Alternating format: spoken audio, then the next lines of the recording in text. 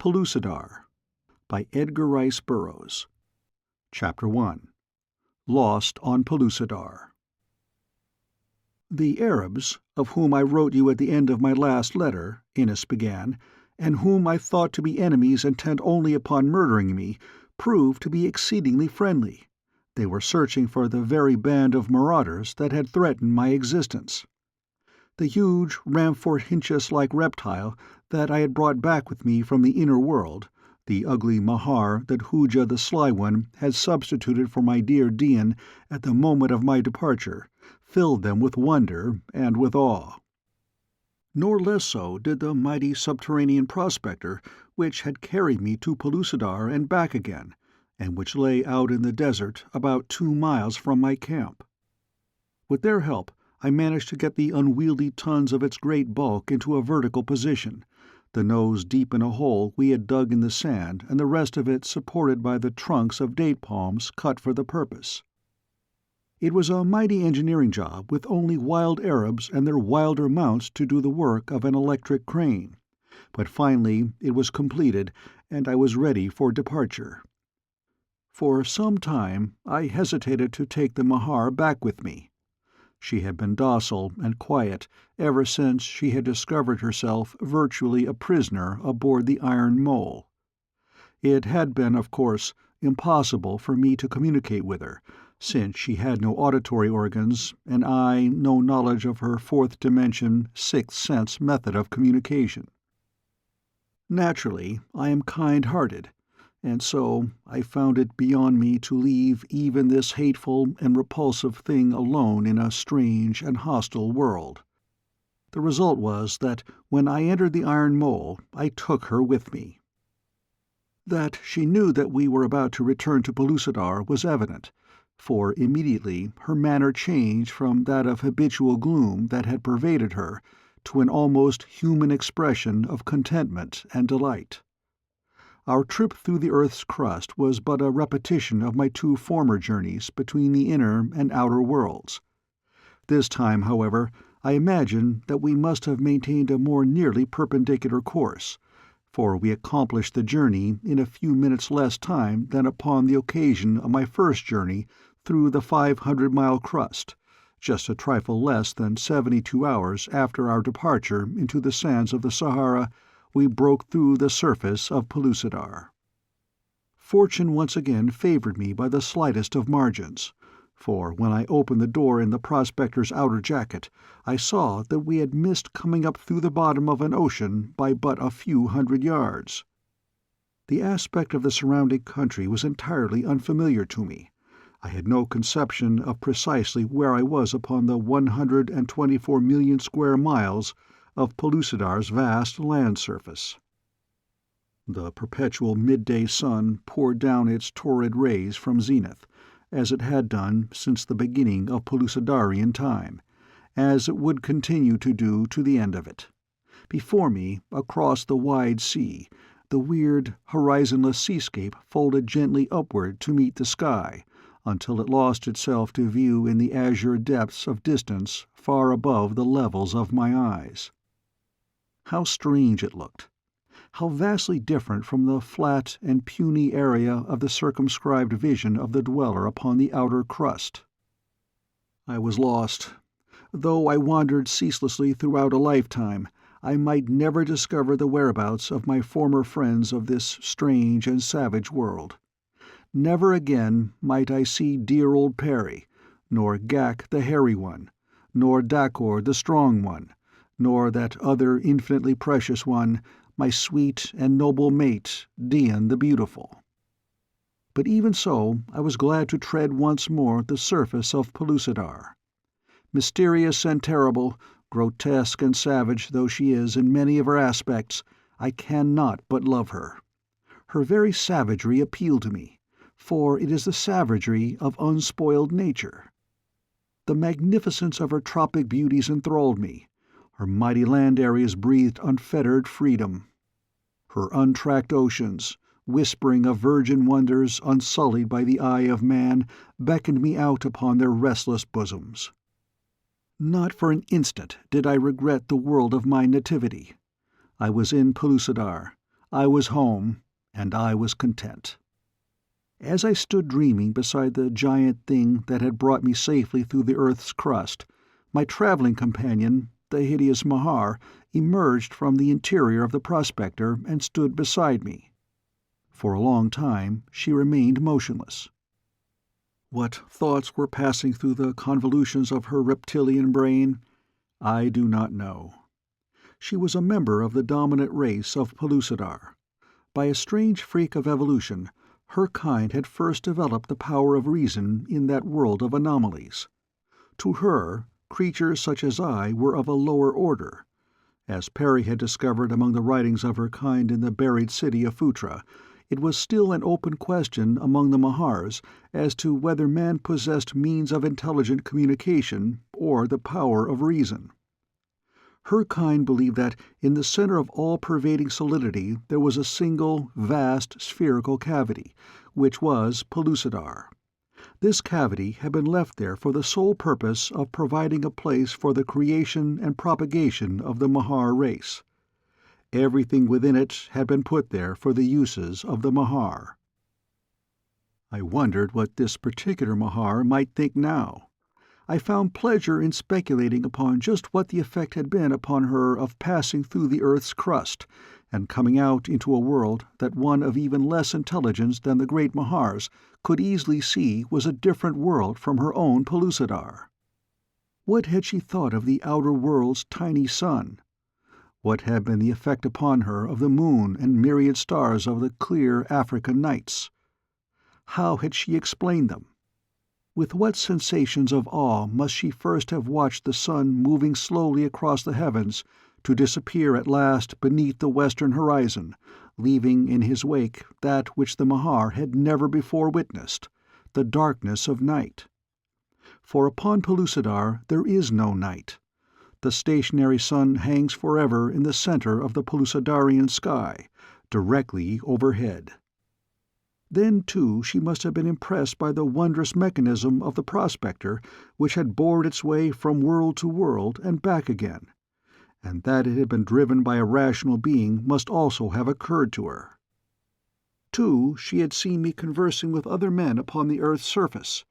She had seen the arrival of the caravan of books and arms and ammunition, and the balance of the heterogeneous collection which I had crammed into the cabin of the Iron Mole for transportation to Pellucidar. She had seen all these evidences of a civilization and brain power transcending in scientific achievement anything that her race had produced. Nor once had she seen a creature of her own kind. There could have been but a single deduction in the mind of the Mahar. There were other worlds than Pellucidar, and the Gilak was a rational being. Now the creature at my side was creeping slowly toward the nearby sea. At my hip hung a long-barreled six-shooter.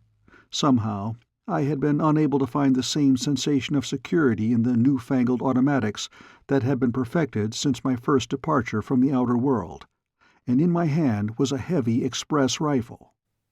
I could have shot the Mahar with ease, for I knew intuitively that she was escaping, but I did not. I felt that if she could return to her own kind with the story of her adventures, the position of the human race within Pellucidar would be advanced immensely at a single stride, for at once man would take his proper place in the consideration of the reptilia. At the edge of the sea the creature paused and looked back at me. Then she slid sinuously into the surf. For several minutes I saw no more of her as she luxuriated in the cool depths. Then, 100 yards from shore, she rose, and there for another short while she floated upon the surface. Finally she spread her giant wings, flapped them vigorously a score of times, and rose above the blue sea. A single time she circled far aloft, and then, straight as an arrow, she sped away. I watched her until the distant haze enveloped her and she had disappeared. I was alone. My first concern was to discover where within Pellucidar I might be, and in what direction lay the land of the Sarians where Gak the Hairy One ruled. But how was I to guess in which direction lay Sari? And if I set out to search, what then? Could I find my way back to the prospector, with its priceless freight of books, firearms, ammunition, scientific instruments, and still more books, its great library of reference works upon every conceivable branch of applied sciences? And, if I could not, of what value was all this vast storehouse of potential civilization and progress to be to the world of my adoption? Upon the other hand, if I remained here alone with it, what could I accomplish single-handed? Nothing. But where there was no east, no west, no north, no south, no stars, no moon, and only a stationary midday sun, how was I to find my way back to this spot should I ever get out of sight of it? I didn't know. For a long time I stood buried in deep thought, when it occurred to me to try out one of the compasses I had brought and ascertain if it remained steadily fixed upon an unvarying pole. I re-entered the prospector and fetched a compass without. Moving a considerable distance from the prospector that the needle might not be influenced by its great bulk of iron and steel, I turned the delicate instrument about in every direction. Always and steadily the needle remained rigidly fixed upon a point straight out to sea, apparently pointing toward a large island some 10 or 20 miles distant. This, then, should be north. I drew my notebook from my pocket and made a careful topographical sketch of the locality within the range of my vision. Due north lay the island, far out upon the shimmering sea. The spot I had chosen for my observations was the top of a large, flat boulder, which rose 6 or 8 feet above the turf. This spot I called Greenwich. The boulder was the Royal Observatory. I had made a start. I cannot tell you what a sense of relief was imparted to me by the simple fact that there was at least one spot within Pellucidar with a familiar name and a place upon a map. It was with almost childish joy that I made a little circle in my notebook and traced the word Greenwich beside it. Now I felt I might start out upon my search with some assurance of finding my way back again to the prospector. I decided that at first I would travel directly south in the hope that I might in that direction find some familiar landmark. It was as good a direction as any. This much at least might be said of it. Among the many other things I had brought from the outer world were a number of pedometers. I slipped 3 of these into my pockets with the idea that I might arrive at a more or less accurate mean from the registrations of them all. On my map I would register so many paces south, so many east, so many west, and so on. When I was ready to return, I would then do so by any route that I might choose. I also strapped a considerable quantity of ammunition across my shoulders, pocketed some matches, and hooked an aluminum fry-pan and a small stew kettle of the same metal to my belt. I was ready to go forth and explore a world. Ready to search a land area of 124,110,000 square miles for my friends, my incomparable mate, and good old Perry. And so, after locking the door in the outer shell of the prospector, I set out upon my quest. Due south I traveled, across lovely valleys thick dotted with grazing herds. Through dense primeval forests I forced my way up the slopes of the mighty mountains, searching for a pass to their farther sides. Ibex and musk sheep fell before my good old revolver, so that I lacked not for food in the higher altitudes. The forests and the plains gave plentifully of fruits and wild birds, antelope, aurochsen, and elk. Occasionally, for the larger game animals and the gigantic beasts of prey, I used my express rifle, but for the most part the revolver filled all my needs. There were times, too, when faced by a mighty cave bear, a saber-toothed tiger, or huge Felis spelaea, black-maned and terrible, even my powerful rifle seemed pitifully inadequate. But fortune favored me, so that I passed unscathed through adventures that even the recollection of causes the short hairs to bristle at the nape of my neck. How long I wandered toward the south I do not know. For shortly after I left the prospector, something went wrong with my watch, and I was again at the mercy of the baffling timelessness of Pellucidar, forging steadily ahead beneath the great, motionless sun which hangs eternally at noon. I ate many times, however, so that days must have elapsed, possibly months, with no familiar landscape rewarding my eager eyes. I saw no men nor signs of men. Nor is this strange, for Pellucidar in its land area is immense, while the human race there is very young and consequently far from numerous. Doubtless upon that long search mine was the first human foot to touch the soil in many places, mine the first human eye to rest upon the gorgeous wonders of the landscape. It was a staggering thought. I could not but dwell upon it often as I made my lonely way through this virgin world.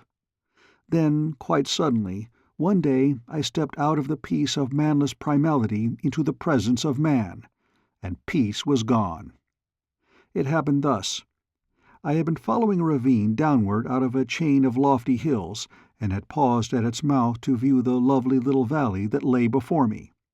At one side was tangled wood, while straight ahead a river wound peacefully along parallel to the cliffs in which the hills terminated at the valley's edge. Presently, as I stood enjoying the lovely scene, as insatiate for nature's wonders as if I had not looked upon similar landscapes countless times, a sound of shouting broke from the direction of the woods. That the harsh, discordant notes rose from the throats of men I could not doubt. I slipped behind a large boulder near the mouth of the ravine and waited.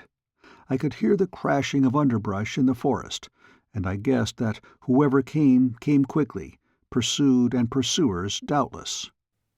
In a short time some hunted animal would break into view, and a moment later a score of half-naked savages would come leaping after with spears or club or great stone knives. I had seen the thing so many times during my life within Pellucidar that I felt that I could anticipate to a nicety precisely what I was about to witness. I hoped that the hunters would prove friendly and be able to direct me towards Sari. Even as I was thinking these thoughts, the quarry emerged from the forest. But it was no terrified four-footed beast. Instead, what I saw was an old man, a terrified old man. Staggering feebly and hopelessly from what must have been some very terrible fate, if one could judge from the horrified expressions he continually cast behind him toward the wood, he came stumbling on in my direction. He had covered but a short distance from the forest when I beheld the first of his pursuers, a Sagoth, one of those grim and terrible gorilla men who guard the mighty Mahars in their buried cities, faring forth from time to time upon slave-raiding or punitive expeditions against the human race of Pellucidar, of whom the dominant race of the inner world think as we think of the bison or the wild sheep of our own world. Close behind the foremost Sagoth came others, until a full dozen raced, shouting, after the terror-stricken old man. They would be upon him shortly, that was plain.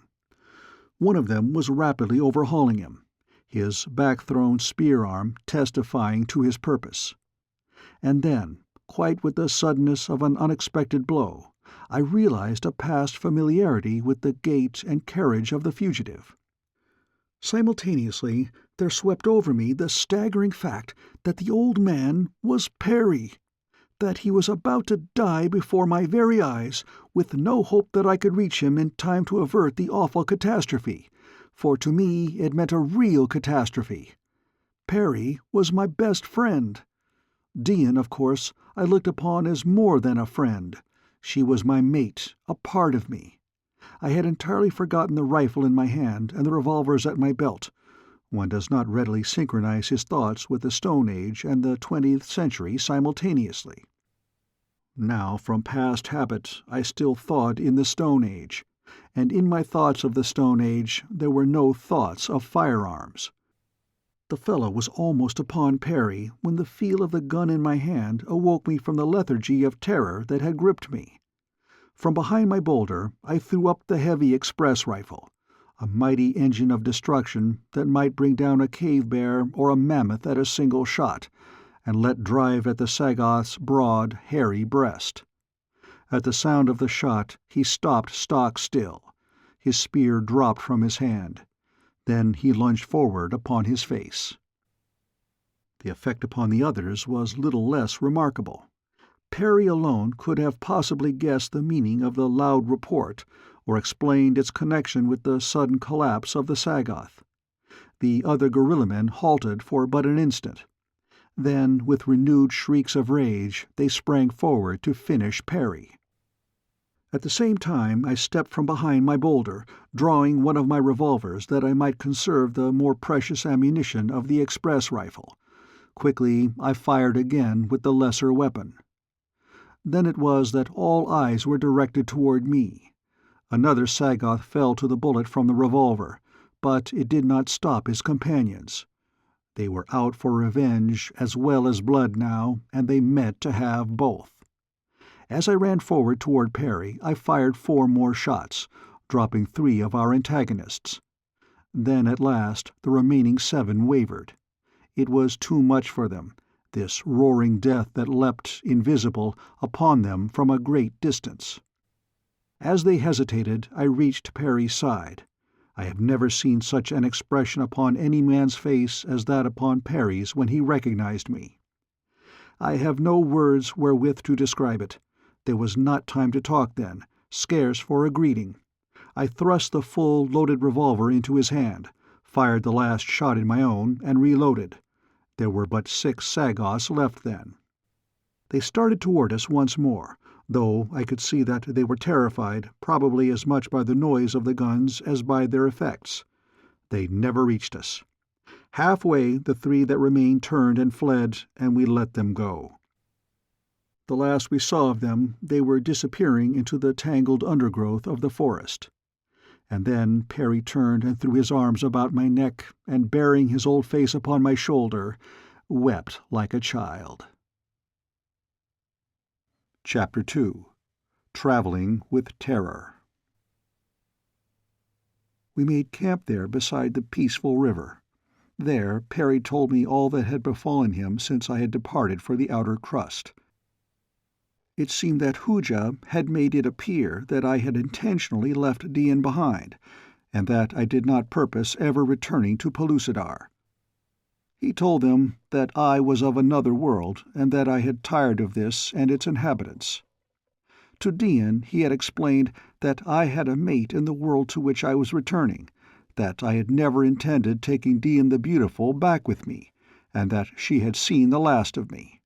Shortly afterward, Dian had disappeared from the camp, nor had Perry seen or heard aught of her since. He had no conception of the time that had elapsed since I had departed, but guessed that many years had dragged their slow way into the past. Hooja, too, had disappeared very soon after Dian had left. The Sarians, under Gak the Hairy One, and the Amazites, under Dakor the Strong One, Dian's brother, had fallen out over my supposed defection, for Gak would not believe that I had thus treacherously deceived and deserted them. The result had been that these 2 powerful tribes had fallen upon one another with the new weapons that Perry and I taught them to make and to use. Other tribes of the new federation took sides with the original disputants or set up petty revolutions of their own. The result was the total demolition of the work we had so well started. Taking advantage of the tribal war, the Mahars had gathered their Sagoths in force and fallen upon one tribe after another in rapid succession, wreaking awful havoc among them and reducing them for the most part to as pitiable a state of terror as that from which we had raised them. Alone of all the once mighty federation, the Sarians and the Amazites, with a few other tribes, continued to maintain their defiance of the Mahars. But these tribes were still divided among themselves, nor had it seemed at all probable to Perry when he had last been among them that any attempt at re-amalgamation would be made. "And thus, your Majesty," he concluded, "has faded back into the oblivion of the Stone Age, our wondrous dream, and with it has gone the first empire of Pellucidar." We both had to smile at the use of my royal title, yet I was indeed still Emperor of Pellucidar, and some day I meant to rebuild what the vile act of the treacherous Hooja had torn down. But first I would find my Empress. To me, she was worth 40 empires. "Have you no clue as to the whereabouts of Dian?" I asked. "None whatever," replied Perry. "It was in search of her that I came to the pretty pass in which you discovered me, and from which, David, you saved me. I knew perfectly well that you had not intentionally deserted either Dian or Pellucidar. I guessed that in some way Hooja the Sly One was at the bottom of the matter, and I determined to go to Emma's, where I guessed that Dian might come to the protection of her brother, and do my utmost to convince her, and through her Dakor the Strong One, that we had all been victims of a treacherous plot to which you were no party. I came to Emma's after a most trying and terrible journey, only to find that Dian was not among her brother's people, and that they knew naught of her whereabouts. Dakor, I am sure, wanted to be fair and just, but so great were his grief and anger over the disappearance of his sister that he could not listen to reason, but kept repeating time and again that only your return to Pellucidar could prove the honesty of your intentions. Then came a stranger from another tribe, sent, I am sure, at the instigation of Hooja. He so turned the Amazighites against me that I was forced to flee their country to escape assassination. In attempting to return to Sari, I became lost, and then the Sagoths discovered me. For a long time I eluded them, hiding in caves and wading in rivers to throw them off my trail. I lived on nuts and fruits and the edible roots that chanced through in my way. I traveled on and on, in what directions I could not even guess. And at last I could elude them no longer, and the end came as I had long foreseen that it would come, except that I had not foreseen that you would be there to save me." We rested in our camp until Perry had regained sufficient strength to travel again. We planned much, rebuilding all our shattered air castles, but above all we planned most to find Dian. I could not believe that she was dead, yet where she might be in this savage world, and under what frightful conditions she might be living, I could not guess. When Perry was rested, we returned to the prospector, where he fitted himself out fully like a civilized human being, underclothing, socks, shoes, khaki jacket and breeches, and good, substantial puttees. When I had come upon him, he was clothed in rough sadak sandals, a G-string, and a tunic fashioned from the shaggy hide of a thag. Now he wore real clothing again for the first time since the ape-folk had stripped us of our apparel, that long-gone day that had witnessed our advent within Pellucidar. With a bandolier of cartridges across his shoulder, 2 six-shooters at his hips, and a rifle in his hand, he was a much rejuvenated Perry. Indeed, he was quite a different person altogether from the rather shaky old man who had entered the prospector with me 10 or 11 years before, for the trial trip that had plunged us into such wondrous adventures and into such a strange and hitherto undreamed-of world. Now he was straight and active. His muscles, almost atrophied from disuse in his former life, had filled out. He was still an old man, of course, but instead of appearing 10 years older than he really was, as he had when he had left the outer world, he now appeared about 10 years younger. The wild, free life of Pellucidar had worked wonders for him. Well, it must have done so, or killed him, for a man of Perry's former physical condition could not long have survived the dangers and rigors of the primitive life of the inner world. Perry had been greatly interested in my map and in the Royal Observatory at Greenwich. By use of the pedometers we had retracted our way to the prospector with ease and accuracy. Now that we were ready to set out again, we decided to follow a different route on the chance that it might lead us into more familiar territory. I shall not weary you with a repetition of the countless adventures of our long search. Encounters with wild beasts of gigantic size were of almost daily occurrence. But with our deadly express rifles we ran comparatively little risk when one recalls that previously we had both traversed this world of frightful dangers inadequately armed with crude, primitive weapons and all but naked. We ate and slept many times, so many that we lost count, and so I do not know how long we roamed, though our map shows the distances and directions quite accurately. We must have covered a great many thousand square miles of territory, and yet we had seen nothing in the way of a familiar landmark. When, from the heights of a mountain range we were crossing, I descried far in the distance great masses of billowing clouds. Now, clouds were practically unknown in the skies of Pellucidar. The moment that my eyes rested upon them, my heart leapt. I seized Perry's arm, and pointing toward the horizonless distance, shouted, "The mountains of the clouds!" "They lie close to Phutra, and the country of our worst enemies, the Mahars," Perry remonstrated. "I know it," I replied, "but they give us a starting point from which to prosecute our search intelligently. They are at least a familiar landmark. They tell us that we are upon the right trail, and not wandering far in the wrong direction. Furthermore, close to the mountains of the clouds dwells a good friend, Ja the Mezop. You did not know him, but you know all that he did for me, and all that he will gladly do to aid me. At least he can direct us upon the right direction towards Sari." "The mountains of the clouds constitute a mighty range," replied Perry. "They must cover an enormous territory.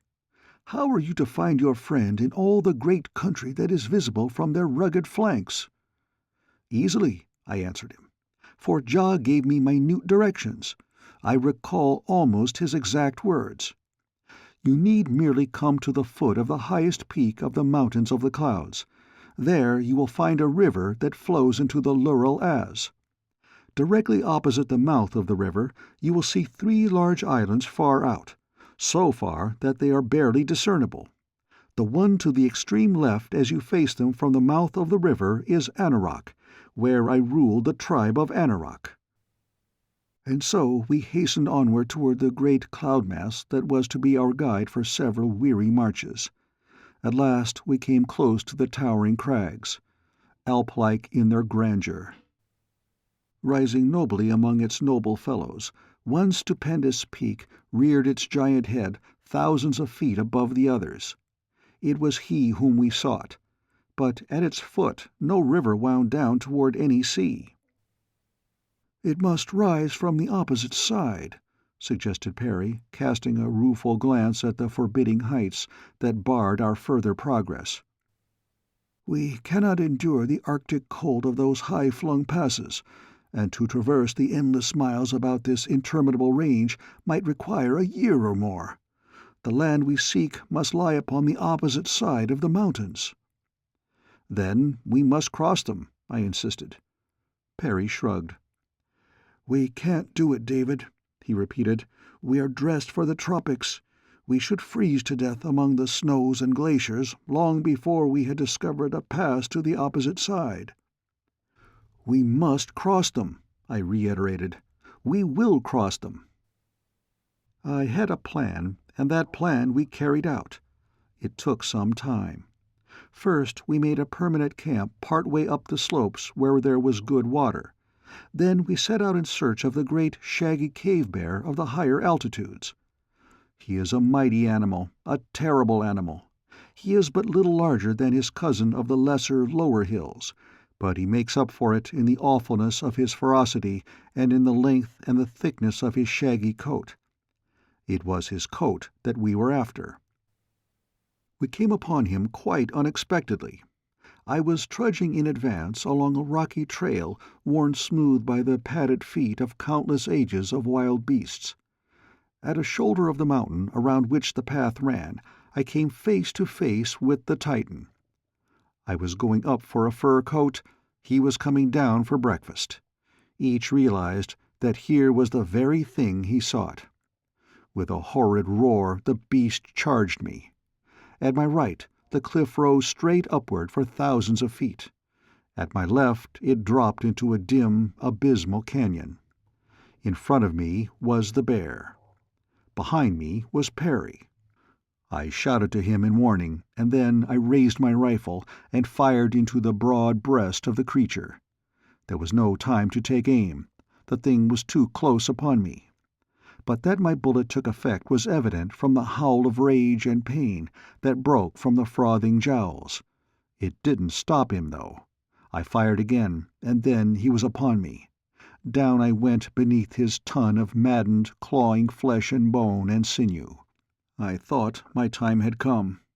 I remember feeling sorry for poor old Perry, left all alone in this inhospitable, savage world. And then of a sudden I realized that the bear was gone, and that I was quite unharmed. I leapt to my feet, my rifle still clutched in my hand, and looked about for my antagonist. I thought that I should find him farther down the trail, probably finishing Perry, and so I leapt in the direction I supposed him to be, to find Perry perched upon a projecting rock several feet above the trail. My cry of warning had given him time to reach this point of safety. There he squatted, his eyes wide and his mouth ajar, the picture of abject terror and consternation. "Where is he?" he cried when he saw me. "Where is he?" "Didn't he come this way?" I asked. "Nothing came this way," replied the old man. "But I heard his roars. He must have been as large as an elephant." "He was," I admitted. "But where in the world do you suppose he disappeared to?" Then came a possible explanation to my mind. I returned to the point at which the bear had hurled me down and peered over the edge of the cliff into the abyss below. Far, far down I saw a small brown blotch near the bottom of the canyon. It was the bear. My second shot must have killed him, and so his dead body, after hurling me to the path, had toppled over into the abyss. I shivered at the thought of how close I too must have been to going over with him. It took us a long time to reach the carcass, and arduous labor to remove the great pelt. But at last the thing was accomplished, and we returned to the camp dragging the heavy trophy behind us. Here we devoted another considerable period to scraping and curing it. When this was done to our satisfaction, we made heavy boots, trousers, and coats of the shaggy skin, turning the fur in. From the scraps we fashioned caps that came down around our ears, with flaps that fell about our shoulders and breasts. We were now fairly well equipped for our search for a pass to the opposite side of the mountains of the clouds. Our first step now was to move our camp upward to the very edge of the perpetual snows which cap this lofty range. Here we built a snug, secure little hut, which we provisioned and stored with fuel for its diminutive fireplace. With our hut as a base, we sallied forth in search of a pass across the range. Our every move was carefully noted upon our maps, which we now kept in duplicate. By this means we were saved tedious and unnecessary retracing of ways already explored. Systematically we worked upward in both directions from our base, and when we had at last discovered what seemed might prove a feasible pass, we moved our belongings to a new hut farther up. It was hard work, cold, bitter, cruel work. Not a step did we take in advance but the grim reaper strode silently in our tracks. There were the great cave-bears in the timber, and gaunt, lean wolves, huge creatures, twice the size of our Canadian timber wolves. Farther up, we were assailed by enormous white bears, hungry, devilish fellows who came roaring across the rough glacier tops at the first glimpse of us, or stalked us stealthily by scent when they had not yet seen us. It is one of the peculiarities of life within Pellucidar that man is more often the hunted than the hunter. Myriad are the huge-bellied carnivora of this primitive world. Never, from birth to death, are those great bellies sufficiently filled, so always are their mighty owners prowling about in search of meat. Terribly armed for battle as they are, man presents to them in his primal state an easy prey, slow of foot, puny of strength, ill-equipped by nature with natural weapons of defense. The bears looked upon us as easy meat. Only our heavy rifles saved us from prompt extinction. Poor Perry never was a raging lion at heart, and I am convinced that the terrors of that awful period must have caused him poignant mental anguish. When we were abroad, pushing our trail farther and farther toward the distant break, which, we assumed, marked a feasible way across the range, we never knew at what second some great engine of clawed and fanged destruction might rush upon us from behind, or lie in wait for us beyond an ice hummock or jutting shoulder of the craggy steeps. The roar of our rifles was constantly shattering the world-old silence of the stupendous canyons upon which the eye of man had never before gazed. And when in the comparative safety of our hut we lay down to sleep, the great beasts roared and fought without the walls, clawed and battered at the door, or rushed their colossal frames headlong against the hut's sides until it rocked and trembled to the impact. Yes, it was a gay life. Perry had got to taking stock of our ammunition each time we returned to the hut. It became something of an obsession with him. He'd count our cartridges one by one, and then try to figure out how long it would be before the last was expended, and we must either remain in the hut until we starved to death, or venture forth, empty, to fill the belly of some hungry bear. I must admit that I too felt worried, for our progress was indeed snail-like, and our ammunition could not last forever. In discussing the problem, finally we came to the decision to burn our bridges behind us and make one last supreme effort to cross the divide. It would mean that we must go without sleep for a long period, and with the further chance that when the time came that sleep could no longer be denied, we might still be high in the frozen regions of perpetual snow and ice, where sleep would mean certain death, exposed as we would be to the attacks of wild beasts and without shelter from the hideous cold. But we decided that we must take these chances, and so at last we set forth from our hut for the last time, carrying such necessities as we felt we could least afford to do without. The bears seemed unusually troublesome and determined that time, and as we clambered slowly upward beyond the highest point to which we had previously attained, the cold became infinitely more intense. Presently, with two great bears dogging our footsteps, we entered a dense fog. We had reached the heights that were so often cloud-wrapped for long periods. We could see nothing a few paces beyond our noses. We dared not turn back into the teeth of the bears, which we could hear grunting behind us. To meet them in this bewildering fog would have been to court instant death. Perry was almost overcome by the hopelessness of our situation. He flopped down to his knees and began to pray. It was the first time I had heard him at his old habit since my return to Pellucidar, and I had thought that he had given up his little idiosyncrasy, but he hadn't. Far from it. I let him pray for a short time undisturbed, and then, as I was about to suggest that we had better be pushing along, one of the bears in our rear let out a roar that made the earth fairly tremble beneath our feet.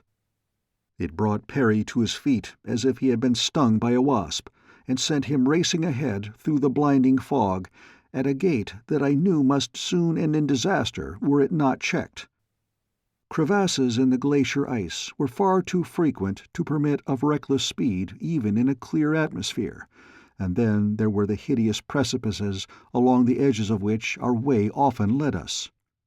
I shivered as I thought of the poor old fellow's peril. At the top of my lungs I called to him to stop, but he did not answer me. And then I hurried on in the direction he had gone, faster by far than safety dictated. For a while I thought I heard him ahead of me, but at last, though I paused often to listen and to call to him, I heard nothing more, not even the grunting of the bears that had been behind us. All was deathly silence, the silence of the tomb. About me lay the thick, impenetrable fog. I was alone. Perry was gone, gone forever. I had not the slightest doubt. Somewhere nearby lay the mouth of a treacherous fissure, and far down at its icy bottom lay all that was mortal of my old friend Abner Perry. There would his body be preserved in its icy sepulchre for countless ages, until, on some far distant day, the slow-moving river of ice had wound its snail-like way down to the warmer level, there to disgorge its grisly evidence of grim tragedy, and what in that far future age might mean baffling mystery. Chapter 3. Shooting the Chutes, and After. Through the fog I felt my way along by means of my compass. I no longer heard the bears, nor did I encounter one within the fog. Experience has since taught me that these great beasts are as terror-stricken by this phenomenon as a landsman by a fog at sea, and that no sooner does a fog envelop them than they make the best of their way to lower levels and a clear atmosphere. It was well for me that this was true.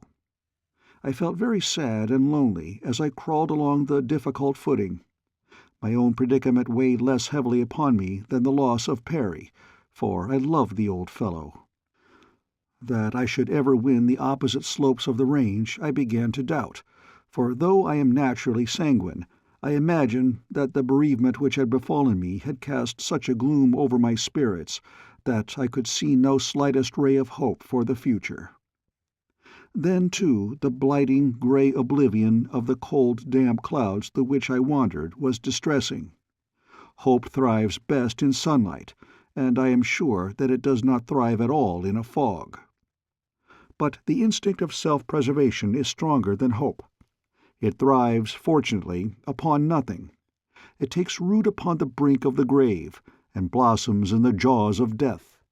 Now it flourished bravely upon the breast of dead hope, and urged me onward and upward in a stern endeavor to justify its existence.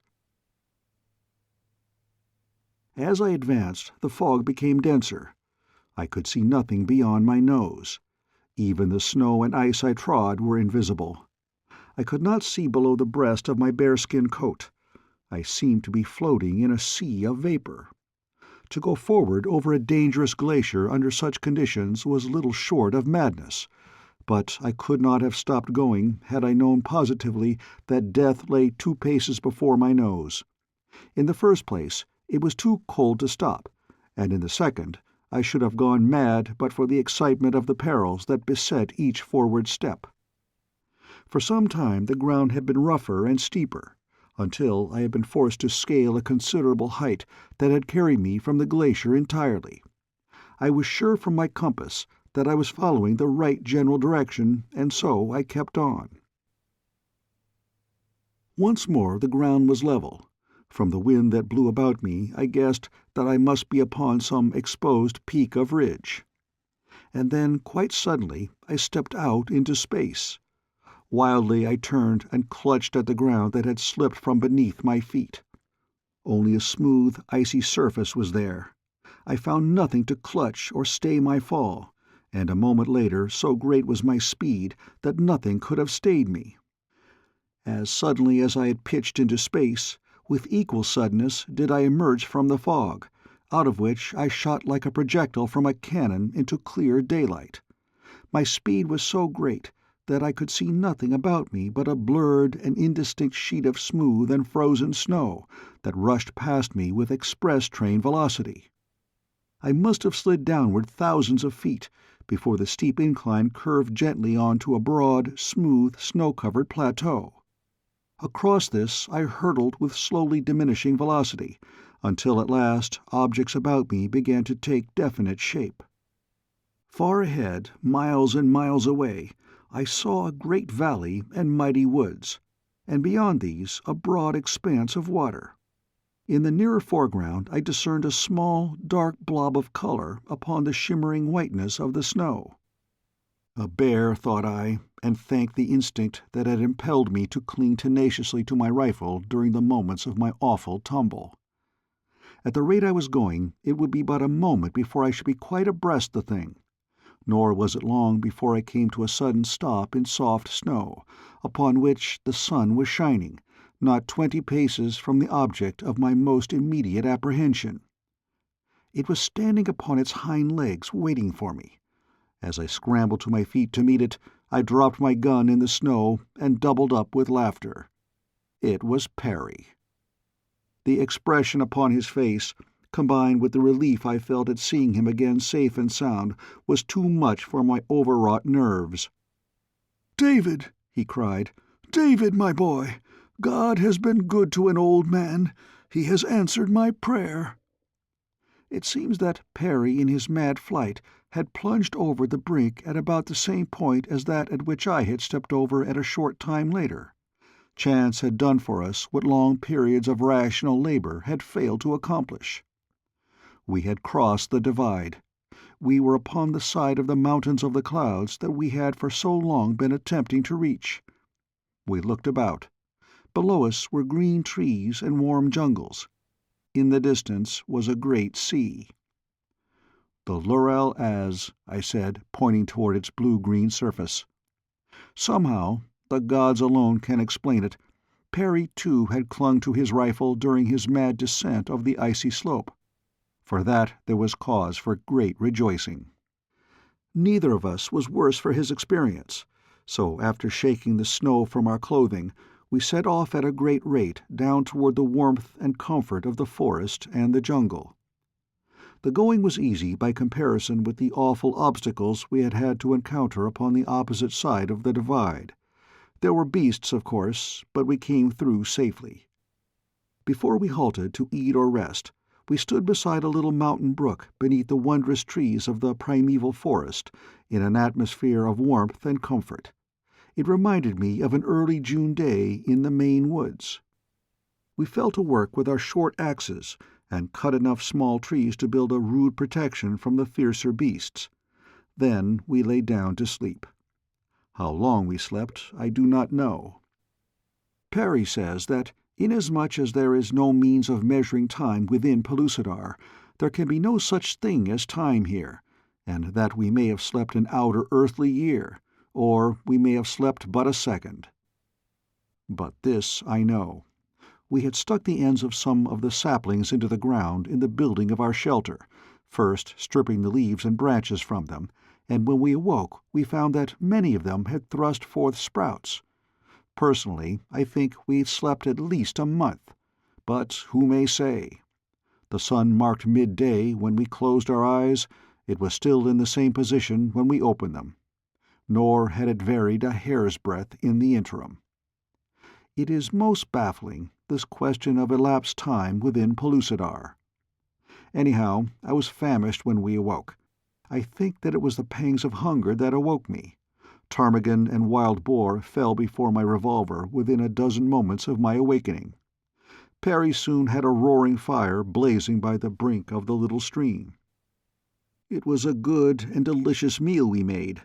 Though we did not eat the entire boar, we made a very large hole in him, while the ptarmigan was but a mouthful.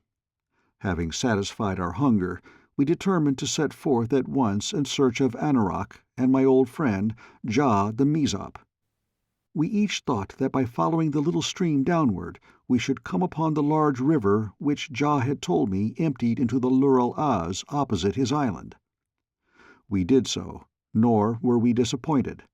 For at last, after a pleasant journey, and what journey would not be pleasant after the hardships we had endured among the peaks of the mountains of the clouds, we came upon a broad flood that rushed majestically onward in the direction of the great sea we had seen from the snowy slopes of the mountains.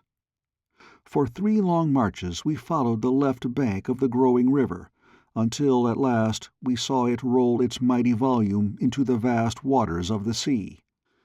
Far out across the rippling ocean we descried 3 islands. The one to the left must be Anauroch. At last we had come close to a solution of our problem, the road to Sari. But how to reach the islands was now the foremost question in our minds. We must build a canoe. Perry is a most resourceful man. He has an axiom which carries the thought-kernel that what man has done, man can do, and it doesn't cut any figure with Perry whether a fellow knows how to do it or not. He set out to make gunpowder once, shortly after our escape from Phutra and at the beginning of the Confederation of the Wild Tribes of Pellucidar. He said that someone, without any knowledge of the fact that such a thing might be concocted, had once stumbled upon it by accident, and so he couldn't see why a fellow who knew all about powder, except how to make it, couldn't do as well. He worked mighty hard mixing all sorts of things together, until finally he evolved a substance that looked like powder. He had been very proud of the stuff, and had gone about the village of the Saurians exhibiting it to everyone who would listen to him, and explaining what its purpose was and what terrific havoc it would work, until finally the natives became so terrified at the stuff that they wouldn't come within a rod of Perry and his invention. Finally, I suggested that we experiment with it and see what it would do, so Perry built a fire, after placing the powder at a safe distance, and then touched a glowing ember to a minute particle of the deadly explosive. It extinguished the ember. Repeated experiments with it determined me that in searching for a high explosive, Perry had stumbled upon a fire extinguisher that would have made his fortune for him back in our own world.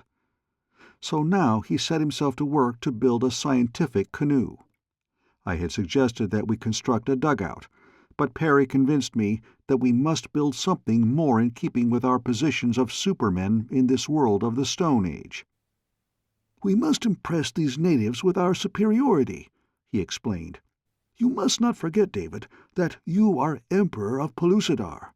As such, you may not with dignity approach the shores of a foreign power in so crude a vessel as a dugout."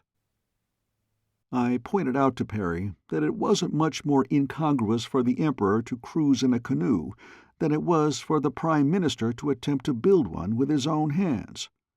He had to smile at that, but in extenuation of his act he assured me that it was quite customary for Prime Ministers to give their personal attention to the building of imperial navies. "And this," he said, "is the Imperial Navy of His Serene Highness David I, Emperor of the Federated Kingdoms of Pellucidar." I grinned, but Perry was quite serious about it. It had always seemed rather more or less of a joke to me that I should be addressed as Majesty and all the rest of it, yet my imperial power and dignity had been a very real thing during my brief reign. 20 tribes had joined the Federation, and their chiefs had sworn eternal fealty to one another and to me. Among them were many powerful though savage nations. Their chiefs we had made kings, their tribal lands kingdoms. We had armed them with bows and arrows and swords, in addition to their own more primitive weapons. I had trained them in military discipline and in so much of the art of war as I had gleaned from the extensive reading of the campaigns of Napoleon, von Moltke, Grant, and the ancients. We had marked out as best we could natural boundaries dividing the various kingdoms. We had warned tribes beyond these boundaries that they must not trespass, and we had marched against and severely punished those who had. We had met and defeated the Mahars and the Sagoths. In short, we had demonstrated our rights to empire, and very rapidly we were being recognized and heralded abroad when my departure for the outer world and Hooja's treachery had set us back. But now I had returned. The work that fate had undone must be done again, and though I must needs smile at my imperial honors, I nonetheless felt the weight of duty and obligation that rested upon my shoulders. Slowly the Imperial Navy progressed toward completion. She was a wondrous craft, but I had my doubts about her. When I voiced them to Perry, he reminded me gently that my people for many generations had been mine owners, not shipbuilders, and consequently I couldn't be expected to know much about the matter. I was minded to inquire into his hereditary fitness to design battleships, but inasmuch as I already knew that his father had been a minister in a backwoods village far from the coast, I hesitated lest I offend the dear old fellow. He was immensely serious about his work, and I must admit that insofar as appearances went he did extremely well with the meagre tools and assistance at his command. We had only 2 short axes and our hunting knives, yet with these we hewed trees, split them into planks, surfaced and fitted them. The Navy was some 40 feet in length by 10 feet beam. Her sides were quite straight and fully 10 feet high. "For the purpose," explained Perry, "of adding dignity to her appearance and rendering it less easy for an enemy to board her." As a matter of fact, I knew that he had had in mind the safety of her crew under javelin fire. The lofty sides made an admirable shelter. Inside, she reminded me of nothing so much as a floating trench. There was also some slight analogy to a huge coffin. Her prow sloped sharply backward from the waterline, quite like a line of battleship. Perry had designed her more for morale effect upon an enemy, I think, than for any real harm she might inflict, and so those parts which were to show were the most imposing. Below the waterline she was practically non-existent. She should have had considerable draft, but as the enemy couldn't have seen it, Perry decided to do away with it, and so made her flat-bottomed. It was this that caused my doubts about her. There was another little idiosyncrasy of design that escaped us both until she was about ready to launch. There was no method of propulsion. Her sides were far too high to permit the use of sweeps, and when Perry suggested that we pole her, I remonstrated on the grounds that it would be a most undignified and awkward manner of sweeping down upon the foe, even if we could find or wield poles that would reach to the bottom of the ocean. Finally, I suggested that we convert her into a sailing vessel. When once the idea took hold, Perry was most enthusiastic about it, and nothing would do but a four-masted, full-rigged ship. Again I tried to dissuade him, but he was simply crazy over the psychological effect which the appearance of this strange and mighty craft would have upon the natives of Pellucidar. So we rigged her with thin hides for sails and dried gut for rope. Neither of us knew much about sailing a full-rigged ship, but that didn't worry me a great deal, for I was confident that we should never be called upon to do so, and as the day of launching approached, I was positive of it. We had built her upon a low bank of the river close to where it emptied into the sea, and just above high tide. Her keel we had laid upon several rollers cut from small trees, the ends of the rollers in turn resting upon parallel tracks of long saplings. Her stern was toward the water. A few hours before we were ready to launch her, she made quite an imposing picture, for Perry had insisted upon setting every shred of canvas. I told him that I didn't know much about it, but I was sure that at launching the hull only should have been completed, everything else being completed after she had floated safely. At the last minute there was some delay while we sought a name for her. I wanted to christen her the Perry in honor both of her designer and that other great naval genius of another world, Captain Oliver Hazard Perry of the United States Navy. But Perry was too modest. He wouldn't hear of it. We finally decided to establish a system in the naming of the fleet. Battleships of the first class should bear the names of kingdoms of the Federation, armored cruisers the names of kings, cruisers the names of cities, and so on down the line. Therefore, we decided to name the first battleship Sari, after the first of the Federated Kingdoms. The launching of the Sari proved easier than I contemplated. Perry wanted me to get in and break something over the bow as she floated out upon the bosom of the river, but I told him that I should feel safer on dry land until I saw which side up the Sari would float.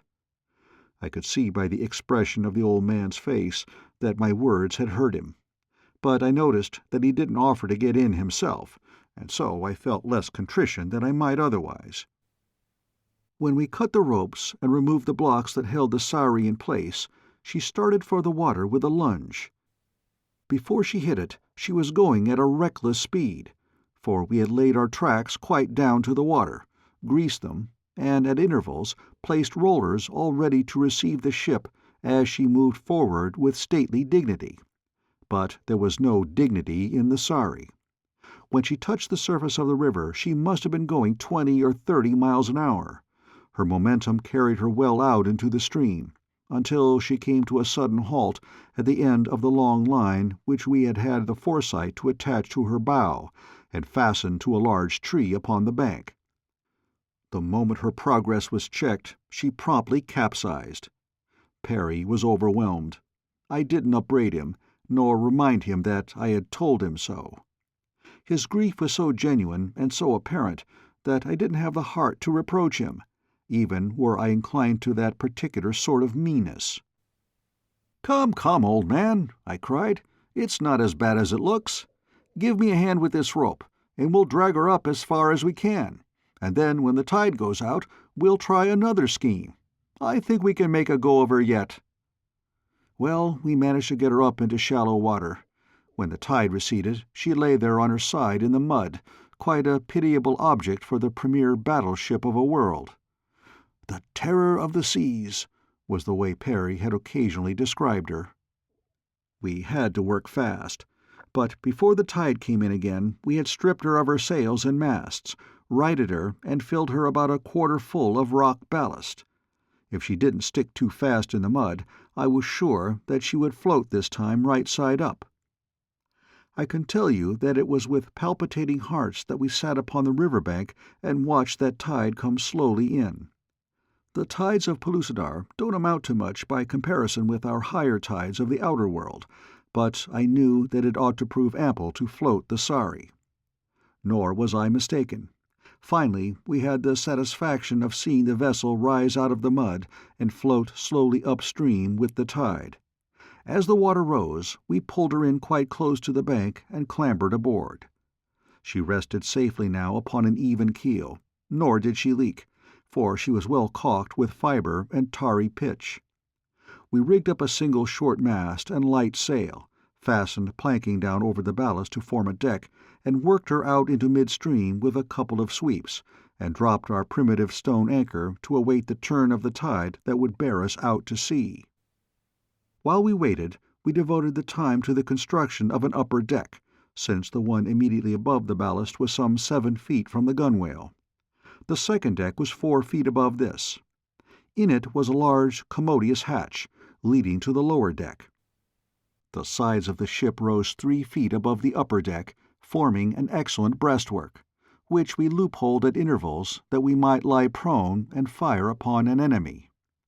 Though we were sailing out upon a peaceful mission in search of my friend Ja, we knew that we might meet with people of some other island who would prove unfriendly. At last the tide turned. We weighed anchor. Slowly we drifted down the great river toward the sea. About us swarmed the mighty denizens of the primeval deep, Plesiosauri and Ichthyosauria with all their horrid, slimy cousins, whose names were as the names of aunts and uncles to Perry, but which I have never been able to recall an hour after having heard them. At last we were safely launched upon the journey to which we had looked forward for so long, and the results of which meant so much to me. Chapter 4. Friendship and Treachery. The Sari proved a most erratic craft. She might have done well enough upon a park lagoon if safely anchored, but upon the bosom of a mighty ocean she left much to be desired. Sailing with the wind she did her best, but in quartering or when close hauled she drifted terribly, as a nautical man might have guessed she would. We couldn't keep within miles of our course, and our progress was pitifully slow. Instead of making for the island of Anorak, we bore far to the right, until it became evident that we should have to pass between the 2 right-hand islands and attempt to return toward Anorak from the opposite side. As we neared the islands, Perry was quite overcome by their beauty. When we were directly between 2 of them, he fairly went into raptures, nor could I blame him. The tropical luxuriance of the foliage that dripped almost to the water's edge, and the vivid colors of the blooms that shot the green, made a most gorgeous spectacle. Perry was right in the midst of a flowery panegyric on the wonders of the peaceful beauty of the scene, when a canoe shot out from the nearest island. There were a dozen warriors in it. It was quickly followed by a second and a third. Of course we couldn't know the intentions of the strangers, but we could pretty well guess them. Perry wanted to man the sweeps and try to get away from them, but I soon convinced him that any speed of which the Sari was capable would be far too slow to outdistance the swift, though awkward, dugouts of the Mesops.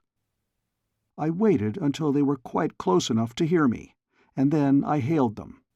I told them that we were friends of the Mesops, and that we were upon a visit to Jah of Anarok, to which they replied that they were at war with Jah, and that if we would wait a minute they'd board us and throw our corpses to the Asduriths. I warned them that they would get the worst of it if they didn't leave us alone, but they only shouted in derision and paddled swiftly toward us. It was evident that they were considerably impressed by the appearance and dimensions of our craft, but as these fellows know no fear, they were not at all awed. Seeing that they were determined to give battle, I leaned over the rail of the Sari and brought the Imperial battle squadron of the Emperor of Pellucidar into action for the first time in the history of a world. In other and simpler words, I fired my revolver at the nearest canoe. The effect was magical. A warrior rose from his knees, threw his paddle aloft, stiffened to rigidity for an instant, and then toppled overboard.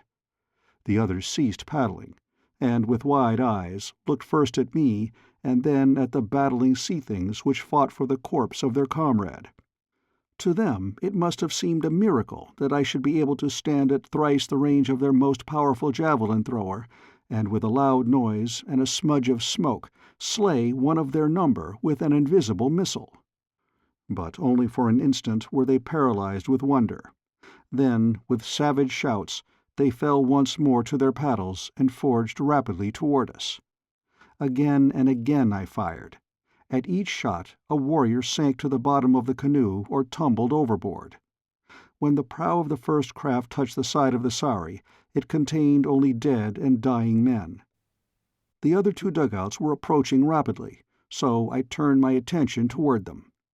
I think that they must have been commencing to have some doubts, those wild, naked red warriors, for when the first man fell in the second boat, the others stopped paddling and commenced to jabber among themselves. The third boat pulled up alongside the second, and its crews joined in the conference. Taking advantage of the lull in the battle, I called out to the survivors to return to their shore. "I have no fight with you," I cried, and then I told them who I was, and added that if they would live in peace they must sooner or later join forces with me.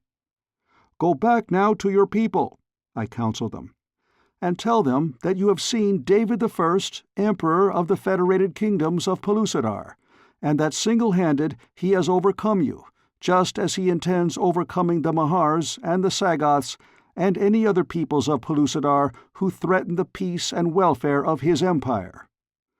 Slowly they turned the noses of their canoes toward land. It was evident that they were impressed, yet that they were loath to give up without further contesting my claim to naval supremacy was also apparent, for some of their number seemed to be exhorting the others to a renewal of the conflict.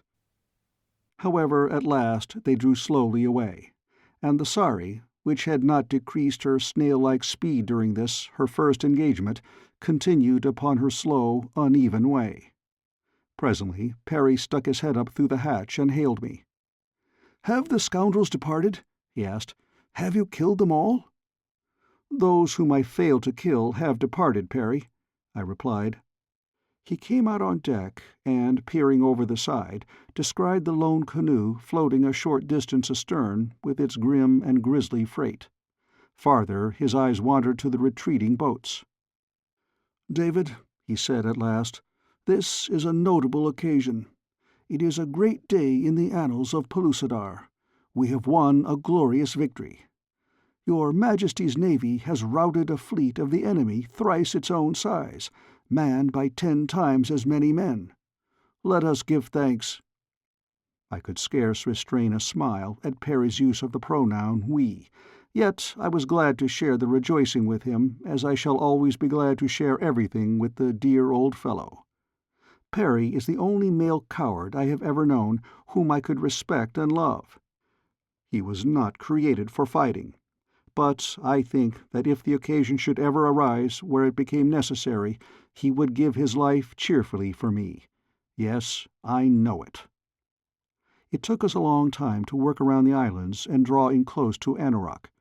In the leisure afforded, we took turns working on our map, and by means of the compass and a little guesswork, we set down the shoreline we had left and the 3 islands with fair accuracy. Crossed sabers marked the spot where the first great naval engagement of a world had taken place. In a notebook we had jotted down, as had been our custom, details that would be of historical value later. Opposite Anorak, we came to anchor quite close to the shore. I knew from my previous experience with the tortuous trails of the island that I could never find my way inland to the hidden tree village of the Mezop chieftain Ja, so we remained aboard the Sari, firing our express rifles at intervals to attract the attention of the natives. After some 10 shots had been fired at considerable intervals, a body of copper-colored warriors appeared upon the shore. They watched us for a moment, and then I hailed them, asking the whereabouts of my old friend Ja. They did not reply at once, but stood with their heads together in serious and animated discussion. Continually they turned their eyes toward our strange craft. It was evident that they were greatly puzzled by our appearance, as well as unable to explain the source of the loud noises that had attracted their attention to us. At last one of the warriors addressed us. "Who are you who seek Ja?" he asked. "What would you of our chief?" "We are friends," I replied. "I am David. Tell Ja that David, whose life be once saved from a Scythic, has come again to visit him. If you will send out a canoe, we will come ashore. We cannot bring our great warship closer in." Again they talked for a considerable time. Then 2 of them entered a canoe that several dragged from its hiding place in the jungle and paddled swiftly toward us. They were magnificent specimens of manhood. Perry had never seen a member of this red race close to before. In fact, the dead men in the canoe we had left astern after the battle, and the survivors who were paddling rapidly toward their shore, were the first he had ever seen. He had been greatly impressed by their physical beauty and the promise of superior intelligence, which their well-shaped skulls gave. The 2 who now paddled out received us into their canoe with dignified courtesy. To my inquiries relative to Ja, they explained that he had not been in the village when our signals were heard, but that runners had been sent out after him, and that doubtless he was already upon his way to the coast. One of the men remembered me from the occasion of my former visit to the island. He was extremely agreeable the moment that he came close enough to recognize me. He said that Ja would be delighted to welcome me, and that all the tribe of Anorak knew of me by repute, and had received explicit instructions from their chieftain that if any of them should ever come upon me, to show me every kindness and attention. Upon shore we were received with equal honor. While we stood conversing with our bronze friends, a tall warrior leapt suddenly from the jungle. It was Ja. As his eyes fell upon me, his face lighted with pleasure. He came quickly forward to greet me after the manner of his tribe. Toward Perry he was equally hospitable. The old man fell in love with this savage giant as completely as had I. Ja conducted us along the maze-like trail to his strange village, where he gave over one of the tree houses for our exclusive use. Perry was much interested in the unique habitation, which resembled nothing so much as a huge wasp's nest built around the bole of a tree well above the ground. After we had eaten and rested, Ja came to see us with a number of his headmen. They listened attentively to my story, which included a narrative of the events leading to the formation of the Federated Kingdoms, the battle with the Mahars, my journey to the outer world, and my return to Pellucidar and search for Sari and my mate. Ja told me that the Mezops had heard something of the Federation and had been much interested in it. He had even gone so far as to send a party of warriors toward Sari to investigate the reports, and to arrange for the entrance of Anorak into the Empire in case it appeared that there was any truth in the rumors that one of the aims of the Federation was the overthrow of the Mahars. The delegation had met with a party of Sagoths. As there had been a truce between the Mahars and the Mezops for many generations, they camped with these warriors of the reptiles, from whom they learned that the Federation had gone to pieces. So the party returned to Anorak. When I showed Ja our map and explained its purpose to him, he was much interested. The location of Anauroch, the mountains of the clouds, the river, and the strip of seacoast were all familiar to him. He quickly indicated the position of the inland sea, and close beside it the city of Phutra, where one of the powerful Mahar nations had its seat. He likewise showed us where Sari should be, and carried his own coastline as far north and south as it was known to him. His additions to the map convinced us that Greenwich lay upon the verge of this same sea, and that it might be reached by water more easily than by the arduous crossing of the mountains or the dangerous approach through Phutra, which lay almost directly in line between Anauroch and Greenwich to the northwest. If Sari lay upon the same water, then the shoreline must bend far back toward the southwest of Greenwich, an assumption which, by the way, we found later to be true. Also, Sari was upon a lofty plateau at the southern end of a mighty gulf of the great ocean. The location which Ja gave to distant Amaz puzzled us, for it placed it due north of Greenwich, apparently in mid-ocean. As Ja had never been so far and knew only of Amaz through hearsay, we thought that he must be mistaken. But he was not. Amaz lies directly north of Greenwich across the mouth of the same gulf as that upon which Sari is. The sense of direction and location of these primitive Pellucidarians is little short of uncanny, as I have had occasion to remark in the past. You may take one of them to the uttermost ends of his world, to places of which he has never even heard, yet without sun or moon or stars to guide him, without map or compass, he will travel straight for home in the shortest direction. Mountains, rivers, and seas may have to be gone around, but never once does his sense of direction fail him. The homing instinct is supreme. In the same remarkable way, they never forget the location of any place to which they have ever been, and know that of many of which they have only heard from others who have visited them. In short, each Pellucidarian is a walking geography of his own district, and of much of the country contiguous thereto. It always proved of the greatest aid to Perry and me. Nevertheless, we were anxious to enlarge our map, for we at least were not endowed with the homing instinct. After several long councils, it was decided that, in order to expedite matters, Perry should return to the Prospector with a strong party of Mesops, and fetch the freight I had brought from the outer world. Ja and his warriors were much impressed by our firearms, and were also anxious to build boats with sails. As we had arms at the Prospector, and also books on boat-building, we thought that it might prove an excellent idea to start these naturally maritime people upon the construction of a well-built navy of staunch sailing vessels. I was sure that, with definite plans to go by, Perry could oversee the construction of an adequate flotilla.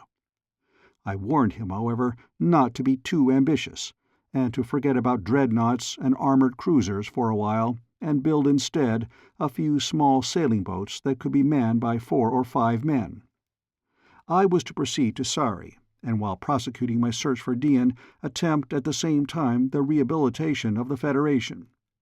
Perry was going as far as possible by water, with the chances that the entire trip might be made in that manner which proved to be the fact. With a couple of Mesops as companions, I started for Sari. In order to avoid crossing the principal range of the Mountains of the Clouds, we took a route that passed a little way south of Phutra. We had eaten 4 times and slept once, and were, as my companions told me, not far from the great Mahar city, when we were suddenly confronted by a considerable band of Sagoths. They did not attack us, owing to the peace which exists between the Mahars and the Mesops, but I could see that they looked upon me with considerable suspicion.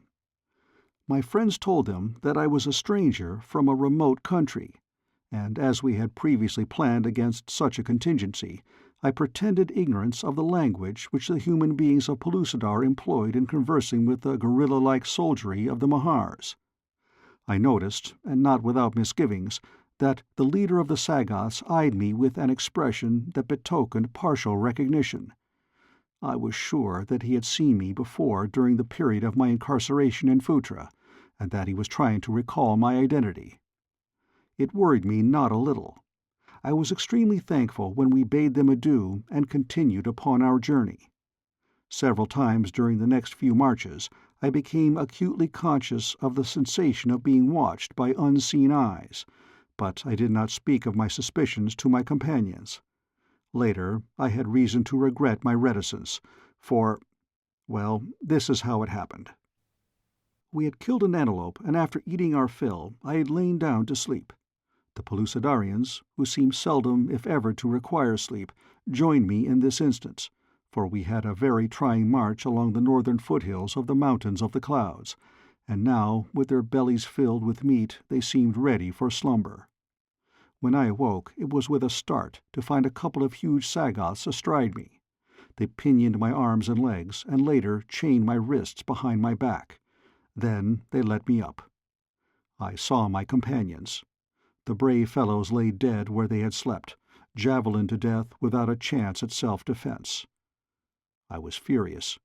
I threatened the Sagoth leader with all sorts of dire reprisals.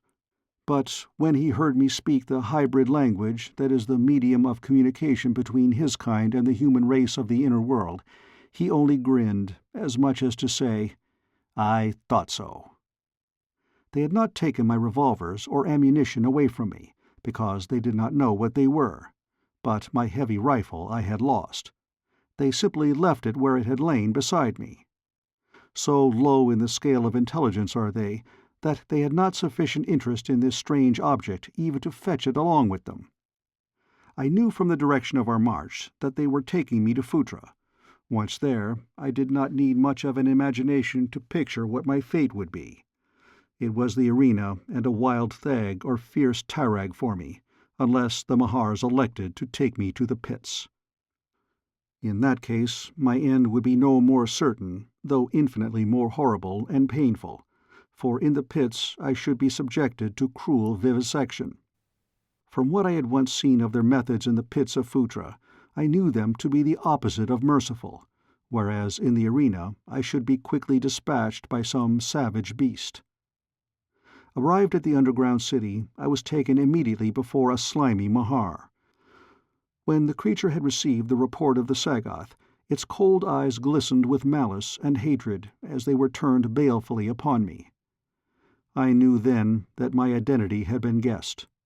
With a show of excitement that I had never before seen evinced by a member of the dominant race of Pellucidar, the Mahar hustled me away, heavily guarded, through the main avenue of the city to one of the principal buildings. Here we were ushered into a great hall where presently many Mahars gathered. In utter silence they conversed, for they have no oral speech since they are without auditory nerves. Their method of communication Perry has likened to the projection of a sixth sense into a fourth dimension, where it becomes cognizable to the sixth sense of their audience. Be that as it may, however, it was evident that I was the subject of the discussion, and from the hateful looks bestowed upon me, not a particularly pleasant subject. How long I waited for their decision I do not know, but it must have been a very long time. Finally, one of the Sagoths addressed me. He was acting as interpreter for his masters. "The Mahars will spare your life," he said, "and release you on one condition." "And what is that condition?" I asked, though I could guess its terms. "That you return to them that which you stole from the pits of Phutra when you killed the 4 Mahars and escaped," he replied. I had thought that that would be it. The great secret upon which depended the continuance of the Mahar race was safely hid where only Dian and I knew. I ventured to imagine that they would have given me much more than my liberty to have it safely in their keeping again. But after that, what? Would they keep their promises? I doubted it.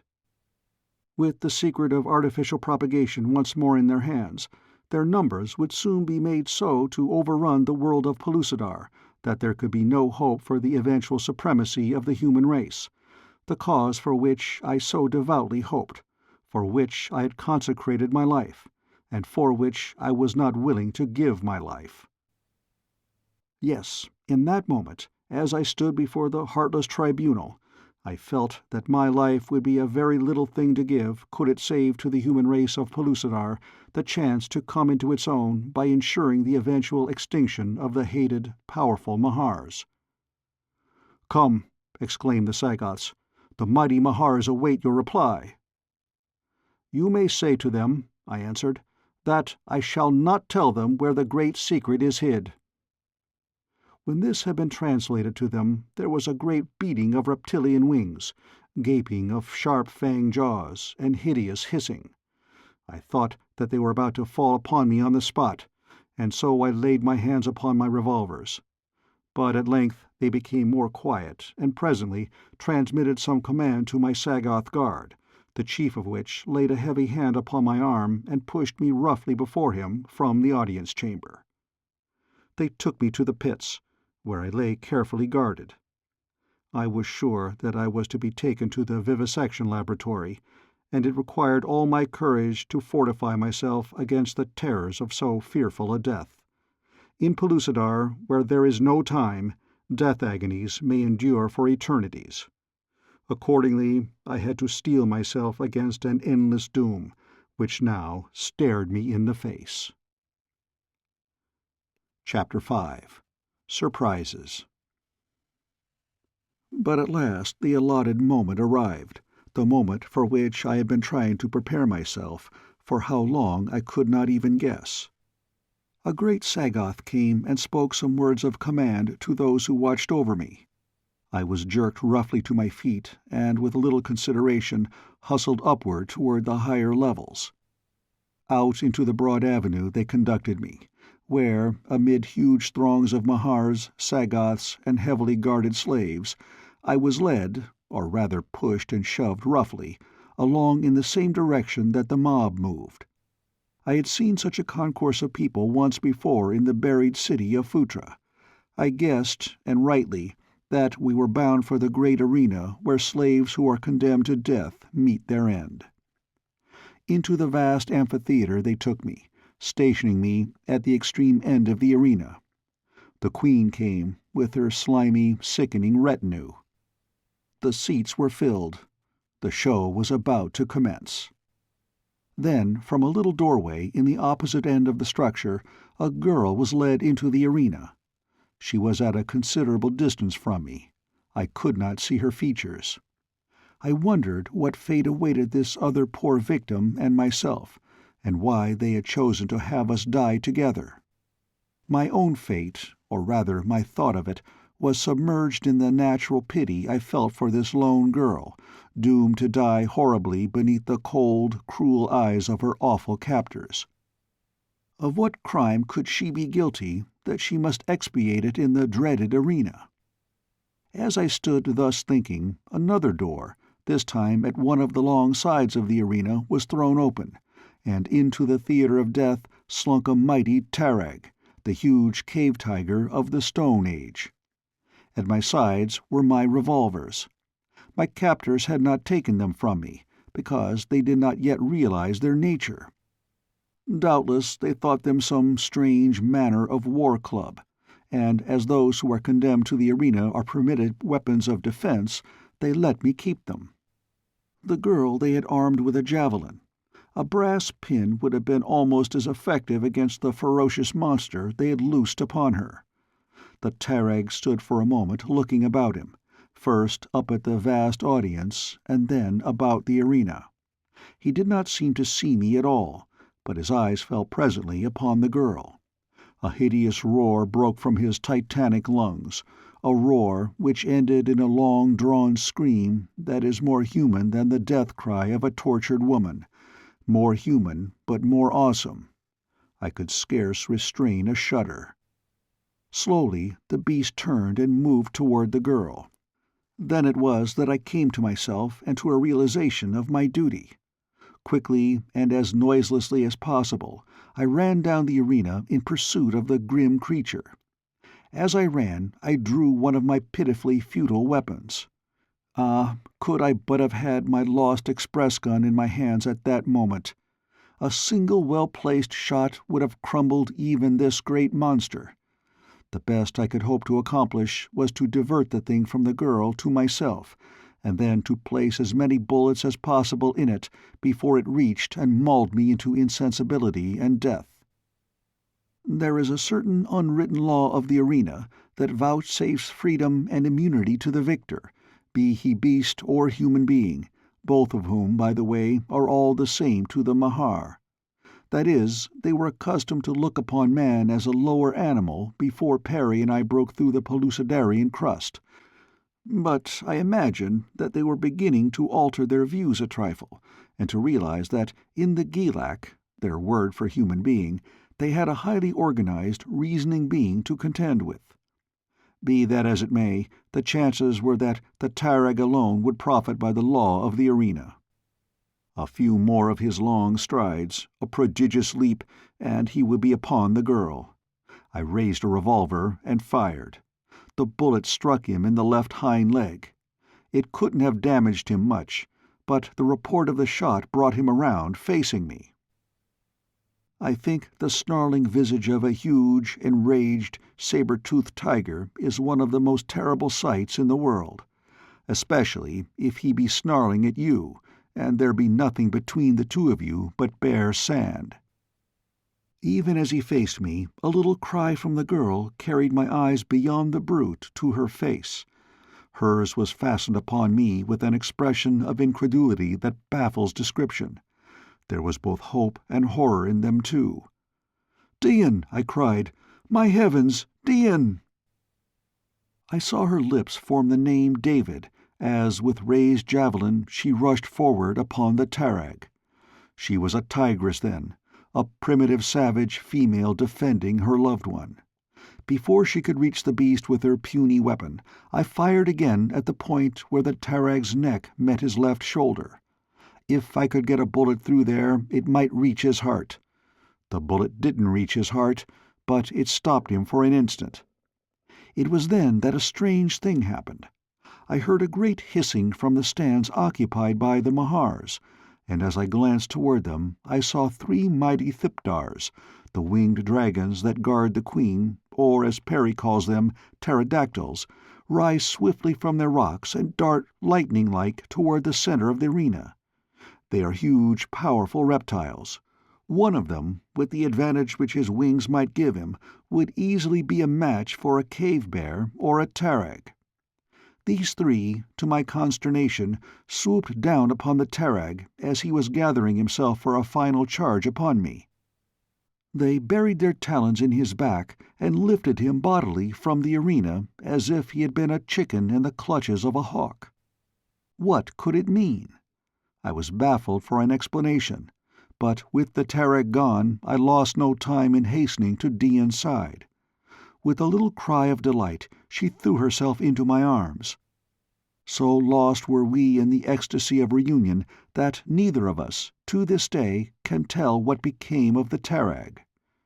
The first thing we were aware of was the presence of a body of Sagoths about us. Gruffly they commanded us to follow them. They led us from the arena and back through the streets of Phutra to the audience chamber, in which I had been tried and sentenced.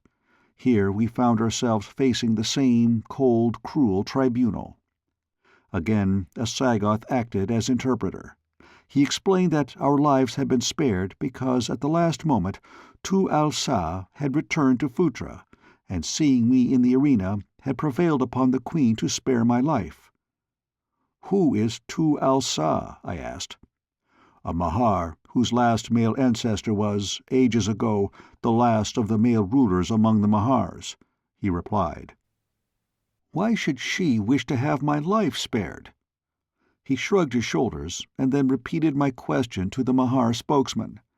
When the latter had explained in the strange sign language that passes for speech between the Mahars and their fighting men, the Sagoth turned again to me. "For a long time you had Tu al-Sa in your power," he explained. "You might easily have killed her or abandoned her in a strange world, but you did neither. You did not harm her, and you brought her back with you to Pellucidar and set her free to return to Phutra. This is your reward." Now I understood. The Mahar, who had been my involuntary companion upon my return to the outer world, was Tu al-Sa. This was the first time that I had learned the lady's name. I thanked fate that I had not left her upon the sands of the Sahara, or put a bullet in her, as I had been tempted to do. I was surprised to discover that gratitude was a characteristic of the dominant race of Pellucidar. I could never think of them as aught but cold-blooded, brainless reptiles, though Perry had devoted much time in explaining to me that owing to a strange freak of evolution among all the genera of the inner world, this species of the reptilia had advanced to a position quite analogous to that which man holds upon the outer crust. He had often told me that there was every reason to believe from their writings, which he had learned to read while we were incarcerated in Phutra, that they were a just race, and that in certain branches of sciences and arts they were quite well advanced, especially in genetics and metaphysics, engineering and architecture. While it had always been difficult for me to look upon these things as other than slimy, winged crocodiles, which, by the way, they do not at all resemble, I was now forced to a realization of the fact that I was in the hands of enlightened creatures, for justice and gratitude are certain hallmarks of rationality and culture. But what they purposed for us further was of most imminent interest to me. They might save us from the Tarag, and yet not free us. They looked upon us yet, to some extent I knew, as creatures of a lower order, and so, as we were unable to place ourselves in the position of the brutes we enslave, thinking that they are happier in bondage than in the free fulfillment of the purposes for which nature intended them, the Mahars, too, might consider our welfare better conserved in captivity than among the dangers of the savage freedom we craved. Naturally, I was next impelled to inquire their further intent. To my question, put through the Sagoth interpreter, I received the reply that having spared my life they considered that Tu al-Sa's debt of gratitude was cancelled. They still had against me, however, the crime of which I had been guilty, the unforgivable crime of stealing the Great Secret. They, therefore, intended holding Dian and me prisoners until the manuscript was returned to them. They would, they said, send an escort of Sagoths with me to fetch the precious document from its hiding-place, keeping Dian at Phutra as a hostage, and releasing us both the moment that the document was safely restored to their queen. There was no doubt but that they had the upper hand. However, there was so much more at stake than the liberty or even the lives of Dian and myself, that I did not deem it expedient to accept their offer without giving the matter careful thought. Without the Great Secret, this male-less race must eventually become extinct.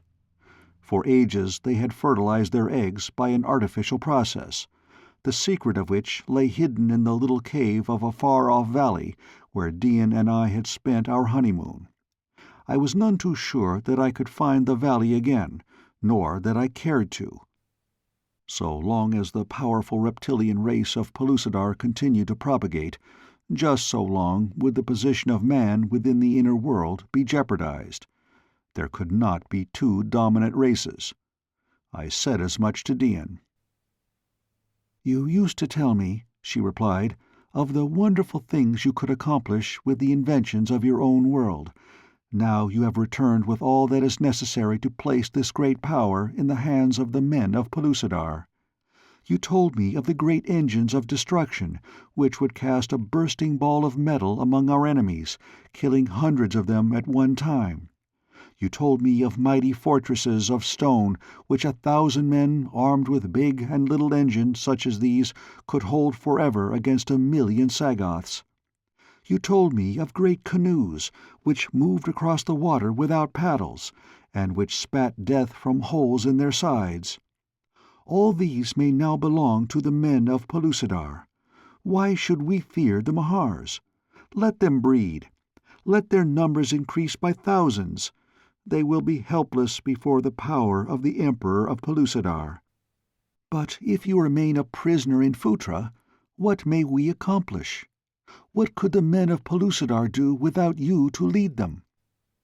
They would fight among themselves, and while they fought, the Mahars would fall upon them, and even though the Mahar race should die out, Of what value would the emancipation of the human race be to them without the knowledge, which you alone may wield, to guide them toward the wonderful civilization of which you have told me so much, that I long for its comforts and luxuries as I never before longed for anything?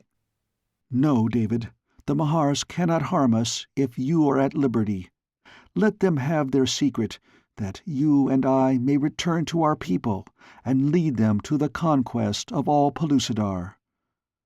It was plain that Dian was ambitious, and that her ambition had not dulled her reasoning faculties. She was right. Nothing could be gained by remaining bottled up in Phutra for the rest of our lives. It was true that Perry might do much with the contents of the prospector, or iron mole, in which I had brought down the implements of the outer world civilization. But Perry was a man of peace.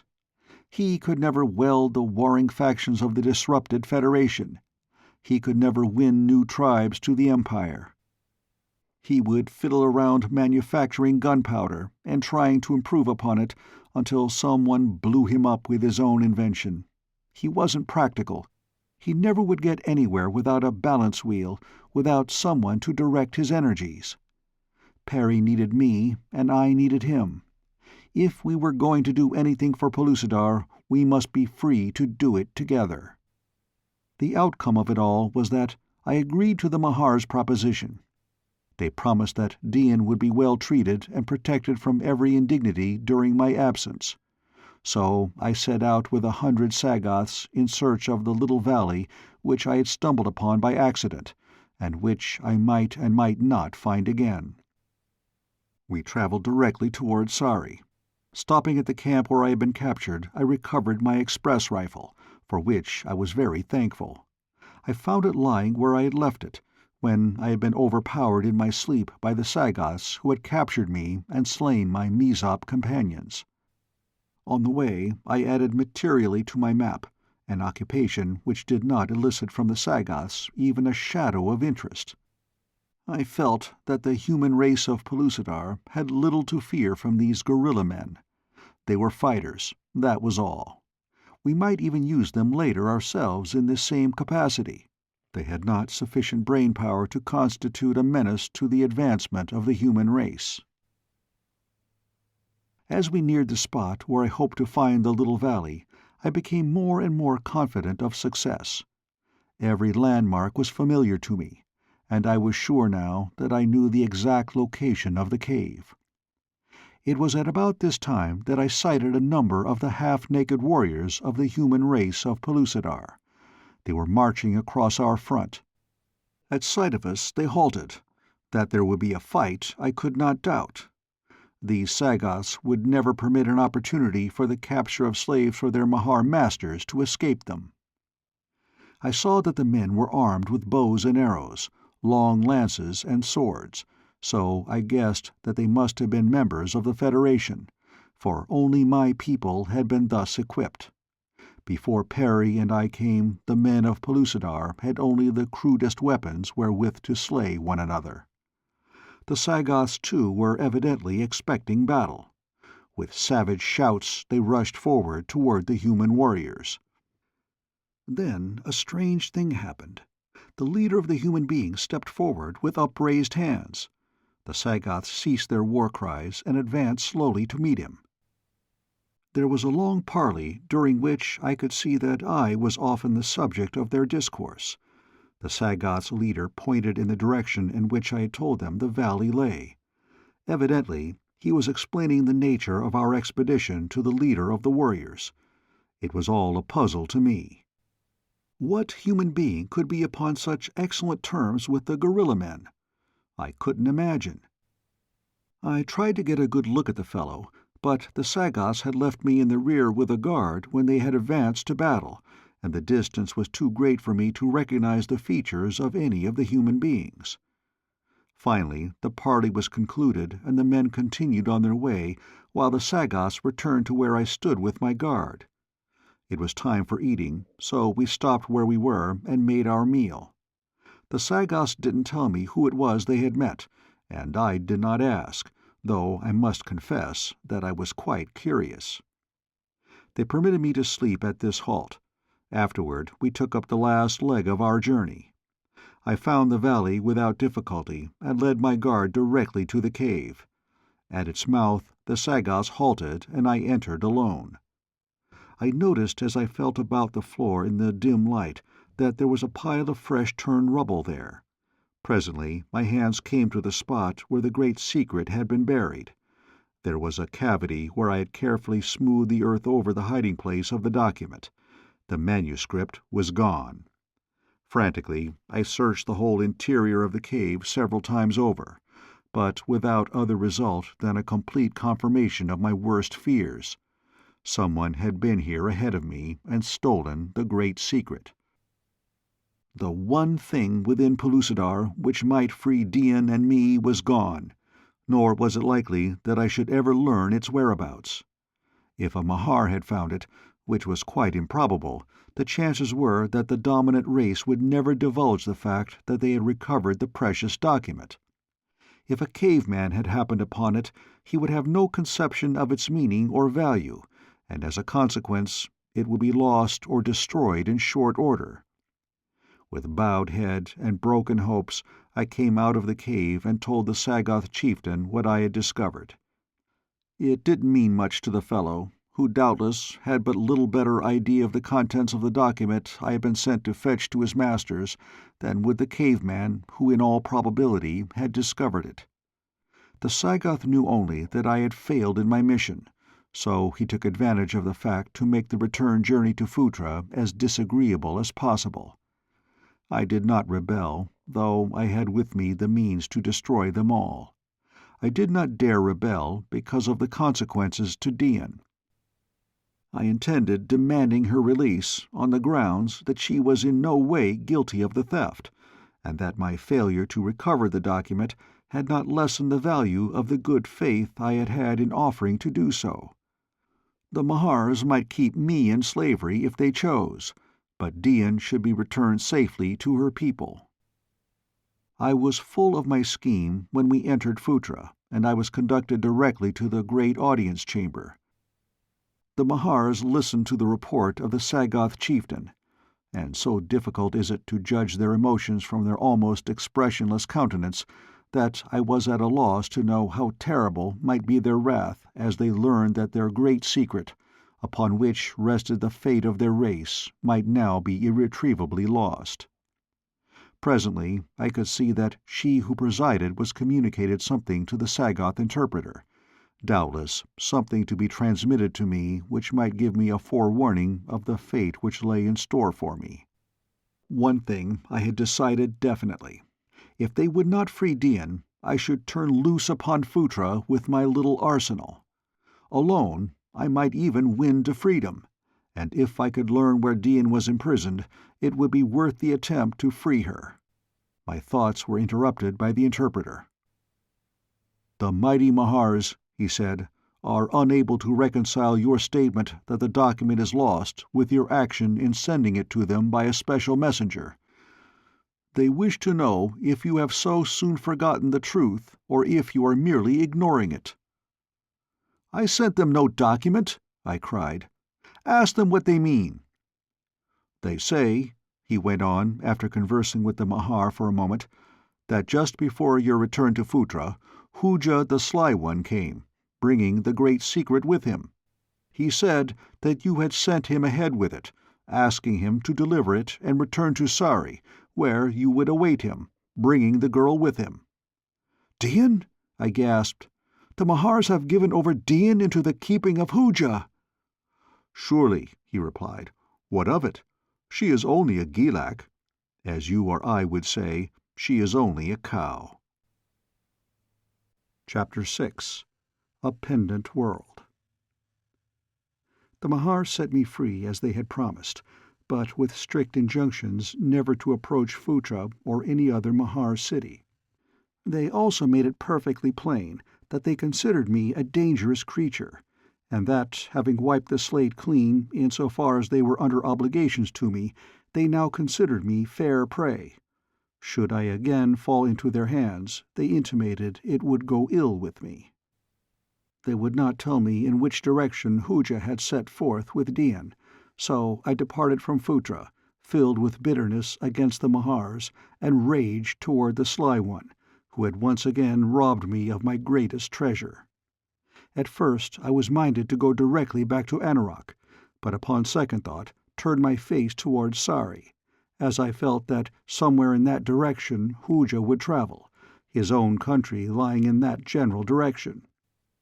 Of my journey to Sari, it is only necessary to say that it was fraught with the usual excitement and adventure, incident to all travel across the face of savage Pellucidar. The dangers, however, were greatly reduced through the medium of my armament. I often wondered how it had happened that I had ever survived the first 10 years of my life within the inner world, when, naked and primitively armed, I had traversed great areas of her beast-ridden surface.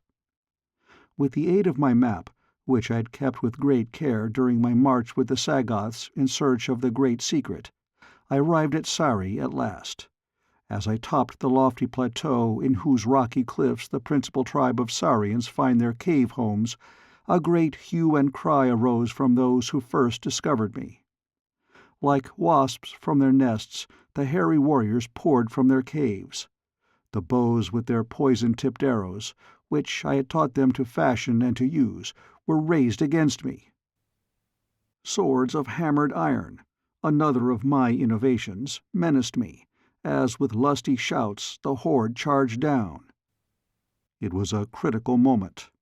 Before I should be recognized, I might be dead. It was evident that all semblance of intertribal relationship had ceased with my going, and that my people had reverted to their former savage, suspicious hatred of all strangers. My garb must have puzzled them too, for never before, of course, had they seen a man clothed in khaki and puttees. Leaning my express rifle against my body, I raised both hands aloft. It was the peace sign that is recognized everywhere upon the surface of Pellucidar.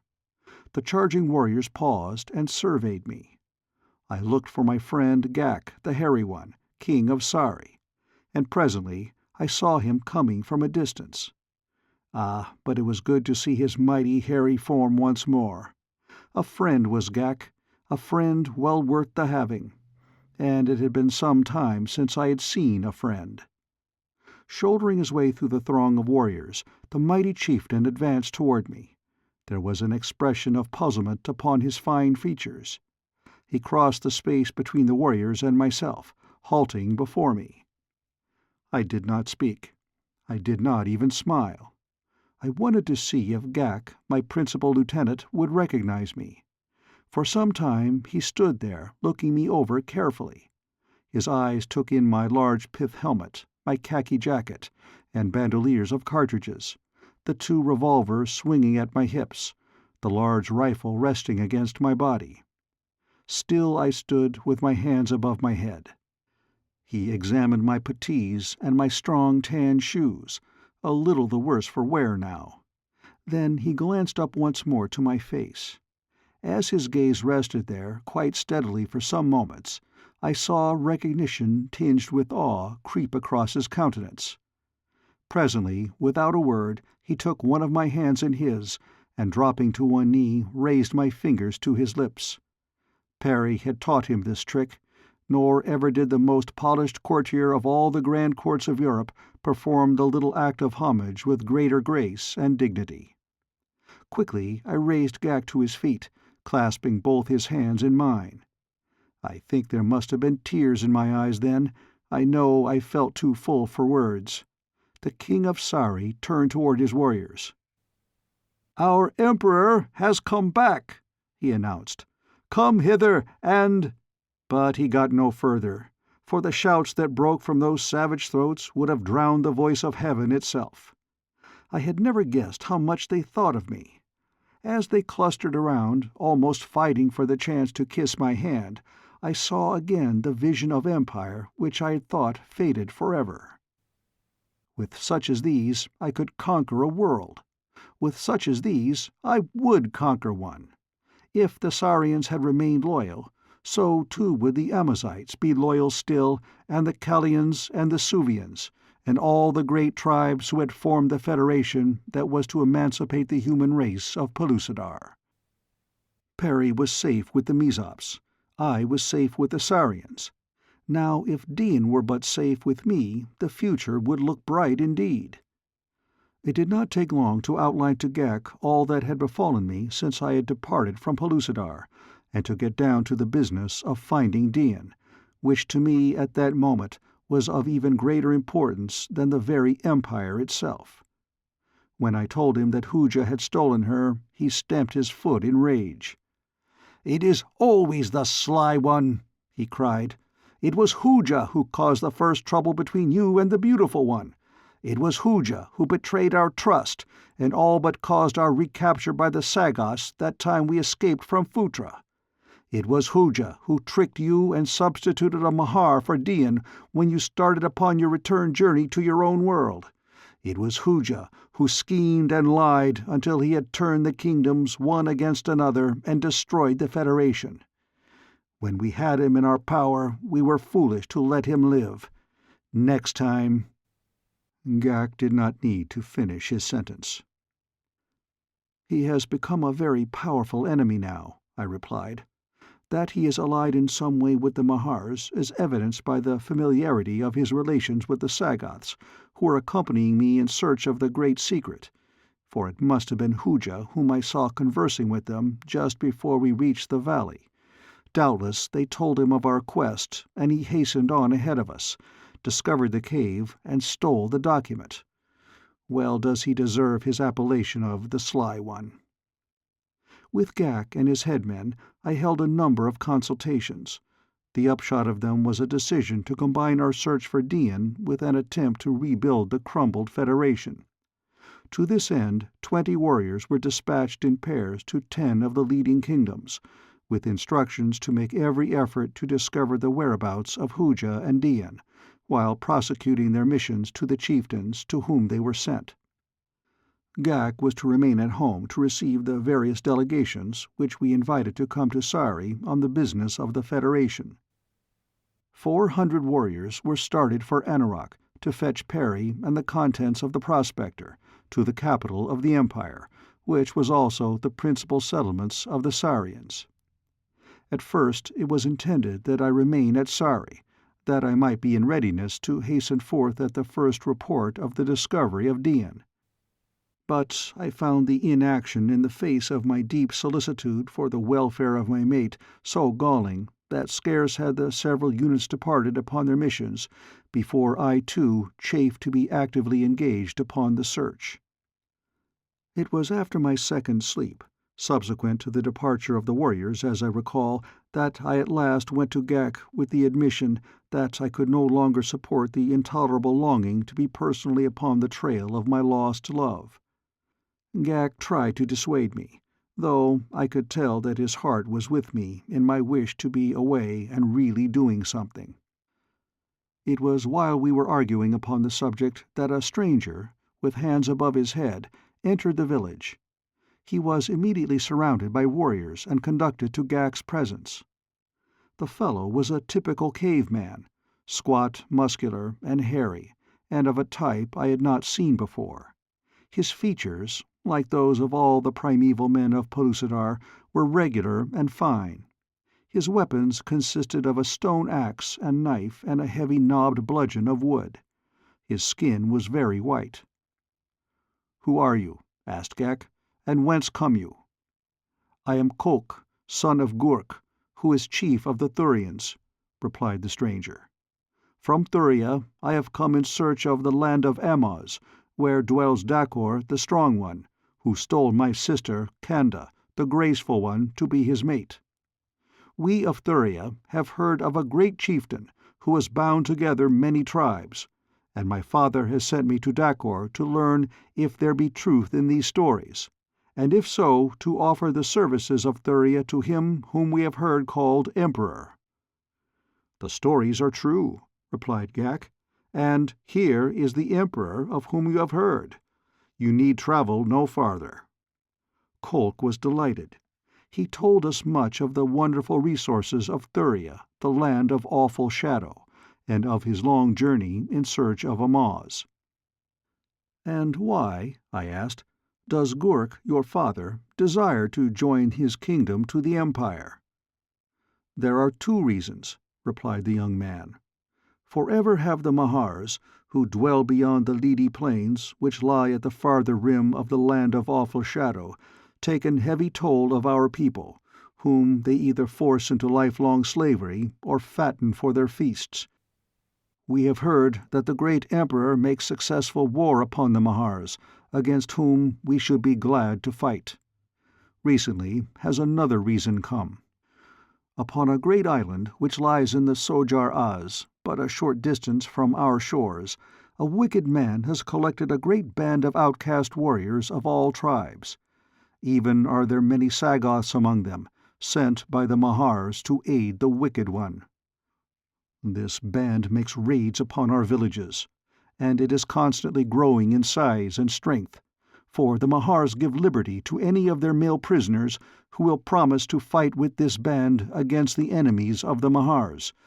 It is the purpose of the Mahars thus to raise a force of our own kind to combat the growth and menace of the new empire, of which I have come to seek information. All this we learned from one of our own warriors, who had pretended to sympathize with this band and had then escaped at the first opportunity." "Who could this man be," I asked Ghak, "who leads so vile a movement against his own kind?" "His name is Hooja," spoke up Kolk, answering my question. Ghak and I looked at each other. Relief was written upon his countenance, and I know that it was beating strongly in my heart. At last we had discovered a tangible clue to the whereabouts of Hooja, and with the clue a guide. But when I broached the subject to Kolk, he demurred. He had come a long way, he explained, to see his sister and to confer with Dakor. Moreover, he had instructions from his father which he could not ignore lightly. But even so, he would return with me and show me the way to the island of the Thurian shore, if by doing so we might accomplish anything. "But we cannot," he urged. "Hooja is powerful. He has thousands of warriors. He has only to call upon his Mahar allies to receive a countless horde of Sagoths to do his bidding against his human enemies. Let us wait until you may gather an equal horde from the kingdoms of your empire. Then we may march against Hooja with some show of success. But first you must lure him to the mainland, for who among you knows how to construct the strange things that carry Hooja and his band back and forth across the water? We are not island people. We do not go upon the water. We know nothing of such things." I couldn't persuade him to do more than direct me upon the way. I showed him my map, which now included a great area of country extending from Anarak upon the east to Sari upon the west, and from the river south of the Mountains of the Clouds north to Amaz. As soon as I had explained it to him, he drew a line with his finger, showing a seacoast far to the west and south of Sari, and a great circle which he said marked the extent of the land of awful shadow in which lay Thuria. The shadow extended southeast of the coast out into the sea halfway to a large island, which he said was the seat of Hooja's traitorous government. The island itself lay in the light of the noonday sun. Northwest of the coast, and embracing a part of Thuria, lay the Lidi Plains, upon the northwest verge of which was situated the Mahar city which took such heavy toll of the Thurians. Thus were the unhappy people now between two fires, with Hooja upon one side and the Mahars upon the other. I did not wonder that they sent out an appeal for succor. Though Ghak and Kolk both attempted to dissuade me, I was determined to set out at once, nor did I delay longer than to make a copy of my map to be given to Perry, that he might add to his that which I had set down since we parted. I left a letter for him as well, in which, among other things, I advanced the theory that the Sojar-Az, or Great Sea, which Kolk mentioned as stretching eastward from Thuria, might indeed be the same mighty ocean as that which, swinging around the southern end of a continent, ran northward along the shore opposite Phutra, mingling its waters with the huge gulf upon which lay Sari, Amaz, and Greenwich. Against this possibility I urged him to hasten the building of a fleet of small sailing vessels, which we might utilize should I find it impossible to entice Hooja's horde to the mainland. I told Ghak what I had written, and suggested that as soon as he could, he should make new treaties with the various kingdoms of the Empire, collect an army, and march toward Thuria, this of course against the possibility of my detention through some cause or other. Kolk gave me a sign to his father, a lidi, or beast of burden, crudely scratched upon a bit of bone, and beneath the lidi a man and a flower, all very rudely done perhaps, but none the less effective, as I knew well from my long years among the primitive men of Pellucidar. The lidi is the tribal beast of the Thurians. The man and the flower, in the combination in which they appeared, bore a double significance, as they constituted not only a message to the effect that the bearer came in peace, but were also Kolk's signature. And so, armed with my credentials and my small arsenal, I set out alone upon my quest for the dearest girl in this world or yours. Kolk gave me explicit directions, though with my map I do not believe that I could have gone wrong. As a matter of fact, I did not need the map at all, since the principal landmark of the first half of my journey, a gigantic mountain peak, was plainly visible from Sari, though a good 100 miles away. At the southern base of this mountain a river rose and ran in a westerly direction, finally turning south and emptying into the Sojar Az, some 40 miles northeast of Thuria. All that I had to do was follow this river to the sea, and then follow the coast to Thuria. 240 miles of wild mountain and primeval jungle, of untracked plain, of nameless rivers, of deadly swamps and savage forests lay ahead of me. Yet never had I been more eager for an adventure than now, for never had more depended upon haste and success. I do not know how long a time that journey required, and only half did I appreciate the varied wonders that each new march unfolded before me, for my mind and heart were filled with but a single image, that of a perfect girl whose great, dark eyes looked bravely forth from a frame of raven hair. It was not until I had passed the high peak and found the river that my eyes first discovered the Pendent World, the tiny satellite which hangs low over the surface of Pellucidar, casting its perpetual shadow always upon the same spot, the area that is known here as the Land of Awful Shadow, in which dwells the tribe of Thuria. From the distance and the elevation of the highlands where I stood, the Pellucidarian noonday moon showed half in sunshine and half in shadow, while directly beneath it was plainly visible the round dark spot upon the surface of Pellucidar where the sun has never shone. From where I stood, the moon appeared to hang so low above the ground as almost to touch it, but later I was to learn that it floats a mile above the surface, which seems indeed quite close for a moon. Following the river downward, I soon lost sight of the tiny planet as I entered the mazes of a lofty forest. Nor did I catch another glimpse of it for some time, several marches at least. However, when the river led me to the sea, or rather just before it reached the sea, of a sudden the sky became overcast, and the size and luxuriance of the vegetation diminished as by magic, as if an omnipotent hand had drawn a line upon the earth and said, "Upon this side shall the trees and the shrubs, the grasses and the flowers, riot in profusion of rich colors, gigantic size and bewildering abundance. And upon that side shall they be dwarfed and pale and scant." Instantly I looked above, for clouds are so uncommon in the skies of Pellucidar, they are practically unknown except above the mightiest mountain ranges, that it had given me something of a start to discover the sun obliterated. But I was not long in coming to a realization of the cause of the shadow. Above me hung another world, I could see its mountains and valleys, oceans, lakes and rivers, its broad grassy plains and dense forests. But too great was the distance and too deep the shadow of its underside for me to distinguish any movement as of animal life. Instantly a great curiosity was awakened within me. The questions which the sight of this planet, so tantalizingly close, raised in my mind were numerous and unanswerable. Was it inhabited? If so, by what manner and form of creature? Were its people as relatively diminutive as their little world, or were they as disproportionately huge as the lesser attraction of gravity upon the surface of their globe would permit of their being?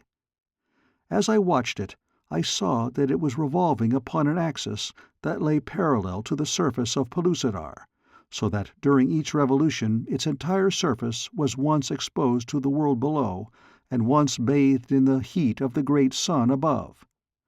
The little world had that which Pellucidar could not have, a day and night, and, greatest of boons to one outer earthly born, time. Here I saw a chance to give time to Pellucidar, using this mighty clock, revolving perpetually in the heavens, to record the passage of the hours for the earth below. Here should be located an observatory, from which might be flashed by wireless to every corner of the Empire the correct time once each day.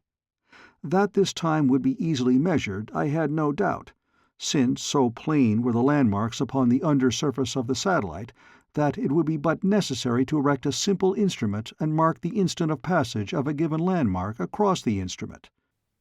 But then was not the time for dreaming. I must devote my mind to the purpose of my journey.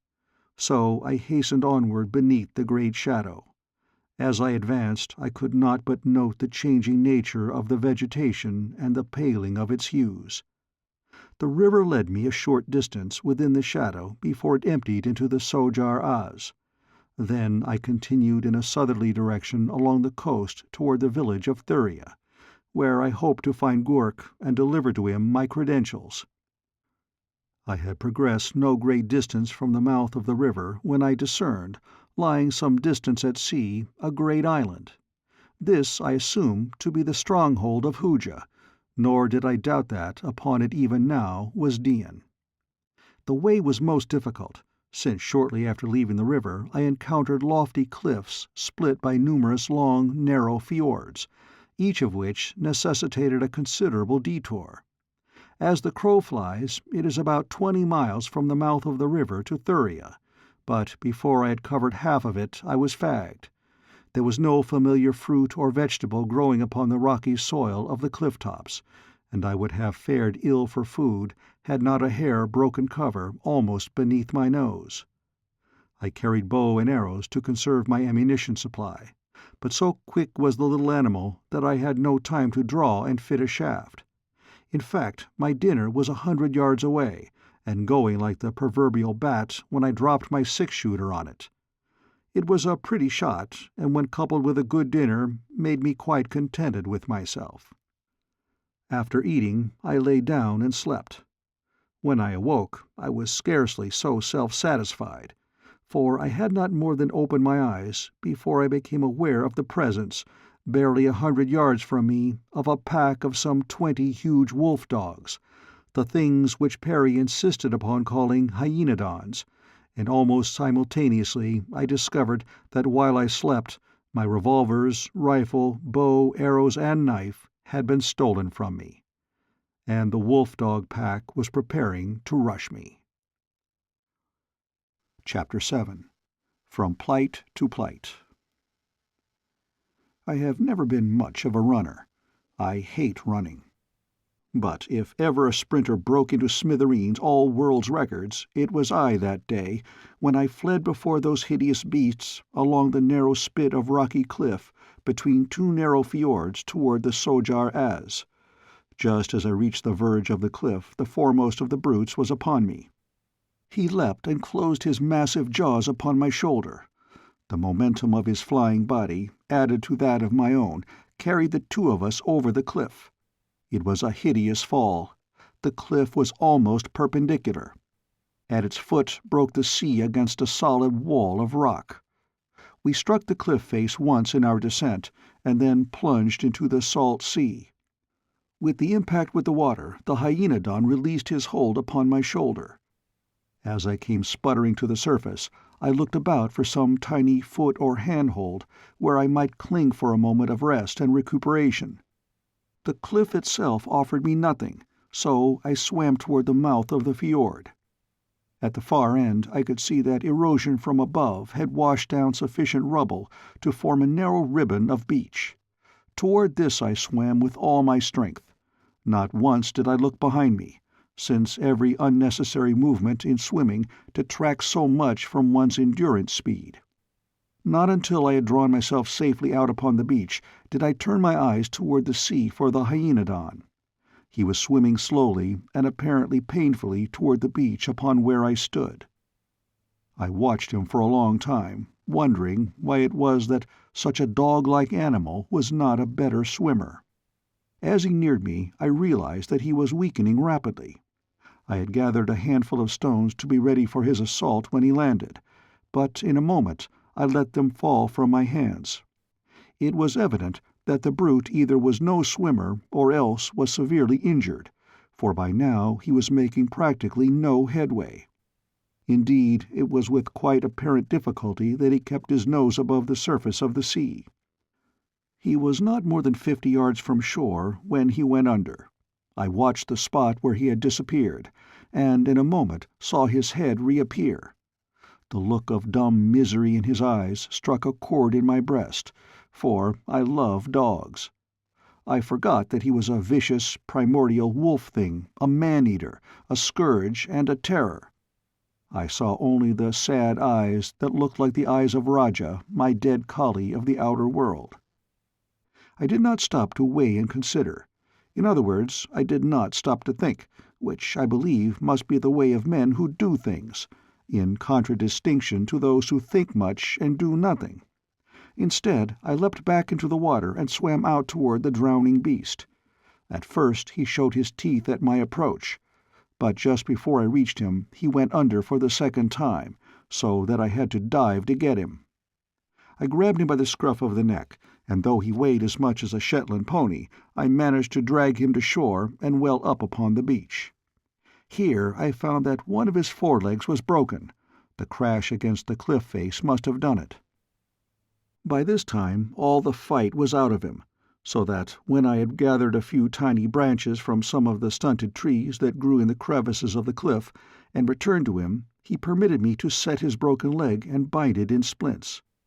I had to tear part of my shirt into bits to obtain a bandage, but at last the job was done. Then I sat stroking the savage head and talking to the beast in the man-dog talk with which you are familiar, if you have ever owned and loved a dog. When he is well, I thought, he probably will turn upon me and attempt to devour me, and against that eventuality I gathered together a pile of rocks and set to work to fashion a stone knife. We were bottled up at the head of the fjord as completely as if we had been behind prison bars. Before us spread the Sojar Az, and elsewhere about us rose unscalable cliffs.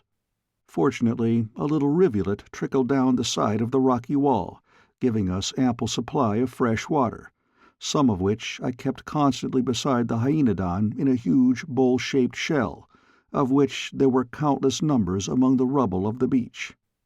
For food we subsisted upon shellfish and an occasional bird that I succeeded in knocking over with a rock, for long practice as a pitcher on prep school and varsity nines had made me an excellent shot with a hand-thrown missile.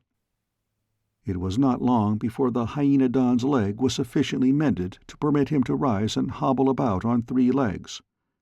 I shall never forget with what intent interest I watched his first attempt. Close at my hand lay my pile of rocks. Slowly the beast came to his 3 good feet. He stretched himself, lowered his head, and lapped water from the drinking shell at his side, turned and looked at me, and then hobbled off toward the cliffs. Thrice he traversed the entire extent of our prison, seeking, I imagine, a loophole for escape, but finding none, he returned in my direction. Slowly he came quite close to me, sniffed at my shoes, my puttees, my hands, and then limped off a few feet and lay down again. Now that he was able to get around, I was a little uncertain as to the wisdom of my impulsive mercy. How could I sleep with that ferocious thing prowling about the narrow confines of our prison? Should I close my eyes, it might be to open them again to the feel of those mighty jaws at my throat. To say the least, I was uncomfortable. I have had too much experience with dumb animals to bank very strongly on any sense of gratitude which may be attributed to them by inexperienced sentimentalists. I believe that some animals love their masters, but I doubt very much if their affection is the outcome of gratitude, a characteristic that is so rare as to be only occasionally traceable in the seemingly unselfish acts of man himself. But finally I was forced to sleep. Tired nature would be put off no longer. I simply fell asleep willy-nilly as I sat looking out to sea. I had been very uncomfortable since my ducking in the ocean, for though I could see the sunlight on the water halfway toward the island and upon the island itself, no ray of it fell upon us. We were well within the land of awful shadow. A perpetual half-warmth pervaded the atmosphere, but clothing was slow in drying, and so from loss of sleep and great physical discomfort I at last gave way to nature's demands and sank into profound slumber. When I awoke it was with a start, for a heavy body was upon me. My first thought was that the hyaenodon had at last attacked me. But as my eyes opened and I struggled to rise, I saw that a man was astride me and 3 others bending close above him. I am no weakling, and never have been. My experience in the hard life of the inner world has turned my thews to steel. Even such giants as Gak the Hairy One have praised my strength, but to it is added another quality which they lack: science. The man upon me held me down awkwardly, leaving me many openings, one of which I was not slow in taking advantage of, so that almost before the fellow knew that I was awake, I was upon my feet with my arms over his shoulders and about his waist, and had hurled him heavily over my head to the hard rubble of the beach, where he lay quite still. In the instant that I arose, I had seen the hyaenodon lying asleep beside a boulder a few yards away. So nearly was he the color of the rock that he was scarcely discernible. Evidently the newcomers had not seen him. I had not more than freed myself from one of my antagonists before the other 3 were upon me. They did not work silently now, but charged me with savage cries, a mistake upon their part. The fact that they did not draw their weapons against me convinced me that they desired to take me alive, but I fought as desperately as if death loomed immediate and sure. The battle was short, for scarce had their first wild whoop reverberated through the rocky fjord, and they had closed upon me, than a hairy mass of demoniacal rage hurtled among us. It was the hyaenodon.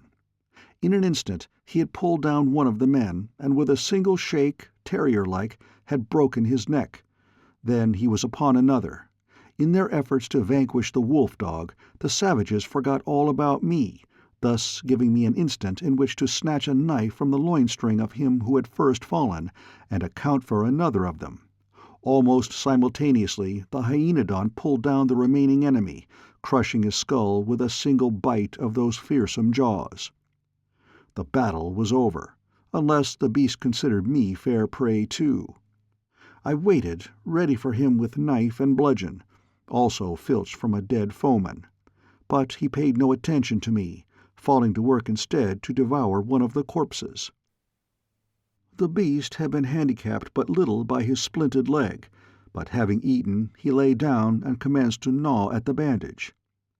I was sitting some little distance away, devouring shellfish, of which, by the way, I was becoming exceedingly tired. Presently the hyaenodon arose and came toward me. I did not move. He stopped in front of me and deliberately raised his bandaged leg and pawed my knee. His act was as intelligible as words. He wished the bandage removed. I took the great paw in one hand, and with the other hand untied and unwound the bandage, removed the splints, and felt of the injured member. As far as I could judge, the bone was completely knit. The joint was stiff. When I bent it a little, the brute winced, but he neither growled nor tried to pull away. Very slowly and gently I rubbed the joint and applied pressure to it for a few moments. Then I set it down upon the ground. The hyaenodon walked around me a few times, and then lay down at my side, his body touching mine. I laid my hand upon his head. He did not move. Slowly I scratched about his ears and neck and down beneath the fierce jaws. The only sign he gave was to raise his chin a trifle, that I might better caress him. That was enough. From that moment I have never again felt suspicion of Raja, as I immediately named him. Somehow all sense of loneliness vanished too. I had a dog. I'd never guessed precisely what it was that was lacking to life in Pellucidar, but now I knew it was the total absence of domestic animals. Man here had not yet reached the point where he might take the time from slaughter and escaping slaughter to make friends with any of the brute creation. I must qualify this statement a trifle and say that this was true of those tribes with which I was most familiar. The Thurians do domesticate the colossal Lidi, traversing the great Lidi plains upon the backs of these grotesque and stupendous monsters, and possibly there may also be other far distant peoples within the great world who have tamed others of the wild things of jungle, plain, or mountain. The Thurians practice agriculture in a crude sort of way. It is my opinion that this is one of the earliest steps from savagery to civilization. The taming of wild beasts and their domestication follows. Perry argues that wild dogs were first domesticated for hunting purposes, but I do not agree with him. I believe that if their domestication were not purely the result of an accident, as for example my taming of the hyaenodon, it came about through the desire of tribes who had previously domesticated flocks and herds to have some strong, ferocious beast to guard their roaming property. However, I lean rather more strongly to the theory of accident. As I sat there upon the beach of the little fjord eating my unpalatable shellfish, I commenced to wonder how it had been that the four savages had been able to reach me, though I had been unable to escape from my natural prison. I glanced about in all directions, searching for an explanation. At last my eyes fell upon the bow of a small dugout, protruding scarce a foot from behind a large boulder lying half in the water at the edge of the beach. At my discovery I leapt to my feet so suddenly that it brought Raja, growling and bristling, upon all fours in an instant. For the moment I had forgotten him, but his savage rumbling did not cause me any uneasiness. He glanced quickly about in all directions, as if searching for the cause of my excitement. Then, as I walked rapidly down toward the dugout, he slunk silently after me. The dugout was similar in many respects to those which I had seen in use by the Mesops. In it were 4 paddles. I was much delighted, as it promptly offered me the escape I had been craving. I pushed it out into water that would float it, stepped in, and called to Raja to enter. At first he did not seem to understand what I wished of him, but after I had paddled out a few yards, he plunged through the surf and swam after me. When he had come alongside, I grasped the scruff of his neck, and after a considerable struggle, in which I several times came near to overturning the canoe, I managed to drag him aboard, where he shook himself vigorously and squatted down before me. After emerging from the fjord, I paddled southward along the coast, where presently the lofty cliffs gave way to lower and more level country. It was here somewhere that I should come upon the principal village of the Thurians.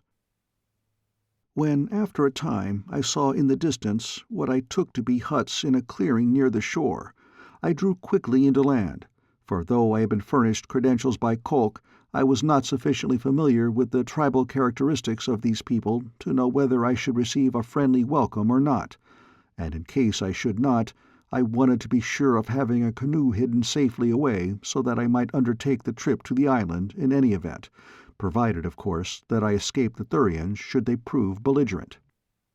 At the point where I landed, the shore was quite low. A forest of pale, scrubby ferns ran down almost to the beach. Here I dragged up the dugout, hiding it well within the vegetation, and with some loose rocks built a cairn upon the beach to mark my cache. Then I turned my steps toward the Thurian village. As I proceeded, I began to speculate upon the possible actions of Raja when we should enter the presence of other men than myself. The brute was padding softly at my side, his sensitive nose constantly a-twitch, and his fierce eyes moving restlessly from side to side. Nothing would ever take Raja unawares. The more I thought upon the matter, the greater became my perturbation. I did not want Raja to attack any of the people upon whose friendship I so greatly depended, nor did I want him injured or slain by them. I wondered if Raja would stand for a leash. His head, as he paced beside me, was level with my hip. I laid my hand upon it caressingly. As I did so, he turned and looked up into my face, his jaws parting and his red tongue lolling as you have seen your own dogs beneath a love-pat. "Just been waiting all your life to be tamed and loved, haven't you, old man?" I asked. "You're nothing but a good pup, and the man who put the hyeno in your name ought to be sued for libel." Raja bared his mighty fangs with upcurled, snarling lips and licked my hand. "You're grinning, you old fraud, you!" I cried. "If you're not, I'll eat you. I'll bet a doughnut you're nothing but some kid's poor old Fido, masquerading around as a real live man-eater." Raja whined, and so we walked on together toward Thuria, I talking to the beast at my side, and he seeming to enjoy my company no less than I enjoyed his. If you don't think it's lonesome wandering all by yourself through savage, unknown Pellucidar, why, just try it, and you will not wonder that I was glad of the company of this first dog, this living replica of the fierce and now extinct hyenodon of the outer crust, that hunted in savage packs the great elk across the snows of southern France, in the days when the mastodon roamed at will over the broad continent of which the British Isles were then a part, and perchance left his footprints and his bones in the sands of Atlantis as well. Thus I dreamed as we moved on toward Thuria. My dreaming was rudely shattered by a savage growl from Raja. I looked down at him. He had stopped in his tracks as one turned to stone. A thin ridge of stiff hair bristled along the entire length of his spine. His yellow-green eyes were fastened upon the scrubby jungle at our right. I fastened my fingers in the bristles at his neck and turned my eyes in the direction that his pointed. At first I saw nothing. Then a slight movement of the bushes riveted my attention. I thought it must be some wild beast, and was glad of the primitive weapons I had taken from the bodies of the warriors who had attacked me. Presently I distinguished two eyes peering at us from the vegetation.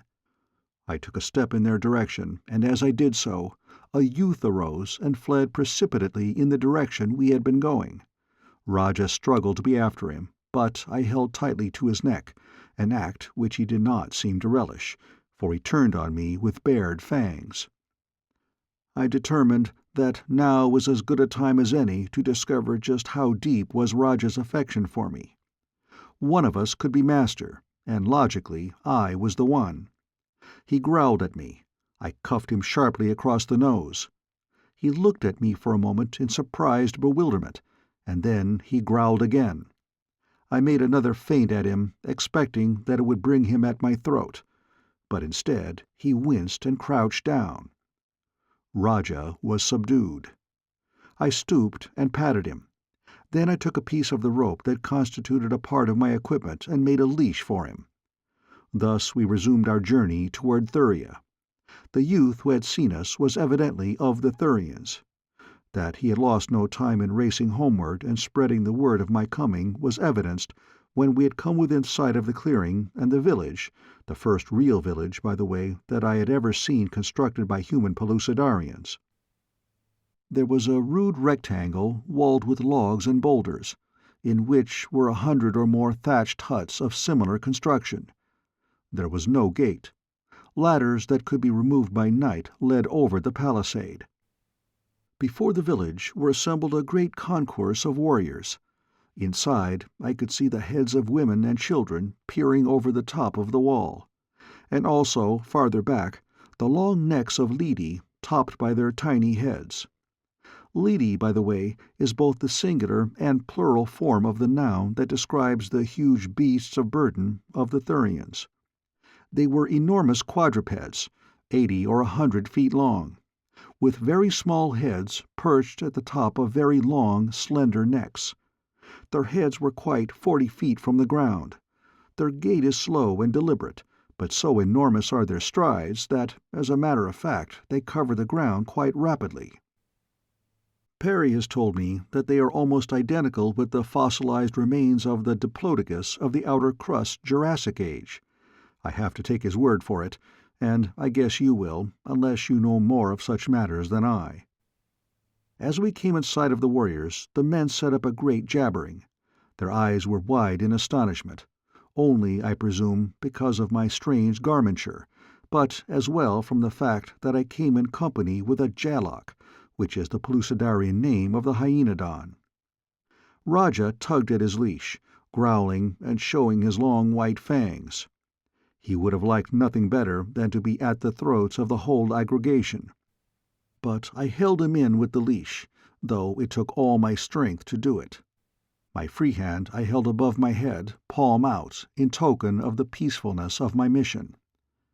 In the foreground I saw the youth who had discovered us, and I could tell from the way he carried himself that he was quite overcome by his own importance. The warriors about him were all fine-looking fellows, though shorter and squatter than the Saurians or the Amozites. Their color, too, was a bit lighter, owing, no doubt, to the fact that much of their lives is spent within the shadow of the world that hangs forever above their country. A little in advance of the others was a bearded fellow, tricked out in many ornaments. I didn't need to ask to know that he was the chieftain, doubtless Gurk, father of Kolk. Now to him I addressed myself. "I am David," I said, "Emperor of the Federated Kingdoms of Pellucidar. Doubtless you have heard of me?" He nodded his head affirmatively. "I come from Sari," I continued, "where I just met Kolk, the son of Gurk. I bear a token from Kolk to his father, which will prove that I am a friend." Again the warrior nodded. "I am Gurk," he said. "Where is the token?" "Here," I replied, and fished into the game-bag where I had placed it. Gurk and his people waited in silence. My hand searched the inside of the bag. It was empty. The token had been stolen with my arms. Chapter 8. Captive. When Gurk and his people saw that I had no token, they commenced to taunt me. "You do not come from Kolk, but from the Sly One," they cried. "He has sent you from the island to spy upon us. Go away, or we will set upon you and kill you." I explained that all my belongings had been stolen from me, and that the robber must have taken the token too, but they didn't believe me. As proof that I was one of Hooja's people, they pointed to my weapons, which they said were ornamented like those of the Island clan. Further, they said that no good man went in company with a Jalak, and that by this line of reasoning I certainly was a bad man. I saw that they were not naturally a warlike tribe, for they preferred that I leave in peace rather than force them to attack me, whereas the Saurians would have killed a suspicious stranger first and inquired into his purposes later. I think Raja sensed their antagonism, for he kept tugging at his leash and growling ominously. They were a bit in awe of him and kept at a safe distance. It was evident that they could not comprehend why it was that this savage brute did not turn upon me and rend me.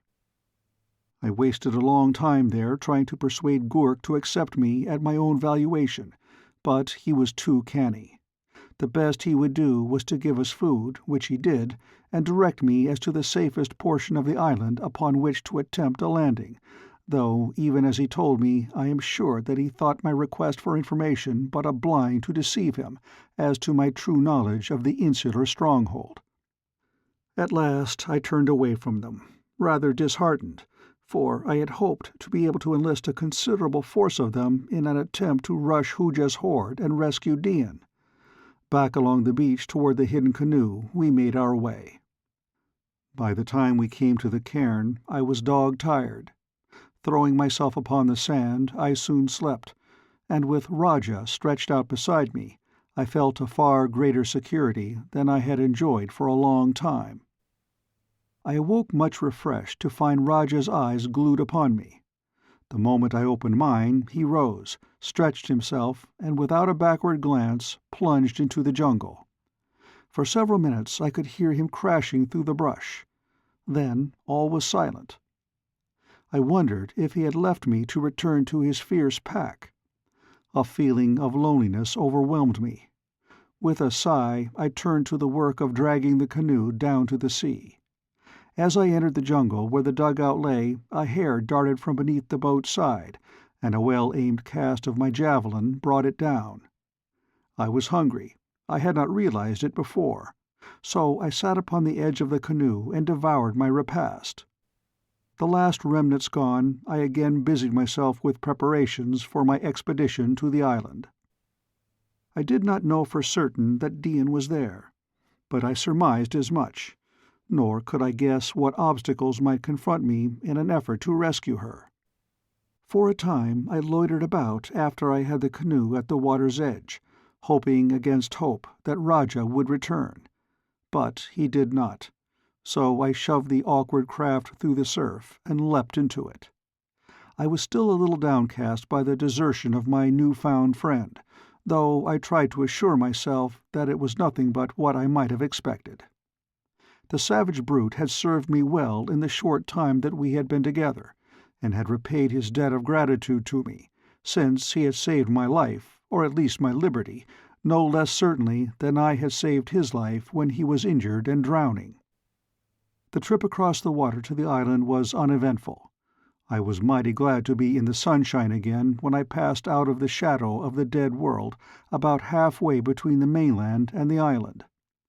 The hot rays of the noonday sun did a great deal toward raising my spirits, and dispelling the mental gloom in which I had been shrouded almost continually since entering the land of awful shadow. There is nothing more dispiriting to me than the absence of sunshine. I had paddled to the southwestern point, which Gurk said he believed to be the least frequented portion of the island, as he had never seen boats put off from there. I found a shallow reef running far out into the sea, and rather precipitous cliffs running almost to the surf. It was a nasty place to land, and I realized now why it was not used by the natives, but at last I managed, after a good wetting, to beach my canoe and scale the cliffs.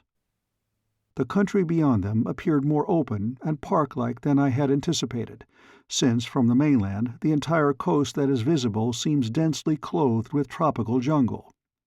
This jungle, as I could see from the vantage point of the cliff-top, formed but a relatively narrow strip between the sea and the more open forest and meadow of the interior.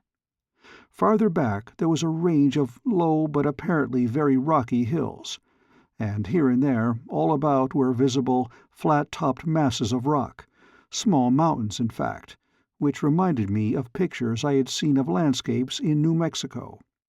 Altogether, the country was very much broken and very beautiful.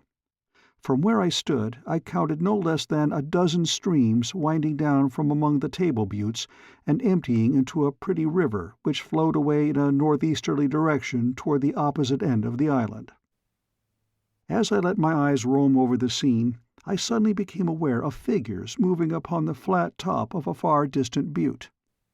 Whether they were beast or human, though, I could not make out, but at least they were alive, so I determined to prosecute my search for Hooja's stronghold in the general direction of this butte. To descend to the valley required no great effort. As I swung along through the lush grass and the fragrant flowers, my cudgel swinging in my hand and my javelin looped across my shoulders with its aurochs hide strap, I felt equal to any emergency, ready for any danger. I had covered quite a little distance, and I was passing through a strip of wood which lay at the foot of one of the flat-topped hills, when I became conscious of the sensation of being watched. My life within Pellucidar has rather quickened my senses of sight, hearing, and smell, and, too, certain primitive intuitive or instinctive qualities that seem blunted in civilized man.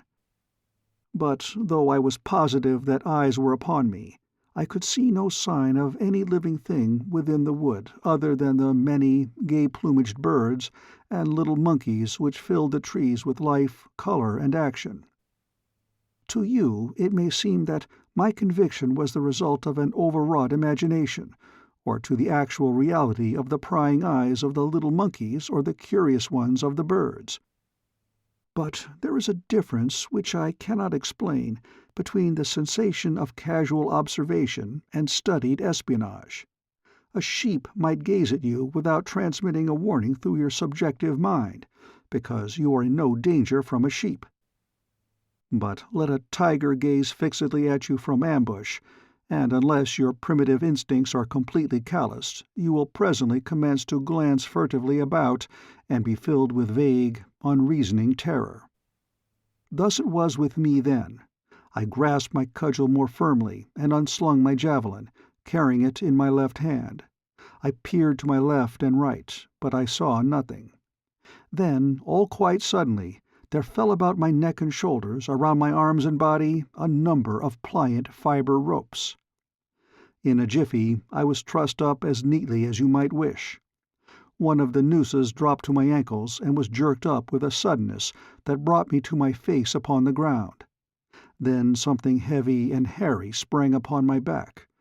I fought to draw my knife, but hairy hands grasped my wrists, and dragging them behind my back, bound them securely.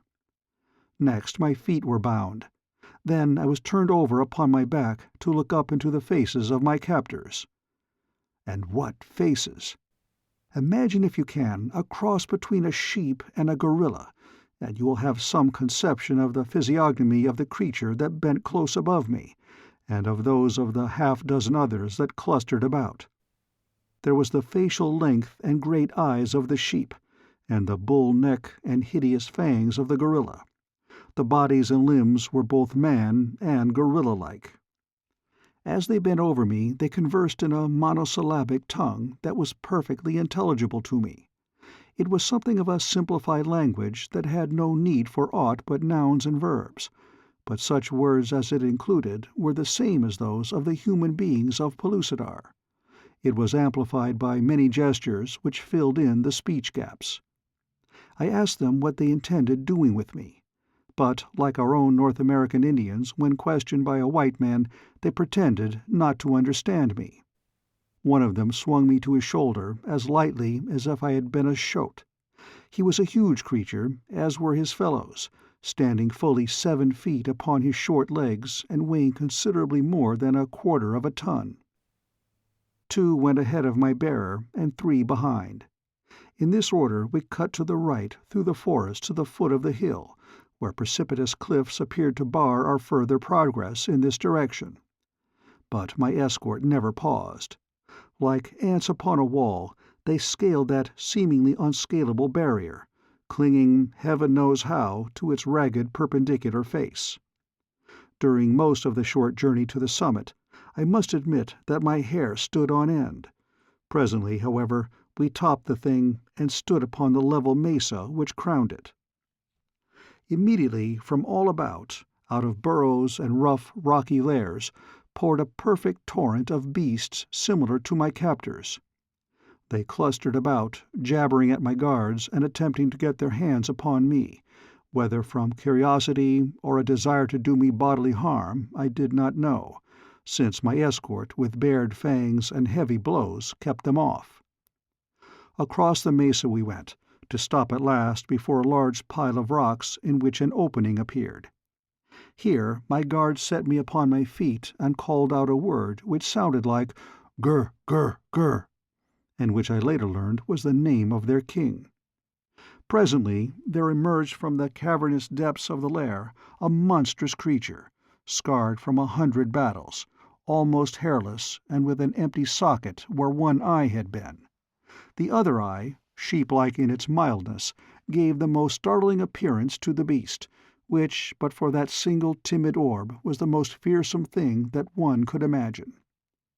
I had encountered the black, hairless, long-tailed ape, things of the mainland, the creatures that Perry thought might constitute the link between the higher orders of apes and man.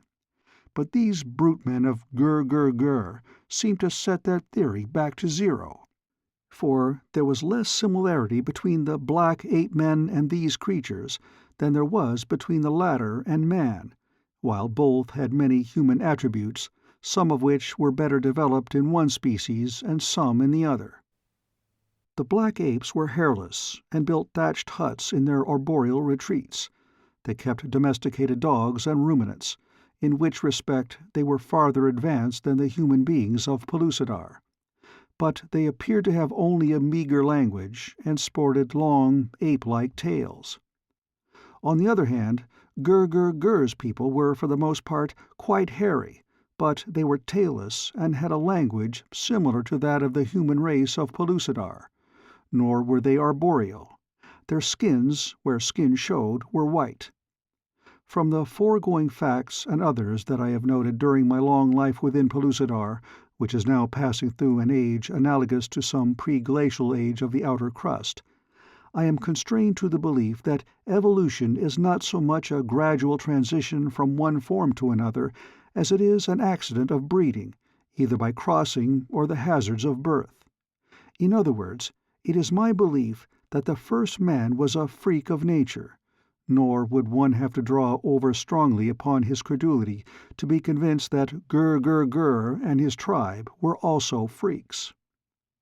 The great man-brute seated himself upon a flat rock, his throne, I imagine, just before the entrance to his lair. With elbows on knees and chin in palms, he regarded me intently through his lone sheep-eye, while one of my captors told of my taking. When all had been related, Gur questioned me. I shall not attempt to quote these people in their own abbreviated tongue. You would have even greater difficulty in interpreting them than did I. Instead, I shall put the words into their mouths which will carry to you the ideas which they intended to convey. "You are an enemy," was Gur's initial declaration. "You belong to the tribe of Hooja." Ah, so they knew Hooja, and he was their enemy. Good. "I am an enemy of Hooja," I replied. "He has stolen my mate, and I have come here to take her away from him and punish Hooja." "How could you do that alone?" "I do not know," I answered, "but I should have tried had you not captured me. What do you intend to do with me?"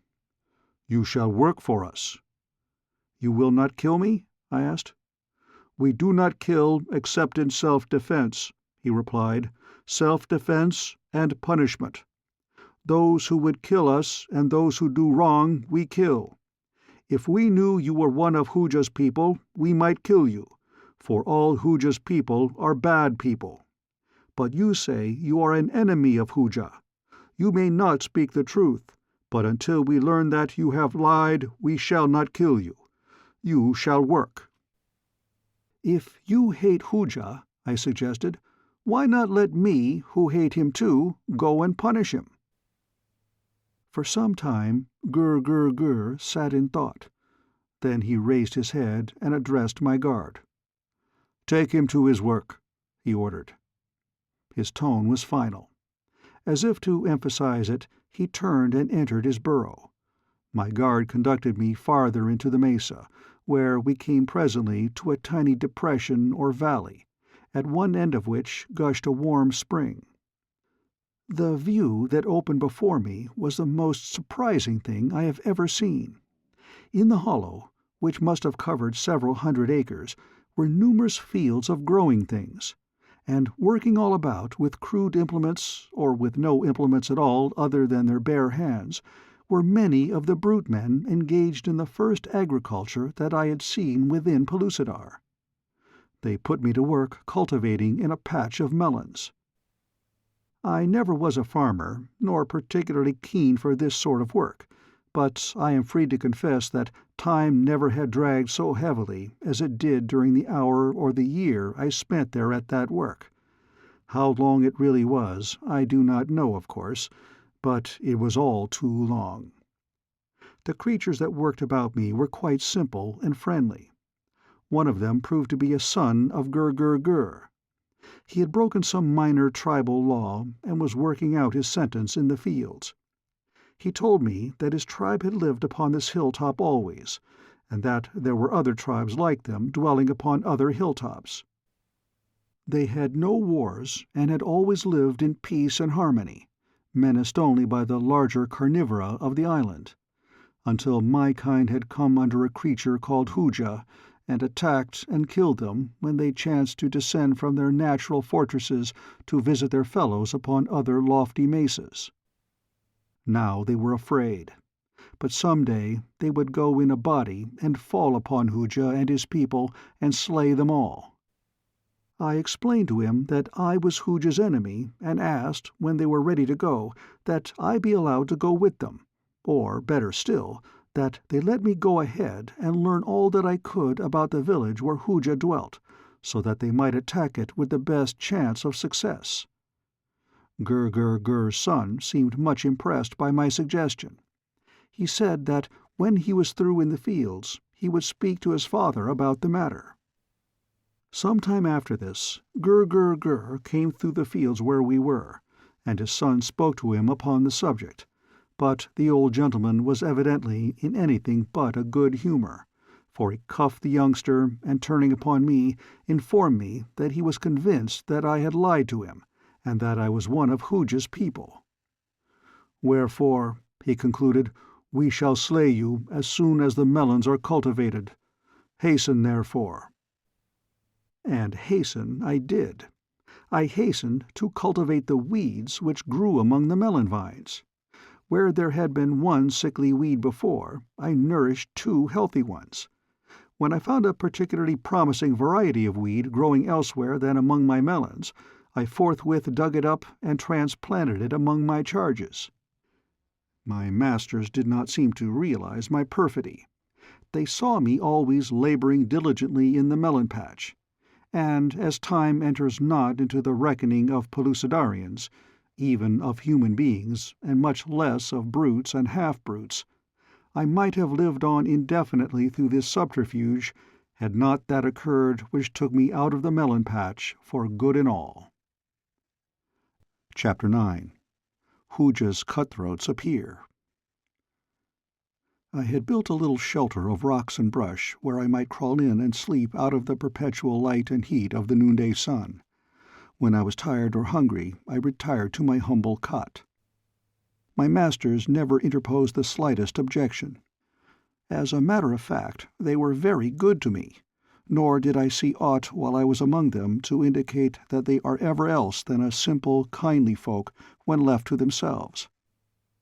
Their awe-inspiring size, terrific strength, mighty fighting fangs, and hideous appearance are but the attributes necessary to the successful waging of their constant battle for survival, and well do they employ them when the need arises.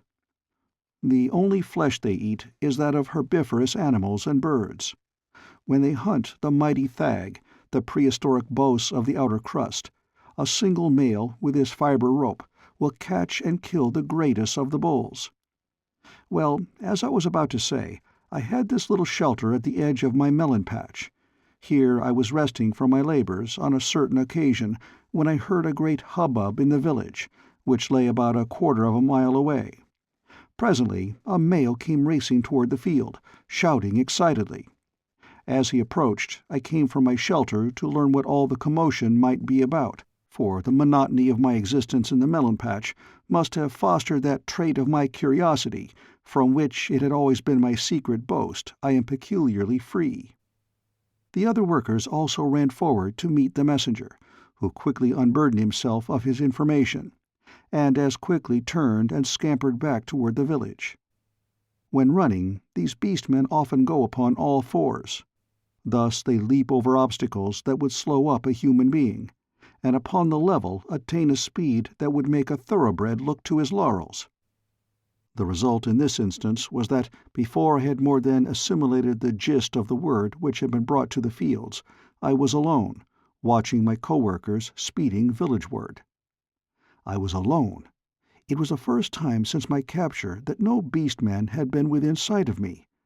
I was alone, and all my captors were in the village at the opposite edge of the mesa repelling an attack of Hooja's horde.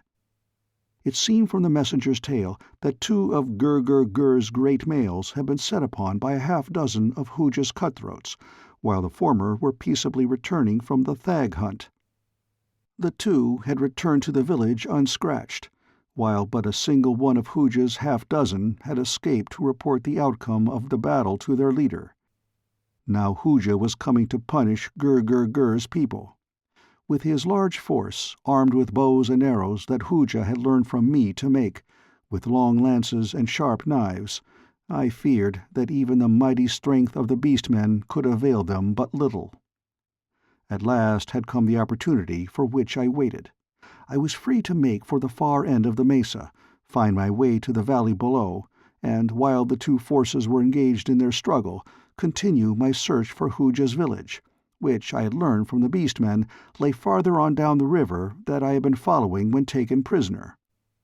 As I returned to make for the mesa's rim, the sounds of battle came plainly to my ears. The hoarse shouts of men mingled with the half-beastly roars and growls of the brute folk. Did I take advantage of my opportunity? I did not.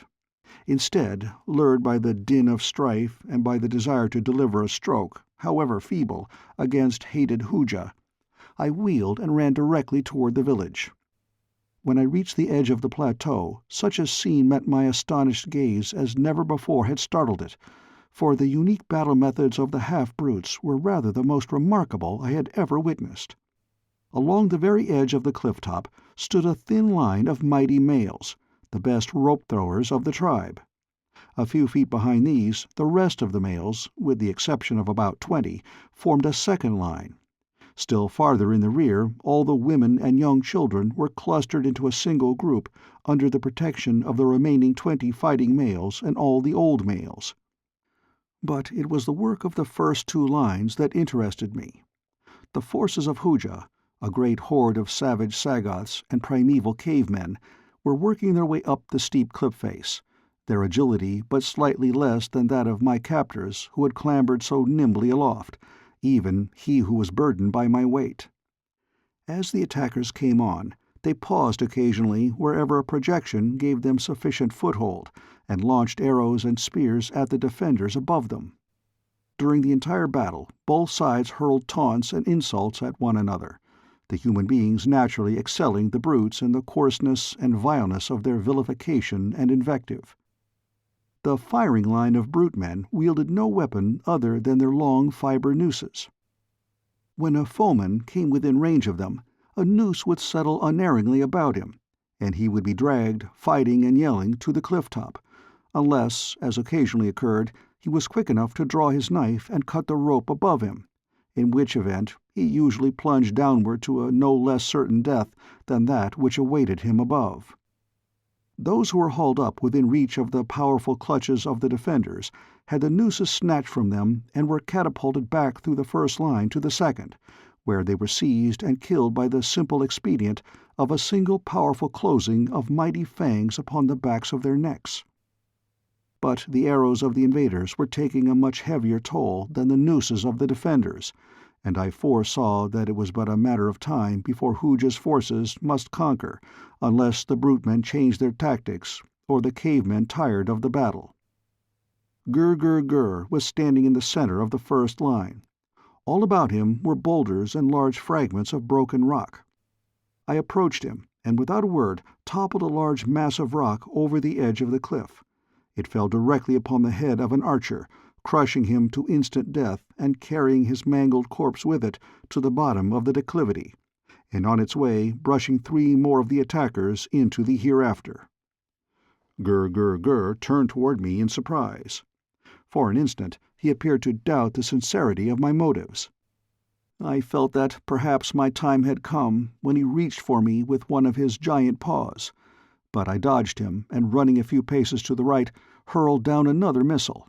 It too did its allotted work of destruction. Then I picked up smaller fragments, and with all the control and accuracy for which I had earned justly deserved fame in my collegiate days, I rained down a hail of death upon those beneath me. Gur was coming toward me again. I pointed to the litter of rubble upon the cliff top. "Hurl these down upon the enemy!" I cried to him. "Tell your warriors to throw rocks down upon them!"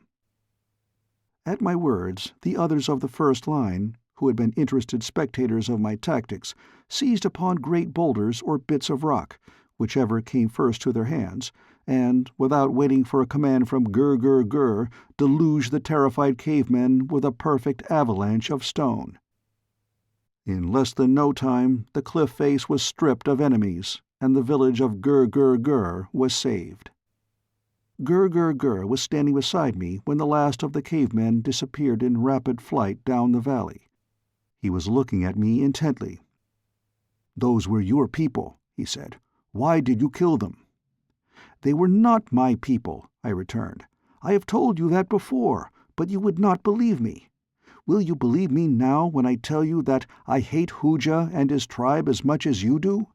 Will you believe me when I tell you that I wish to be the friend of Gur?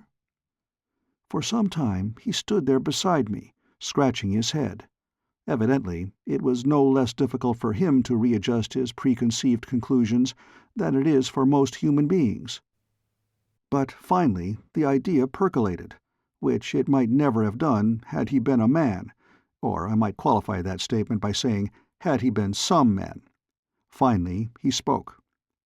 "Gilak," he said, "you have made Gur ashamed. He would have killed you. How can he reward you?" "Set me free," I replied quickly. "You are free," he said. "You may go down when you wish, or you may stay with us. If you go, you may always return. We are your friends." Naturally, I elected to go. I explained all over again to Gur the nature of my mission. He listened attentively. After I had done, he offered to send some of his people with me to guide me to Hooja's village. I was not slow in accepting his offer. First, however, we must eat. The hunters upon whom Hooja's men had fallen had brought back the meat of a great thag. There would be a feast to commemorate the victory, a feast and dancing. I had never witnessed a tribal function of the brute folk, though I had often heard strange sounds coming from the village, where I had not been allowed since my capture. Now I took part in one of their orgies. It will live forever in my memory. The combination of bestiality and humanity was oftentimes pathetic, and again grotesque or horrible. Beneath the glaring noonday sun, in the sweltering heat of the mesa top, the huge, hairy creatures leapt in a great circle. They coiled and threw their fiber ropes. They hurled taunts and insults at an imaginary foe. They fell upon the carcass of the thag and literally tore it to pieces, and they ceased only when, gorged, they could no longer move. I had to wait until the processes of digestion had released my escort from his torpor. Some had eaten until their abdomens were so distended that I thought they must burst, for beside the thag there had been fully 100 antelopes of various sizes and varied degrees of decomposition, which they had unearthed from burial beneath the floors of their lairs to grace the banquet board. But at last we were started, 6 great males and myself. Gur had returned my weapons to me, and at last I was once more upon my oft-interrupted way toward my goal. Whether I should find Dian at the end of my journey or no, I could not even surmise. But I was none the less impatient to be off, for if only the worst lay in store for me, I wished to know it even the worst at once.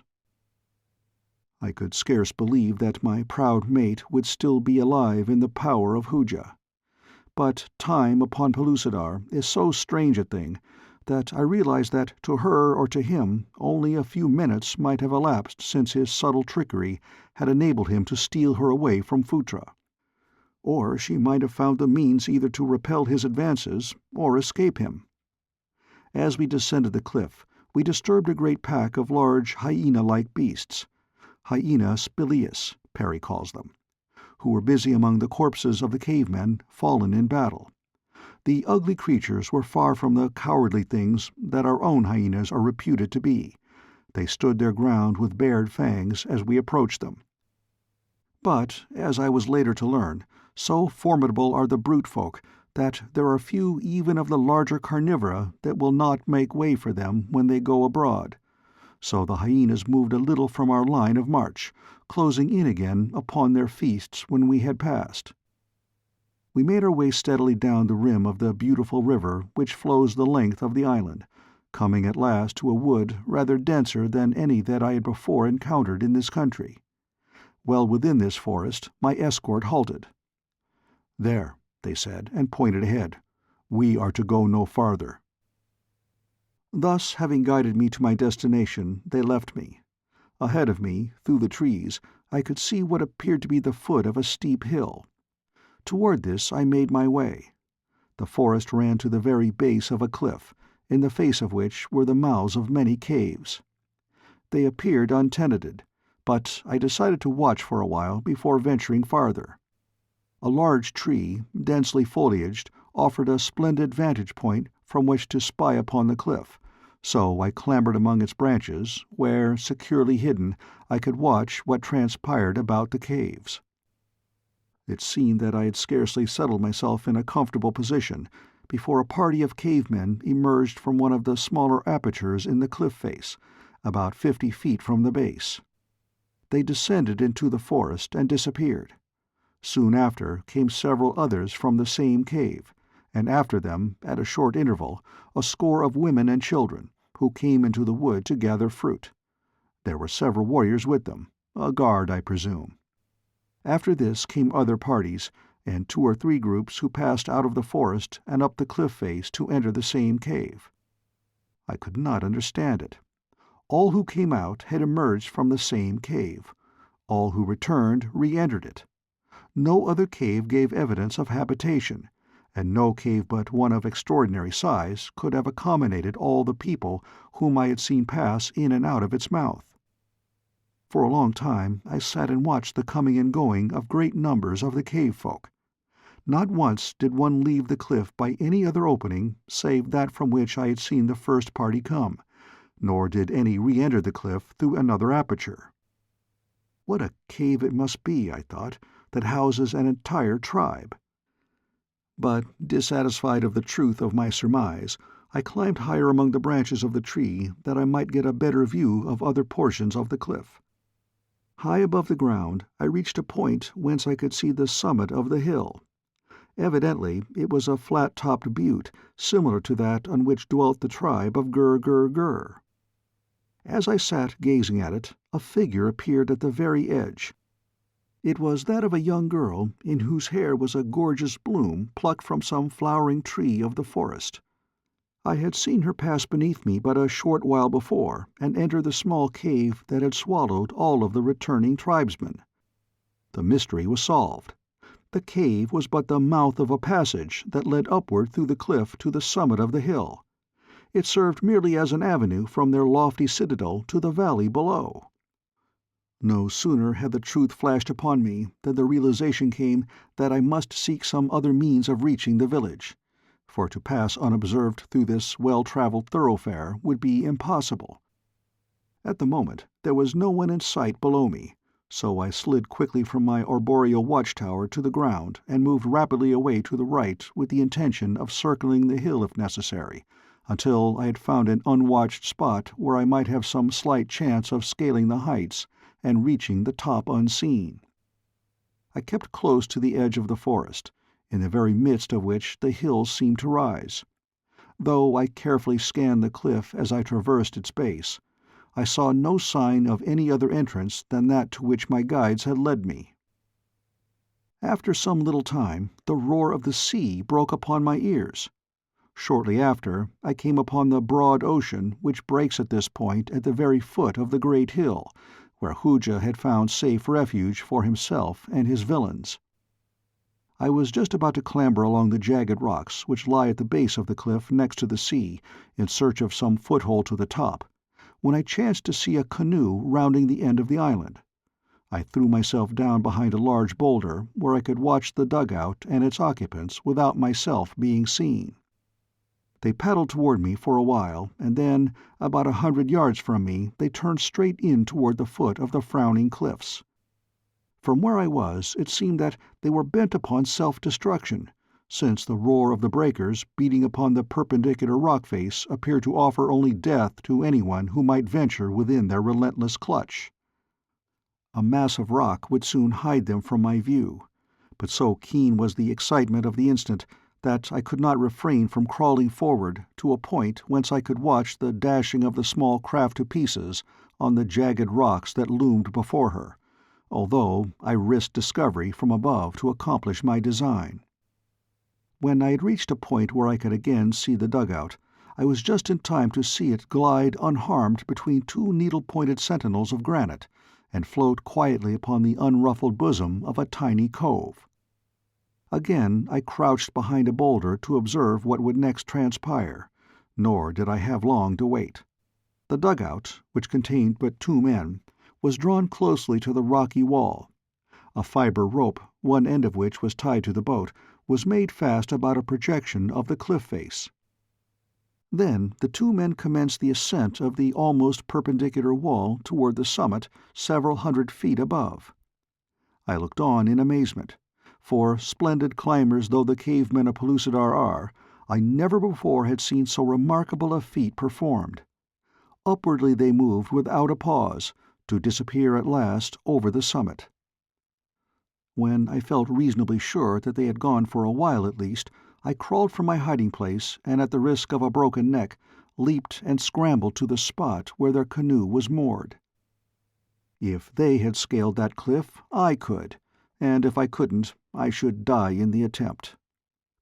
But when I turned to the accomplishment of the task, I found it easier than I had imagined it would be, since I immediately discovered that shallow hand and footholds had been scooped in the cliff's rocky face, forming a crude ladder from the base to the summit. At last I reached the top, and very glad I was, too. Cautiously, I raised my head until my eyes were above the cliff crest. Before me spread a rough mesa, liberally sprinkled with large boulders. There was no village in sight, nor any living creature. I drew myself to level ground and stood erect. A few trees grew among the boulders. Very carefully I advanced from tree to tree and boulder to boulder toward the inland end of the mesa. I stopped often to listen and look cautiously about me in every direction. How I wished that I had my revolvers and rifle. I would not have to worm my way like a scared cat toward Hooja's village, nor did I relish doing so now. But Dian's life might hinge upon the success of my venture, and so I could not afford to take chances. To have met suddenly with discovery and had a score or more of armed warriors upon me might have been very grand and heroic, but it would have immediately put an end to all my earthly activities, nor have accomplished aught in the service of Dian. Well, I must have traveled nearly a mile across that mesa without seeing a sign of anyone, when all of a sudden, as I crept around the edge of a boulder, I ran plump into a man, down on all fours like myself, crawling toward me. Chapter 10. The Raid on the Cave Prison. His head was turned over his shoulder as I first saw him. He was looking back toward the village. As I leapt for him, his eyes fell upon me. Never in my life have I seen a more surprised mortal than this poor cave-man. Before he could utter a single scream of warning or alarm, I had my fingers on his throat, and had dragged him behind the boulder, where I proceeded to sit upon him, while I figured out what I had best do with him. He struggled a little at first, but finally lay still, and so I released the pressure of my fingers at his windpipe, for which I imagine he was quite thankful. I know that I should have been.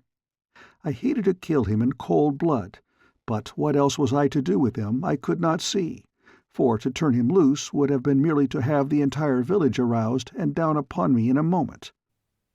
The fellow lay looking up at me with the surprise still deeply written on his countenance. At last, all of a sudden, a look of recognition entered his eyes. "I have seen you before," he said. "I saw you in the arena at the Mahar city of Phutra, when the Thiptars dragged the Tarag from you and your mate. I never understood that. Afterward, they put me in the arena with 2 warriors from Gambul." He smiled in recollection. "It would have been the same had there been 10 warriors from Gambul. I slew them, winning my freedom. Look." He half-turned his left shoulder toward me, exhibiting the newly healed scar of the Mahar's branded mark. "Then," he continued, "as I was returning to my people, I met some of them fleeing. They told me that one called Hooja the Sly One had come and seized our village, putting our people into slavery. So I hurried hither to learn the truth, and sure enough, here I found Hooja and his wicked men living in my village, and my father's people but slaves among them. I was discovered and captured, but Hooja did not kill me. I am the chief's son, and through me he hoped to win my father's warriors back to the village to help him in a great war he says that he will soon commence. Among his prisoners is Dian the Beautiful One, whose brother, Dakor the Strong One, chief of Amaz, once saved my life when he came to Thuria to steal a mate. I helped him capture her, and we are good friends. So, when I learned that Dian the Beautiful One was Hooja's prisoner, I told him that I would not aid him if he harmed her. Recently, one of Hooja's warriors overheard me talking with another prisoner. We were planning to combine all the prisoners, seize weapons, and when most of Hooja's warriors were away, slay the rest and retake our hilltop. Had we done so, we could have held it, for there are only 2 entrances, the narrow tunnel at one end and the steep path up the cliffs at the other. But when Hooja heard what we had planned, he was very angry and ordered that I die. They bound me hand and foot and placed me in a cave until all the warriors should return to witness my death. But while they were away, I heard someone calling me in a muffled voice, which seemed to come from the wall of the cave. When I replied, the voice, which was a woman's, told me that she had overheard all that had passed between me and those who had brought me thither, and that she was Dakor's sister and would find a way to help me. Presently, a little hole appeared in the wall at the point from which the voice had come. After a time, I saw a woman's hand digging with a bit of stone. Dakor's sister made a hole in the wall between the cave where I lay bound and that in which she had been confined, and soon she was by my side and had cut my bonds. We talked then, and I offered to make the attempt to take her away and back to the land of Sari, where she told me she would be able to learn the whereabouts of her mate. Just now I was going to the other end of the island to see if a boat lay there, and if the way was clear for our escape. Most of the boats are always away now, for a great many of Hooja's men and nearly all of the slaves are upon the island of trees, where Hooja is having many boats built to carry his warriors across the water to the mouth of a great river which he discovered while he was returning from Phutra, a vast river that empties into the sea there. The speaker pointed toward the northeast. It is wide and smooth and slow-running almost to the land of Sari, he added. "And where is Dian the Beautiful One now?" I asked. I had released my prisoner as soon as I found that he was Hooja's enemy, and now the pair of us were squatting beside the boulder while he told his story. "She returned to the cave where she had been imprisoned," he replied, "and is awaiting me there."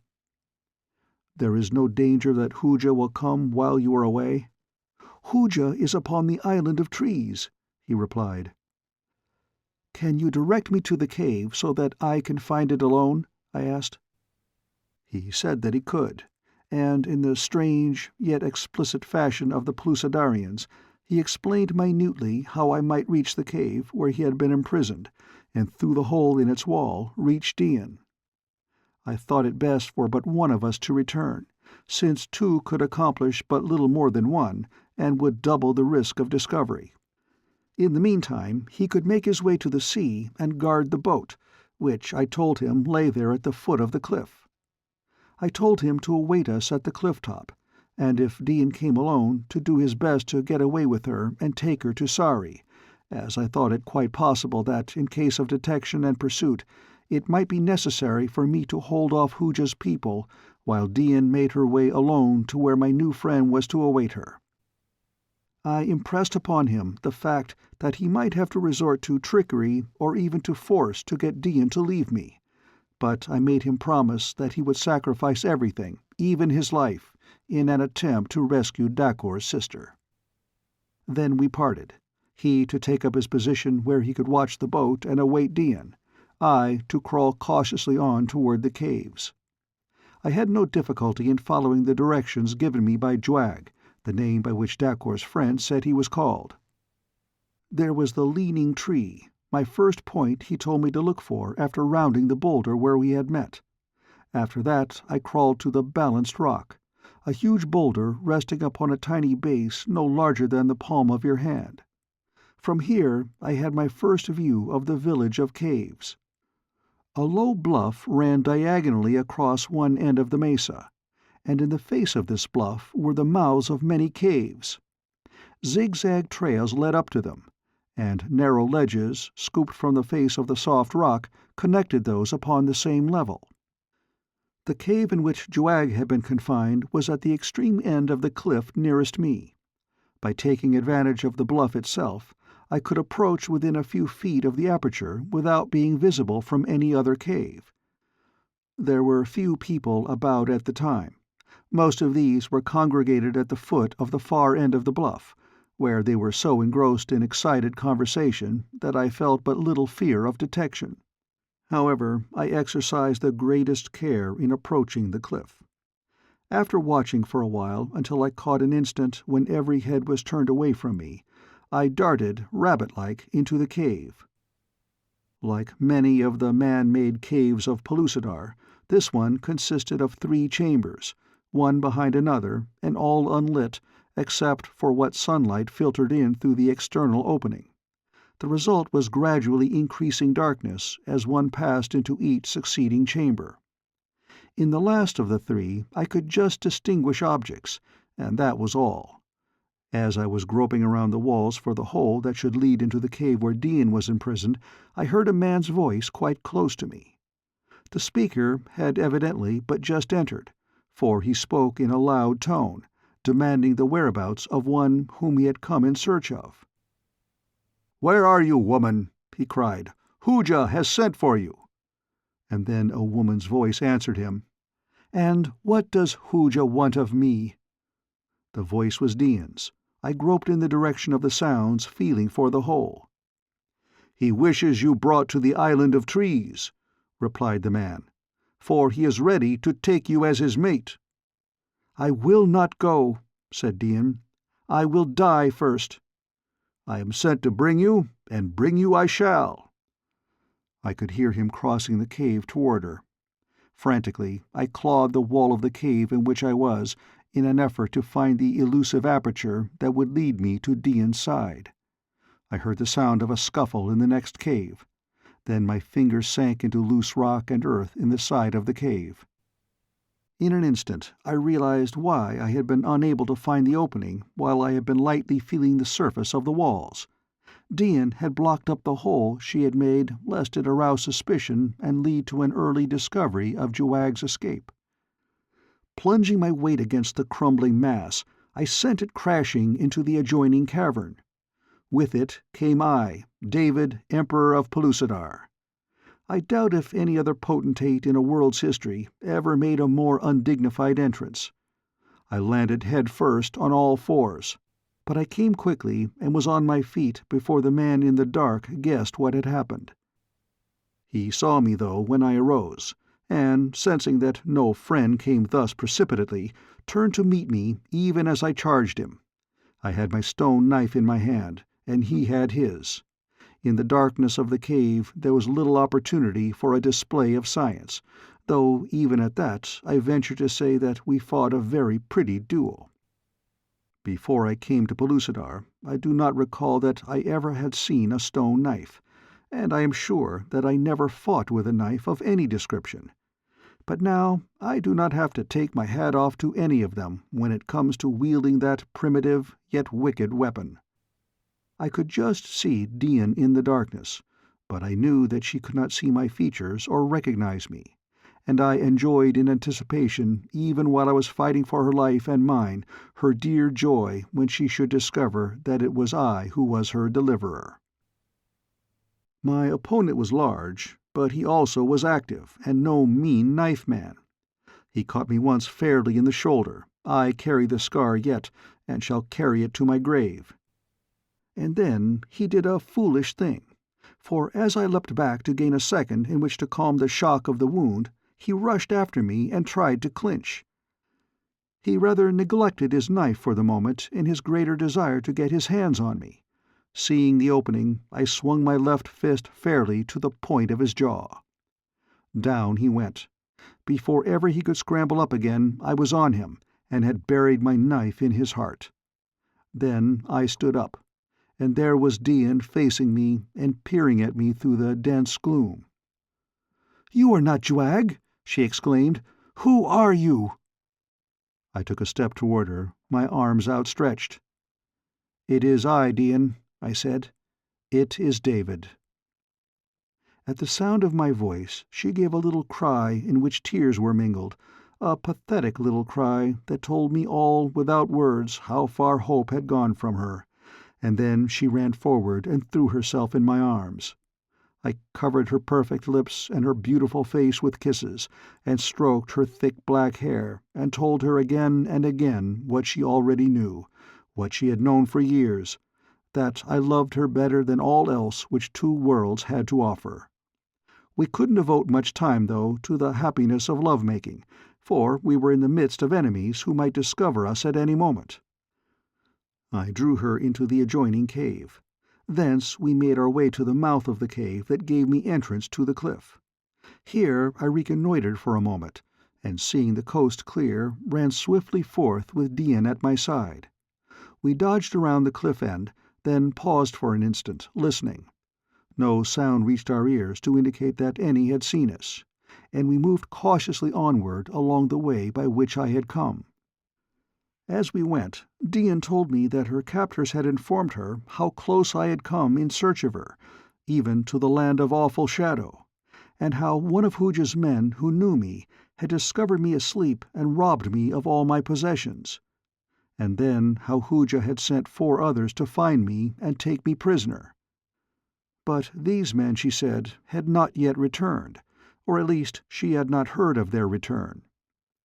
"Nor will you ever," I responded, "for they have gone to that place whence none ever returns." I then related my adventure with these 4. We had come almost to the cliff edge where Juag should be awaiting us, when we saw 2 men walking rapidly toward the same spot from another direction. They did not see us, nor did they see Juag, whom I now discovered hiding behind a low bush close to the verge of the precipice which drops into the sea at this point. As quickly as possible, without exposing ourselves too much to the enemy, we hastened forward that we might reach Juag as quickly as they. But they noticed him first and immediately charged him, for one of them had been his guard, and they had both been sent to search for him, his escape having been discovered between the time he left the cave and the time when I reached it. Evidently they had wasted precious moments looking for him in other portions of the mesa. When I saw that the 2 of them were rushing him, I called out to attract their attention to the fact that they had more than a single man to cope with. They paused at the sound of my voice and looked about. When they discovered Dian and me, they exchanged a few words, and one of them continued toward Juag, while the other turned upon us. As he came nearer, I saw that he carried in his hand one of my 6-shooters, but he was holding it by the barrel, evidently mistaking it for some sort of war-club or tomahawk. I could scarce refrain a grin when I thought of the wasted possibilities of that deadly revolver in the hands of an untutored warrior of the Stone Age. Had he but reversed it and pulled the trigger, he might still be alive. Maybe he is, for all I know, since I did not kill him then. When he was about 20 feet from me, I flung my javelin with a quick movement that I had learned from Ghak. He ducked to avoid it, and instead of receiving it in his heart, for which it was intended, he got it on the side of the head. Down he went all in a heap. Then I glanced toward Joag. He was having a most exciting time. The fellow pitted against Joag was a veritable giant. He was hacking and hewing away at the poor slave with a villainous-looking knife that might have been designed for butchering mastodons. Step by step, he was forcing Joag back toward the edge of the cliff, with a fiendish cunning that permitted his adversary no chance to sidestep the terrible consequences of retreat in this direction.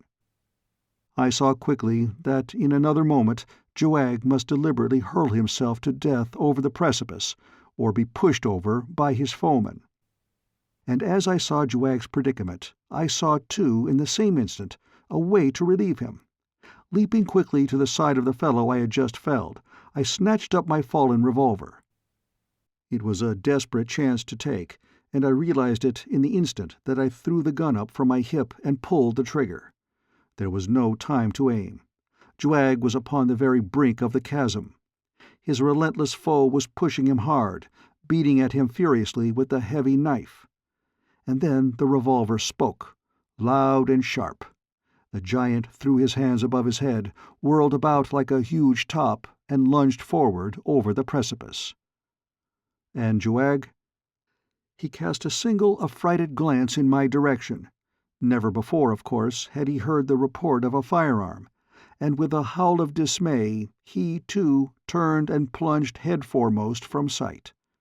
Horror-struck, I hastened to the brink of the abyss just in time to see two splashes upon the surface of the little cove below. For an instant I stood there watching with Dian at my side. Then, to my utter amazement, I saw Joag rise to the surface and swim strongly toward the boat. The fellow had dived that incredible distance and came up unharmed. I called to him to await us below, assuring him that he need have no fear of my weapon, since it would harm only my enemies. He shook his head and muttered something which I could not hear at so great a distance. But when I pushed him, he promised to wait for us. At the same instant, Dian caught my arm and pointed toward the village. My shot had brought a crowd of natives on the run toward us. The fellow whom I had stunned with my javelin had regained consciousness and scrambled to his feet. He was now racing as fast as he could go back toward his people. It looked mighty dark for Dian and me with that ghastly descent between us and even the beginnings of liberty, and a horde of savage enemies advancing at a rapid run. There was but one hope. That was to get Dian started for the bottom without delay. I took her in my arms just for an instant. I felt somehow that it might be for the last time. For the life of me, I couldn't see how both of us could escape. I asked her if she could make the descent alone, if she were not afraid. She smiled up at me bravely and shrugged her shoulders. She afraid? So beautiful is she that I am always having difficulty in remembering that she is a primitive, half-savage cave girl of the Stone Age, and often find myself mentally limiting her capacities to those of the effete and over-civilized beauties of the outer crust. "And you?" she asked as she swung over the edge of the cliff. "I shall follow you after I take a shot or two at our friends," I replied. "I just want to give them a taste of this new medicine which is going to cure Pellucidar of all its ills. That will stop them long enough for me to join you. Now hurry, and tell Joag to be ready to shove off the moment I reach the boat, or the instant that it becomes apparent that I cannot reach it. You, Dian, must return to Sari if anything happens to me, that you may devote your life to carrying out with Perry the hopes and plans for Pellucidar that are so dear to my heart. Promise me, dear." She hated to promise to desert me, nor would she, only shaking her head and making no move to descend. The tribesmen were nearing us. Joag was shouting up to us from below. It was evident that he realized from my actions that I was attempting to persuade Dian to descend, and that grave danger threatened us from above. "Dive!" he cried. "Dive!" I looked at Dian and then down at the abyss below us. The cove appeared no larger than a saucer. How Juag ever had hit it, I could not guess. "Dive!" cried Juag. "It is the only way. There is no time to climb down." Chapter 11. Escape. Dian glanced downward and shuddered. Her tribe were hill people. They were not accustomed to swimming other than in quiet rivers and placid lakelets. It was not the steep that appalled her, it was the ocean, vast, mysterious, terrible. To dive into it from this great height was beyond her. I couldn't wonder either. To have attempted it myself seemed too preposterous even for thought. Only one consideration could have prompted me to leap headforemost from that giddy height: suicide. Or at least so I thought at the moment. "Quick!" I urged Dian. "You cannot dive, but I can hold them until you reach safety." "And you?" she asked once more. "Can you dive when they come too close? Otherwise you could not escape if you waited here until I reached the bottom." I saw that she would not leave me unless she thought that I could make that frightful dive as we had seen Juag make it. I glanced once downward. Then, with a mental shrug, I assured her that I would dive the moment that she reached the boat. Satisfied, she began the descent carefully, yet swiftly. I watched her for a moment, my heart in my mouth lest some slight misstep or the slipping of a finger-hold should pitch her to a frightful death upon the rocks below. Then I turned toward the advancing Hoojans. Hoosiers, Perry dubbed them, even going so far as to christen this island where Hooja held sway Indiana. It is so marked now upon our maps. They were coming at a great rate. I raised my revolver, took deliberate aim at the foremost warrior, and pulled the trigger. With the bark of the gun, the fellow lunged forward. His head doubled beneath him. He rolled over and over 2 or 3 times before he came to a stop, to lie very quietly in the thick grass among the brilliant wildflowers. Those behind him halted. One of them hurled a javelin toward me, but it fell short. They were just beyond javelin range. There were 2 armed with bows and arrows. These I kept my eyes on. All of them appeared awestruck and frightened by the sound and effect of the firearm. They kept looking from the corpse to me and jabbering among themselves. I took advantage of the lull in hostilities to throw a quick glance over the edge toward Dian. She was halfway down the cliff and progressing finely. Then I turned back toward the enemy. One of the bowmen was fitting an arrow to his bow. I raised my hand. "Stop!" I cried. "Whoever shoots at me or advances toward me I shall kill as I killed him." I pointed at the dead man. The fellow lowered his bow. Again there was animated discussion. I could see that those who were not armed with bows were urging something upon the 2 who were. At last the majority appeared to prevail, for simultaneously the 2 archers raised their weapons. At the same instant I fired at one of them, dropping him in his tracks. The other, however, launched his missile. But the report of my gun had given him such a start that the arrow flew wild above my head. A second after, and he, too, was sprawled upon the sward, with a round hole between his eyes. It had been a rather good shot. I glanced over the edge again. Dian was almost at the bottom. I could see Juag standing just beneath her with his hands upstretched to assist her. A sullen roar from the warriors recalled my attention toward them. They stood shaking their fists at me and yelling insults. From the direction of the village I saw a single warrior coming to join them. He was a huge fellow, and when he strode among them I could tell by his bearing and their deference toward him that he was a chieftain. He listened to all they had to tell of the happenings of the last few minutes. Then, with a command and a roar, he started for me with the whole pack at his heels. All they had needed had arrived, namely, a brave leader. I had 2 unfired cartridges in the chambers of my gun. I let the big warrior have one of them, thinking that his death would stop them all. But I guess they were worked up to such a frenzy of rage by this time that nothing would have stopped them. At any rate, they only yelled the louder as he fell and increased their speed toward me. I dropped another with my remaining cartridge. Then they were upon me, or almost. I thought of my promise to Dian. The awful abyss was behind me, a big devil with a huge bludgeon in front of me. I grasped my six-shooter by the barrel and hurled it squarely in his face with all my strength. Then, without waiting to learn the effect of my throw, I wheeled, ran the few steps to the edge, and leapt as far out over that frightful chasm as I could. I know something of diving, and all that I know I put into that dive, which I was positive would be my last. For a couple of 100 feet I fell in horizontal position. The momentum I gained was terrific. I could feel the air almost as a solid body, so swiftly I hurtled through it. Then my position gradually changed to the vertical, and with hands outstretched I slipped through the air, cleaving it like a flying arrow. Just before I struck the water, a perfect shower of javelins fell all about. My enemies had rushed to the brink and hurled their weapons after me. By a miracle, I was untouched. In the final instant, I saw that I had cleared the rocks and was going to strike the water fairly. Then I was in and plumbing the depths. I suppose I didn't really go very far down, but it seemed to me that I should never stop.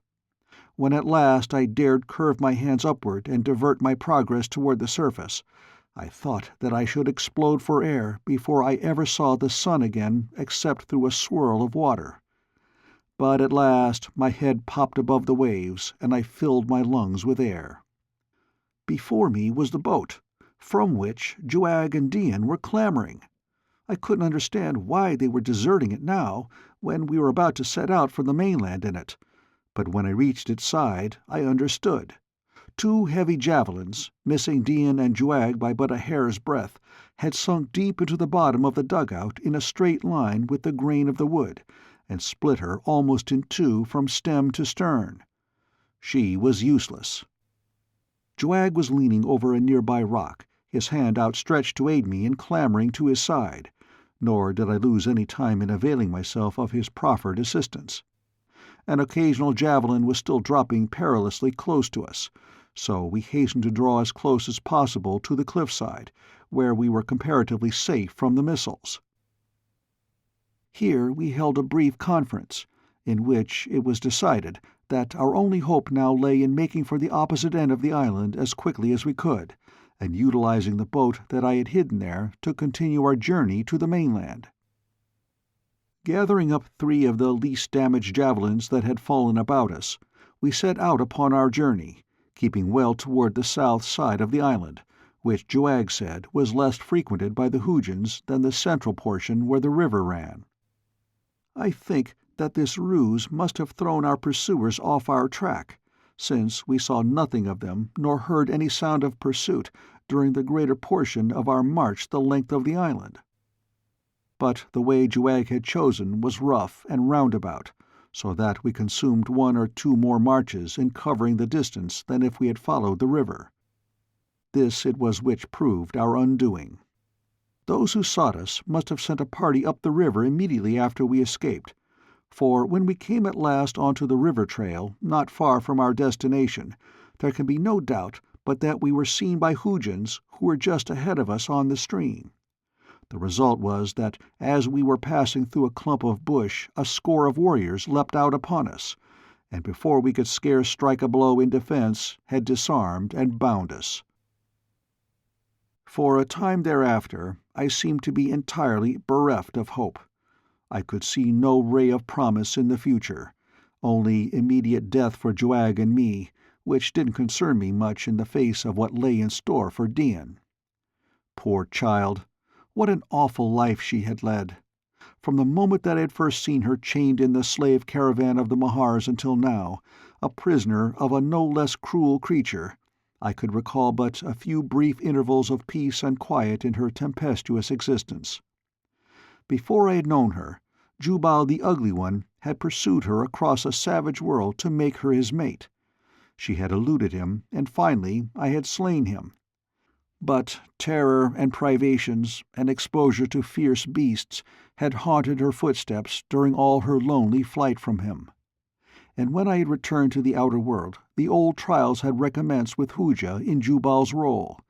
I could almost have wished for death to vouchsafe her that peace which fate seemed to deny her in this life. I spoke to her on the subject, suggesting that we expire together. "Do not fear, David," she replied. "I shall end my life before ever Hooja can harm me, but first I shall see that Hooja dies." She drew from her breast a little leathern thong, to the end of which was fastened a tiny pouch.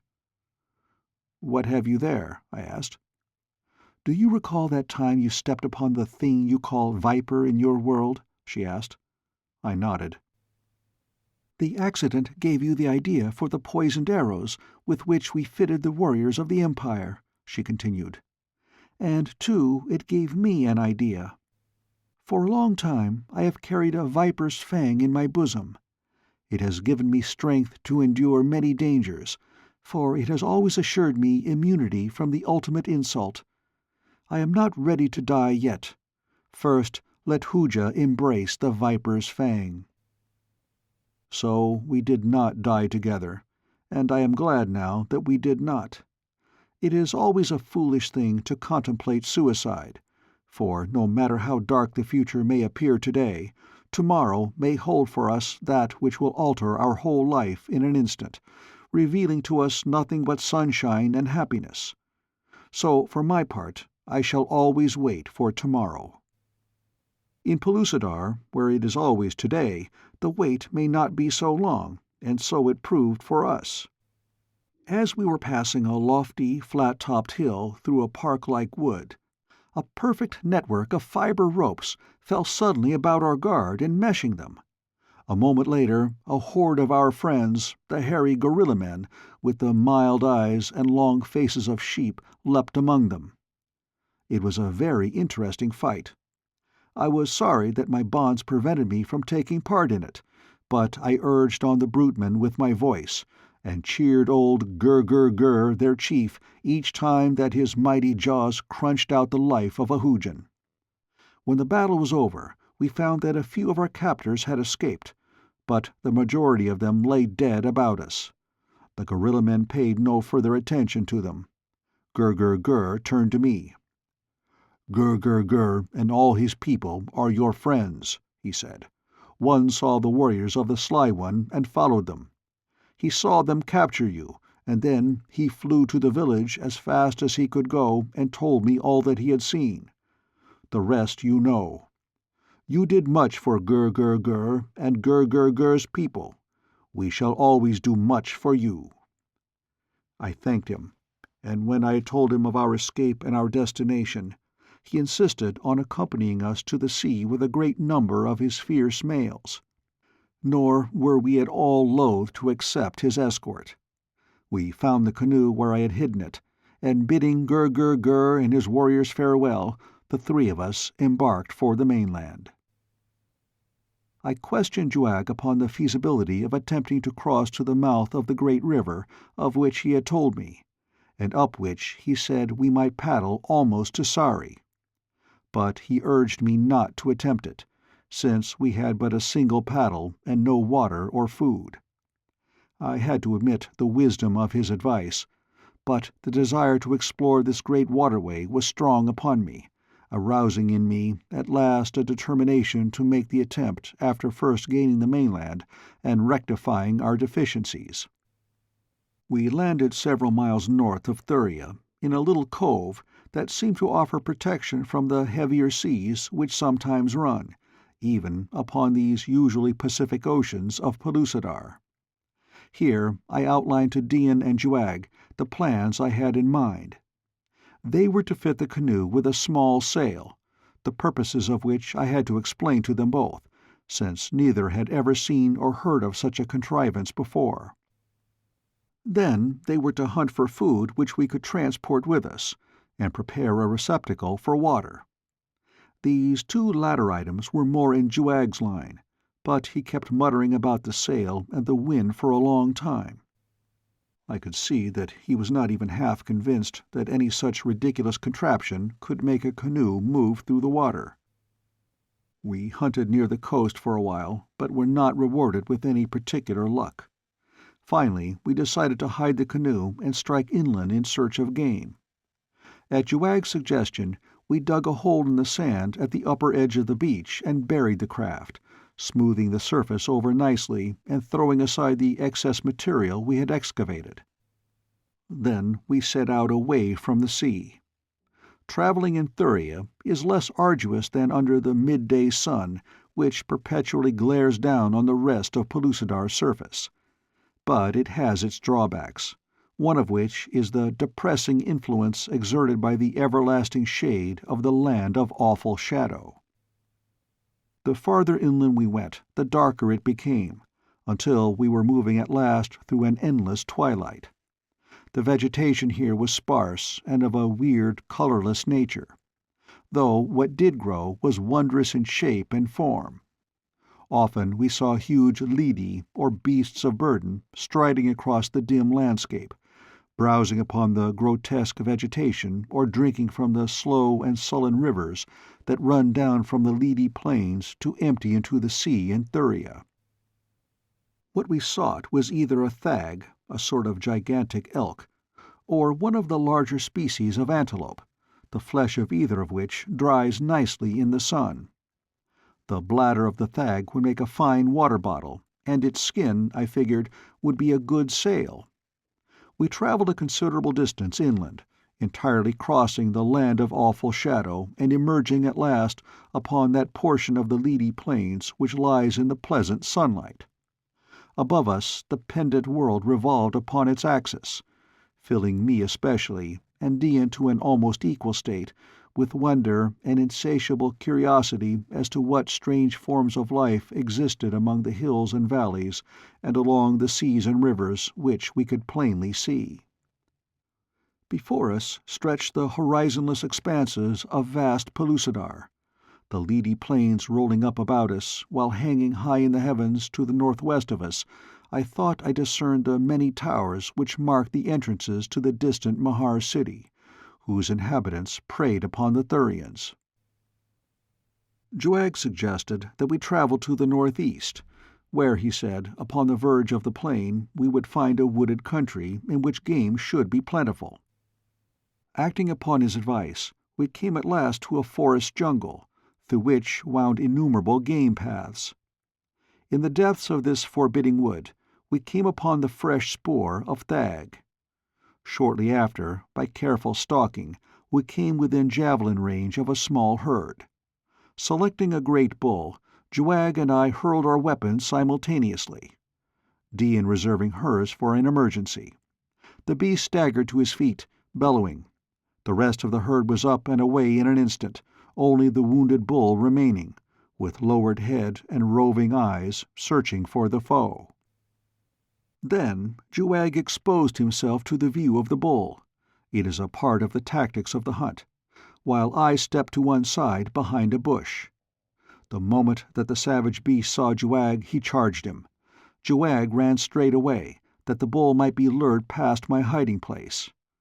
On he came, tons of mighty bestial strength and rage. Dian had slipped behind me. She, too, could fight a thag should emergency require. Ah, such a girl! A rightful empress of a Stone Age by every standard which two worlds might bring to measure her. Crashing down toward us came the bull thag, bellowing and snorting, with the power of 100 outer earthly bulls. When he was opposite me, I sprang for the heavy mane that covered his huge neck.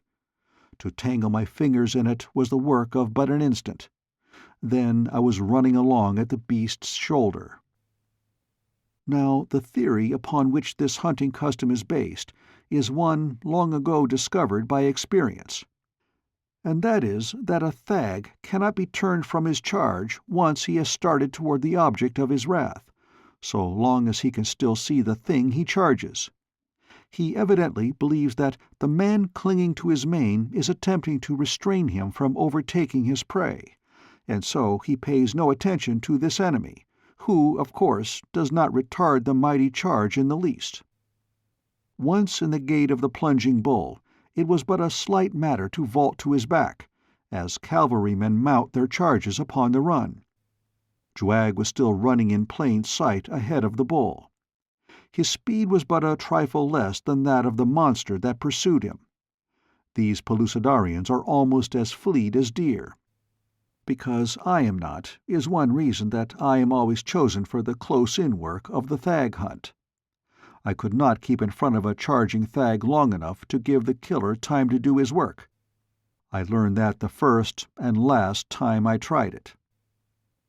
Once astride the bull's neck, I drew my long stone knife, and settling the point carefully over the brute's spine, drove it home with both hands. At the same instant I leapt clear of the stumbling animal. Now, no vertebrate can progress far with a knife through his spine, and the thag is no exception to the rule. The fellow was down instantly. As he wallowed, Juag returned, and the two of us leapt in when an opening afforded the opportunity, and snatched our javelins from his side. Then we danced about him, more like two savages than anything else, until we got the opening we were looking for, when simultaneously our javelins pierced his wild heart, stilling it forever. The thag had covered considerable ground from the point at which I had leapt upon him. When, after dispatching him, I looked back for Dian, I could see nothing of her. I called aloud, but receiving no reply, set out at a brisk trot to where I had left her. I had no difficulty in finding the self-same bush behind which we had hidden, but Dian was not there. Again and again I called, to be rewarded only by silence. Where could she be? What could have become of her in the brief interval since I had seen her standing just behind me? Chapter 12. Kidnapped. I searched about the spot carefully. At last I was rewarded by the discovery of her javelin, a few yards from the bush that had concealed us from the charging thag. Her javelin and the indications of a struggle, revealed by the trampled vegetation and the overlapping footprints of a woman and a man. Filled with consternation and dismay, I followed these latter to where they suddenly disappeared 100 yards from where the struggle had occurred. There I saw the huge imprints of a lady's feet. The story of the tragedy was all too plain. A Thurian had either been following us or had accidentally espied Dian and taken a fancy to her. While Juag and I had been engaged with the thag, he had abducted her. I ran swiftly back to where Juag was working over the kill. As I approached him, I saw that something was wrong in this quarter as well, for the islander was standing upon the carcass of the thag, his javelin poised for a throw. When I had come nearer, I saw the cause of his belligerent attitude. Just beyond him stood two large jaylocks, or wolf-dogs, regarding him intently, a male and a female. Their behavior was rather peculiar, for they did not seem preparing to charge him. Rather, they were contemplating him in an attitude of questioning. Juag heard me coming and turned toward me with a grin. These fellows love excitement. I could see by his expression that he was enjoying in anticipation the battle that seemed imminent. But he never hurled his javelin. A shout of warning from me stopped him, for I had seen the remnants of a rope dangling from the neck of the male jaylock. Juag again turned toward me, but this time in surprise. I was abreast him in a moment, and, passing him, walked straight toward the two beasts. As I did so, the female crouched with bared fangs. The male, however, leapt forward to meet me, not in deadly charge, but with every expression of delight and joy which the poor animal could exhibit.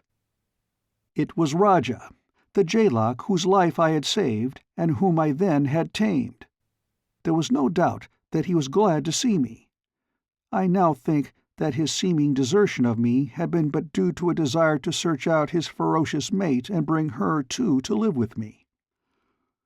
When Juag saw me fondling the great beast, he was filled with consternation, but I did not have much time to spare to Rajah while my mind was filled with the grief of my new loss. I was glad to see the brute, and I lost no time in taking him to Joag and making him understand that Joag too was to be Rajah's friend. With the female the matter was more difficult, but Rajah helped us out by growling savagely at her whenever she bared her fangs against us. I told Joag of the disappearance of Dian, and of my suspicions as to the explanation of the catastrophe. He wanted to start out right after her, but I suggested that with Rajah to help me, it might be as well were he to remain and skin the thag, remove its bladder, and then return to where we had hidden the canoe on the beach. And so it was arranged that he was to do this and await me there for a reasonable time. I pointed to a great lake upon the surface of the Pendent World above us, telling him that if after this lake had appeared 4 times I had not returned, to go either by water or land to Sari and fetch Ghak with an army. Then, calling Rajah after me, I set out after Dian and her abductor. First I took the wolf-dog to the spot where the man had fought with Dian. A few paces behind us followed Rajah's fierce mate. I pointed to the ground where the evidences of the struggle were plainest, and where the scent must have been strong to Rajah's nostrils. Then I grasped the remnant of the leash that hung about his neck and urged him forward upon the trail. He seemed to understand. With nose to the ground he set out upon his task. Dragging me after him, he trotted straight out upon the leady plains, turning his steps in the direction of the Thurian village. I could have guessed as much. Behind us trailed the female. After a while she closed upon us, until she ran quite close to me and at Rajah's side. It was not long before she seemed as easy in my company as did her lord and master. We must have covered considerable distance at a very rapid pace, for we had re-entered the great shadow, when we saw a huge leady ahead of us, moving leisurely across the level plain. Upon its back were 2 human figures. If I could have known that the Jalox would not harm Dian, I might have turned them loose upon the leady and its master. But I could not know, and so dared take no chances. However, the matter was taken out of my hands presently, when Rajah raised his head and caught sight of his quarry. With a lunge that hurled me flat and jerked the leash from my hand, he was gone with the speed of the wind after the giant leady and its riders. At his side raced his shaggy mate, only a trifle smaller than he and no whit less savage. They did not give tongue until the leady itself discovered them and broke into a lumbering, awkward, but none the less rapid gallop. Then the 2 hound beasts commenced to bay, starting with a low, plaintive note that rose, weird and hideous, to terminate at a series of short, sharp yelps. I feared that it might be the hunting call of the pack, and if this were true, there would be slight chance for either Dian or her abductor, or myself either, as far as that was concerned. So I redoubled my efforts to keep pace with the hunt. But I might as well have attempted to distance the bird upon the wing. As I have often reminded you, I am no runner. In that instance it was just as well that I am not, for my very slowness of foot played into my hands. While had I been fleeter, I might have lost Dian that time forever. The leady, with the hounds running close on either side, had almost disappeared in the darkness that enveloped the surrounding landscape, when I noted that it was bearing toward the right. This was accounted for by the fact that Rajah ran upon its left side, and, unlike his mate, kept leaping for the great beast's shoulder. The man on the leady's back was prodding at the hyaenodon with his long spear, but still Rajah kept springing up and snapping. The effect of this was to turn the leady toward the right, and the longer I watched the procedure, the more convinced I became that Rajah and his mate were working together with some end in view. For the she-dog merely galloped steadily at the leady's right, about opposite his rump. I had seen Jalox hunting in packs, and I recalled now what for the time I had not thought of. the several that ran ahead and turned the quarry back toward the main body. This was precisely what Rajah and his mate were doing. They were turning the leady back toward me, or at least Rajah was. Just why the female was keeping out of it I did not understand, unless it was that she was not entirely clear in her own mind as to precisely what her mate was attempting. At any rate, I was sufficiently convinced to stop where I was and await developments, for I could readily realize two things. One was that I could never overhaul them before the damage was done if they should pull the leady down now. The other thing was that if they did not pull it down for a few minutes, it would have completed its circle and returned close to where I stood. And this is just what happened. The lot of them were almost swallowed up in the twilight for a moment. Then they reappeared again, but this time far to the right and circling back in my direction. I waited until I could get some clear idea of the right spot to gain that I might intercept the leady. But even as I waited, I saw the beast attempt to turn still more to the right, a move that would have carried him far to my left in a much more circumscribed circle than the hyaenodons had mapped out for him. Then I saw the female leap forward and head him, and when he would have gone too far to the left, Rajah sprang, snapping at his shoulder, and held him straight. Straight for me the two savage beasts were driving their quarry. It was wonderful. It was something else, too, as I realized, while the monstrous beast neared me. It was like standing in the middle of the tracks in front of an approaching express train. But I didn't dare waver. Too much depended upon my meeting that hurtling mass of terrified flesh with a well-placed javelin. So I stood there, waiting to be run down and crushed by those gigantic feet, but determined to drive home my weapon in the broad breast before I fell. The leady was only about 100 yards from me when Rajah gave a few barks in a tone that differed materially from his hunting cry. Instantly both he and his mate leapt for the long neck of the ruminant. Neither missed. Swinging in mid-air, they hung tenaciously, their weight dragging down the creature's head, and so retarding its speed that before it had reached me it was almost stopped, and devoting all its energies to attempting to scrape off its attackers with its forefeet. Dian had seen and recognized me, and was trying to extricate herself from the grasp of her captor, who, handicapped by a strong and agile prisoner, was unable to wield his lance effectively upon the two jaylocks. At the same time, I was running swiftly toward them. When the man discovered me, he released his hold upon Dian and sprang to the ground, ready with his lance to meet me. My javelin was no match for his longer weapon, which was used more for stabbing than as a missile. Should I miss him at my first cast, as was quite probable, since he was prepared for me, I would have to face his formidable lance with nothing more than a stone knife. The outlook was scarcely entrancing. Evidently, I was soon to be absolutely at his mercy. Seeing my predicament, he ran toward me to get rid of one antagonist before he had to deal with the other two. He could not guess, of course, that the two jaylocks were hunting with me.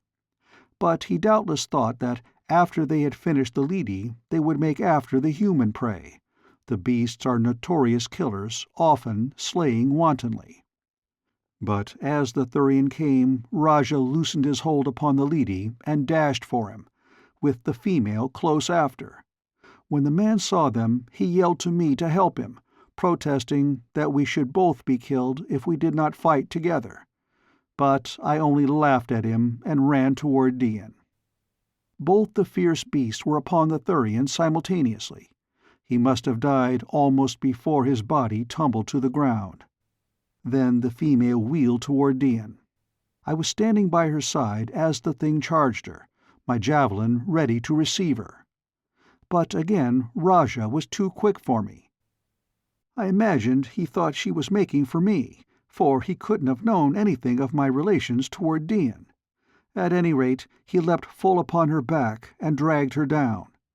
There ensued forthwith as terrible a battle as one would wish to see if battles were gauged by volume of noise and riotousness of action. I thought that both the beasts would be torn to shreds. When finally the female ceased to struggle and rolled over on her back, her forepaws limply folded, I was sure that she was dead. Raja stood over her, growling, his jaws close to her throat. Then I saw that neither of them bore a scratch. The male had simply administered a severe drubbing to his mate. It was his way of teaching her that I was sacred. After a moment he moved away and let her rise, when she set about smoothing down her rumpled coat, while he came stalking toward Dian and me. I had an arm about Dian now. As Raja came close, I caught him by the neck and pulled him up to me. There I stroked him and talked to him, bidding Dian do the same, until I think he pretty well understood that if I was his friend, so was Dian. For a long time he was inclined to be shy of her, often baring his teeth at her approach, and it was a much longer time before the female made friends with us. But by careful kindness, by never eating without sharing our meat with them, and by feeding them from our hands, we finally won the confidence of both animals. However, that was a long time after. With the two beasts trotting after us, we returned to where we had left Juag. Here I had the Dickens' own time keeping the female from Juag's throat. Of all the venomous, wicked, cruel-hearted beasts on two worlds, I think a female hyaenodon takes the palm. But eventually she tolerated Juag as she had Dian and me, and the five of us set out toward the coast, for Juag had just completed his labors on the Thag when we arrived.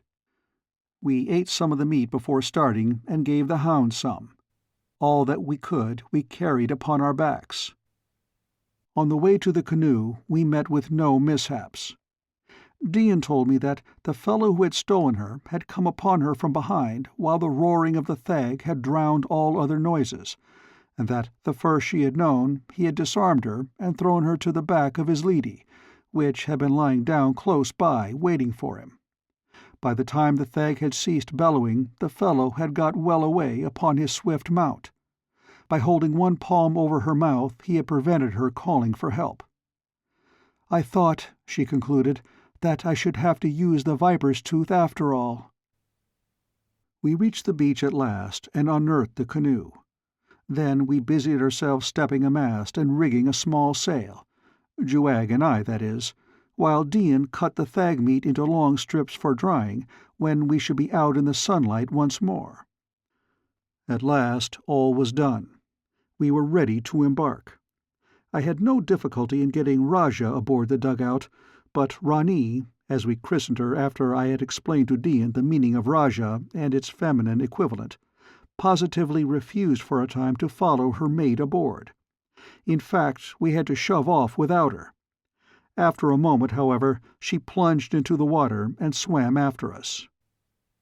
I let her come alongside, and then Juag and I pulled her in, she snapping and snarling at us as we did so. But, strange to relate, she didn't offer to attack us after we had ensconced her safely in the bottom alongside Raja. The canoe behaved much better under sail than I had hoped, infinitely better than the battleship Sari had, and we made good progress almost due west across the gulf, upon the opposite side of which I hoped to find the mouth of the river of which Juag had told me. The islander was much interested and impressed by the sail and its results. He had not been able to understand exactly what I had hoped to accomplish with it while we were fitting up the boat, but when he saw the clumsy dugout move steadily through the water without paddles, he was as delighted as a child. We made splendid headway on the trip, coming into sight of land at last. Juag had been terror-stricken when he had learned that I intended crossing the ocean, and when we passed out of sight of land he was in a blue funk.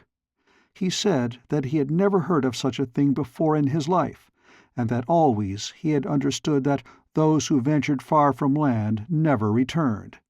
For how could they find their way when they could see no land to steer for? I tried to explain the compass to him, and though he never really grasped the scientific explanation of it, yet he did learn to steer by it quite as well as I. We passed several islands on the journey, islands which Juag told me were entirely unknown to his own island folk. Indeed, our eyes may have been the first ever to rest upon them. I should have liked to stop off and explore them, but the business of empire would brook no unnecessary delays. I asked Juag how Hooja expected to reach the mouth of the river which we were in search of if he didn't cross the gulf, and the islander explained that Hooja would undoubtedly follow the coast around. For some time we sailed up the coast searching for the river, and at last we found it. So great was it that I thought it must be a mighty gulf, until the mass of driftwood that came out upon the first ebb tide convinced me that it was the mouth of a river. There were the trunks of trees uprooted by the undermining of the river banks, giant creepers, flowers, grasses, and now and then the body of some land animal or bird. I was all excitement to commence our upward journey, when there occurred that which I had never before seen within Pellucidar, a really terrific windstorm. It blew down the river upon us with a ferocity and suddenness that took our breaths away, and before we could get a chance to make the shore it became too late. The best that we could do was to hold the scudding craft before the wind and race along in a smother of white spume. Juag was terrified. If Dian was, she hid it. For was she not the daughter of a once great chief, the sister of a king, and the maid of an emperor? Rajah and Rani were frightened. The former crawled close to my side and buried his nose against me. Finally, even fierce Rani was moved to seek sympathy from a human being.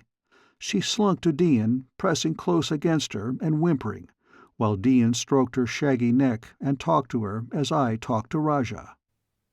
There was nothing for us to do but try to keep the canoe right side up and straight before the wind. For what seemed an eternity the tempest neither increased nor abated. I judged that we must have blown 100 miles before the wind and straight out into an unknown sea. As suddenly as the wind rose, it died again, and when it died it veered to blow at right angles to its former course in a gentle breeze. I asked Juag then what our course was, for he had had the compass last. It had been on a leather thong about his neck. When he felt for it, the expression that came into his eyes told me as plainly as words what had happened. The compass was lost. The compass was lost. And we were out of sight of land without a single celestial body to guide us. Even the Pendent World was not visible from our position. Our plight seemed hopeless to me, but I dared not let Dian and Juag guess how utterly dismayed I was, though, as I soon discovered, there was nothing to be gained by trying to keep the worst from Juag. He knew it quite as well as I. He had always known, from the legends of his people, the dangers of the open sea beyond the sight of land. The compass, since he had learned its uses from me, had been all that he had to buoy his hope of eventual salvation from the watery deep. He had seen how it had guided me across the water to the very coast that I desired to reach, and so he had implicit confidence in it. Now that it was gone, his confidence had departed also. There seemed but one thing to do. That was to keep on sailing straight before the wind, since we could travel most rapidly along that course, until we sighted land of some description. If it chanced to be the mainland, well and good. If an island, well, we might live upon an island. We certainly could not live long in this little boat, with only a few strips of dried thag and a few quarts of water left. Quite suddenly a thought occurred to me. I was surprised that it had not come before as a solution to our problem. I turned toward Juag. "You Pellucidarians are endowed with a wonderful instinct," I reminded him. "An instinct that points the way straight to your homes, no matter in what strange land you may find yourself. Now all we have to do is let Dian guide us toward Amaz, and we shall come in a short time to the same coast whence we just were blown." As I spoke, I looked at them with a smile of renewed hope, but there was no answering smile in their eyes. It was Dian who enlightened me.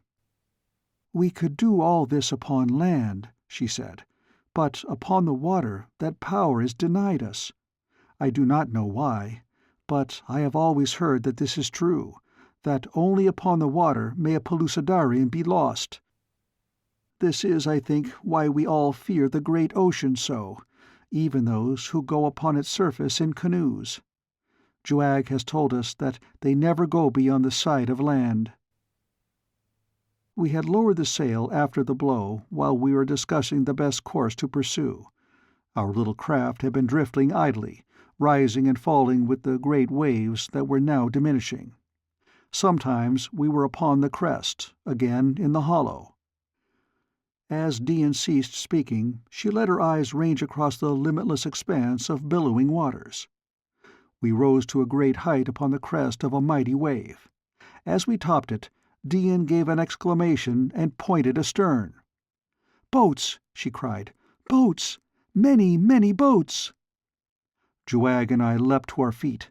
But our little craft had now dropped to the trough, and we could see nothing but walls of water close upon either hand. We waited for the next wave to lift us, and when it did we strained our eyes in the direction that Dian had indicated. Sure enough, scarce half a mile away were several boats, and scattered far and wide behind us as far as we could see were many others. We could not make them out in the distance, or in the brief glimpse that we caught of them before we were plunged again into the next wave canyon, but they were boats, and in them must be human beings like ourselves. Chapter 13. Racing for Life. At last the sea subsided, and we were able to get a better view of the armada of small boats in our wake. There must have been 200 of them. Juag said that he had never seen so many boats before in all his life. Where had they come from? Juag was first to hazard a guess. "Hooja," he said, "was building many boats to carry his warriors to the great river and up it towards Sari. He was building them with almost all his warriors and many slaves upon the island of trees. No one else in all the history of Pellucidar has ever built so many boats as they told me Hooja was building. These must be Hooja's boats." "And they were blown out to sea by the great storm just as we were," suggested Dian. "There can be no better explanation of them," I agreed. "What shall we do?" asked Juag. "Suppose we make sure that they really are Hooja's people," suggested Dian. "It may be that they are not, and that if we run away from them before we learn definitely who they are, we shall be running away from a chance to live and find the mainland. They may be a people of whom we have never even heard, and if so, we can ask them to help us, if they know the way to the mainland." "Which they will not," interposed Juag. "Well," I said, "it can't make our predicament any more trying to wait until we find out who they are. They are heading for us now. Evidently they have spied our sail, and guessed that we do not belong to their fleet." "They probably want to ask the way to the mainland themselves," said Juag, who was nothing if not a pessimist. "If they want to catch us, they can do it if they paddle faster than we can sail," I said.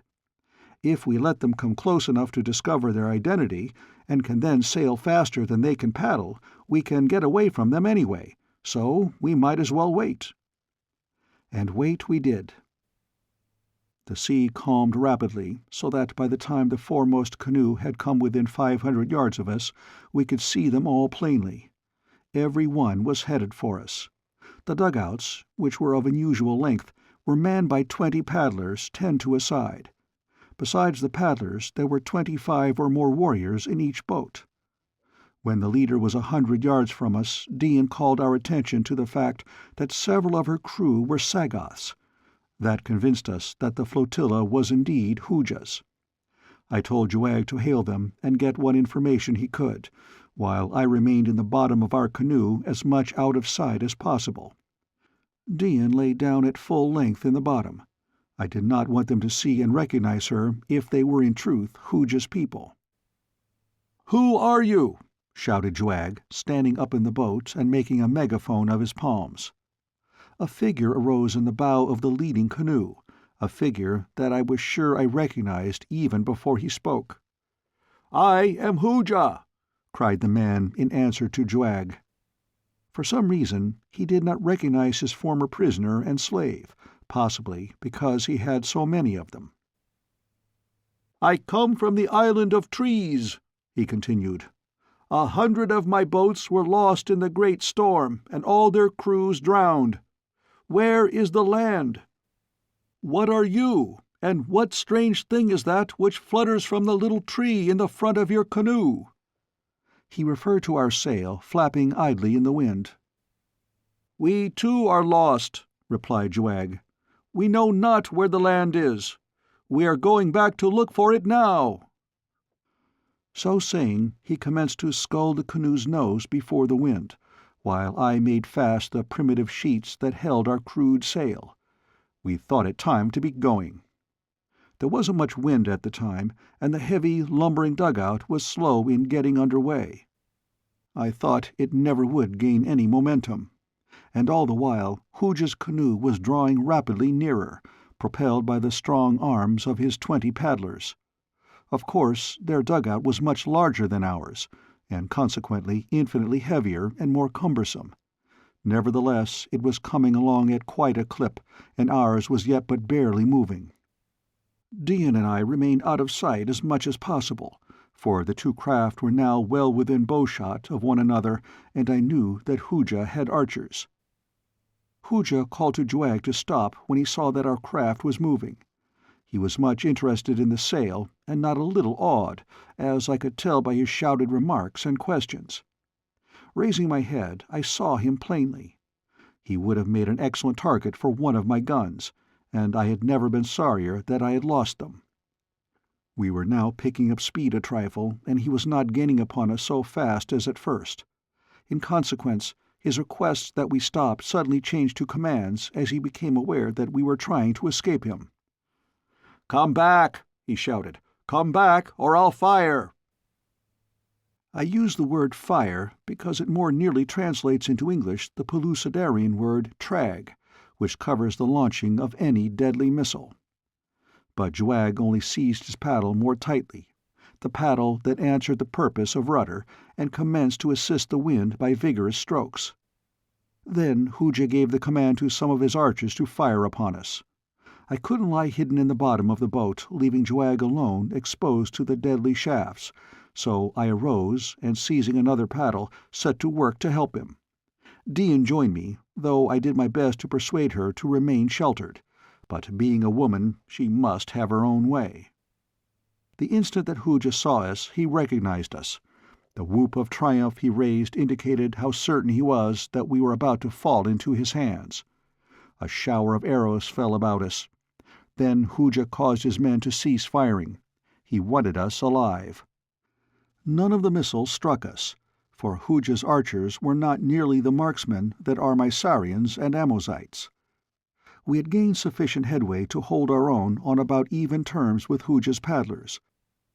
We did not seem to be gaining, though, and neither did they. How long this nerve-wracking experience lasted, I cannot guess, though we had pretty nearly finished our meager supply of provisions when the wind picked up a bit and we commenced to draw away. Not once yet had we sighted land, nor could I understand it, since so many of the seas I had seen before were thickly dotted with islands. Our plight was anything but pleasant, yet I think that Hooja and his forces were even worse off than we, for they had no food nor water at all. Far out behind us, in a long line that curved upward in the distance, to be lost in the haze, strung Hooja's 200 boats. But one would have been enough to have taken us could it have come alongside. We had drawn some 50 yards ahead of Hooja. There had been times when we were scarce 10 yards in advance, and were feeling considerably safer from capture. Hooja's men, working in relays, were commencing to show the effects of the strain under which they had been forced to work without food or water, and I think their weakening aided us almost as much as the slight freshening of the wind. Hooja must have commenced to realize that he was going to lose us, for he again gave orders that we be fired upon. Volley after volley of arrows struck about us. The distance was so great by this time that most of the arrows fell short, while those that reached us were sufficiently spent to allow us to ward them off with our paddles. However, it was a most exciting ordeal. Hooja stood in the bow of his boat, alternately urging his men to greater speed and shouting epithets at me. But we continued to draw away from him. At last the wind rose to a fair gale, and we simply raced away from our pursuers as if they were standing still. Juag was so tickled that he forgot all about his hunger and thirst. I think that he had never been entirely reconciled to the heathenish invention which I called a sail, and that down in the bottom of his heart he believed that the paddlers would eventually overhaul us, but now he couldn't praise it enough. We had a strong gale for a considerable time, and eventually dropped Hooja's fleet so far astern that we could no longer discern them. And then, I shall never forget that moment, Dian sprang to her feet with a cry of, "Land!" Sure enough, dead ahead, a long, low coast stretched across our bow. It was still a long way off, and we couldn't make out whether it was island or mainland, but at least it was land. If ever shipwrecked mariners were grateful, we were then. Rajah and Rani were commencing to suffer for lack of food, and I could swear that the latter often cast hungry glances upon us, though I am equally sure that no such hideous thoughts ever entered the head of her mate. We watched them both most closely, however. Once, while stroking Rani, I managed to get a rope around her neck and make her fast to the side of the boat. Then I felt a bit safer for Dian. It was pretty close quarters in that little dugout for 3 human beings and 2 practically wild, man-eating dogs. But we had to make the best of it, since I would not listen to Juag's suggestion that we kill and eat Rajah and Rani. We made good time to within a few miles of the shore. Then the wind died suddenly out. We were all of us keyed up to such a pitch of anticipation that the blow was doubly hard to bear. And it was a blow, too, since we could not tell in what quarter the wind might rise again. But Juag and I set to work to paddle the remaining distance. Almost immediately the wind rose again from precisely the opposite direction from which it had formerly blown, so that it was mighty hard work making progress against it.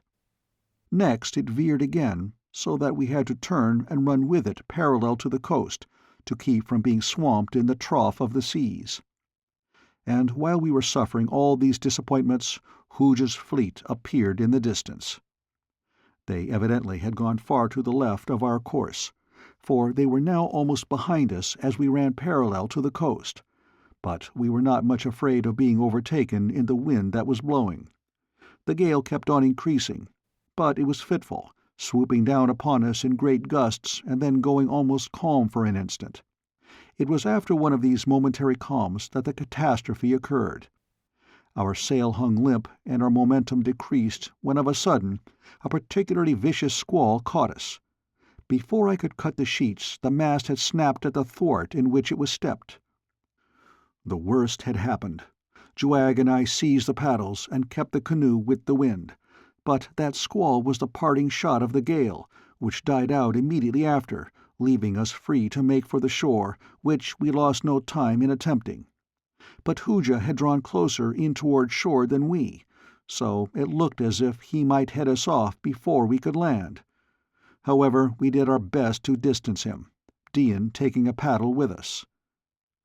We were in a fair way to succeed when there appeared, pouring from among the trees beyond the beach, a horde of yelling, painted savages, brandishing all sorts of devilish-looking primitive weapons. So menacing was their attitude that we realized at once the folly of attempting to land among them. Hooja was drawing closer to us. There was no wind. We could not hope to out-paddle him, and with our sail gone, no wind would help us, though, as if in derision at our plight, a steady breeze was now blowing. But we had no intention of sitting idle while our fate overtook us, so we bent to our paddles, and keeping parallel with the coast, did our best to pull away from our pursuers. It was a grueling experience. We were weakened by lack of food. We were suffering the pangs of thirst. Capture and death were close at hand. Yet I think that we gave a good account of ourselves in our final effort to escape. Our boat was so much smaller and lighter than any of Hooja's that the three of us forced it ahead almost as rapidly as his larger craft could go under their 20 paddles.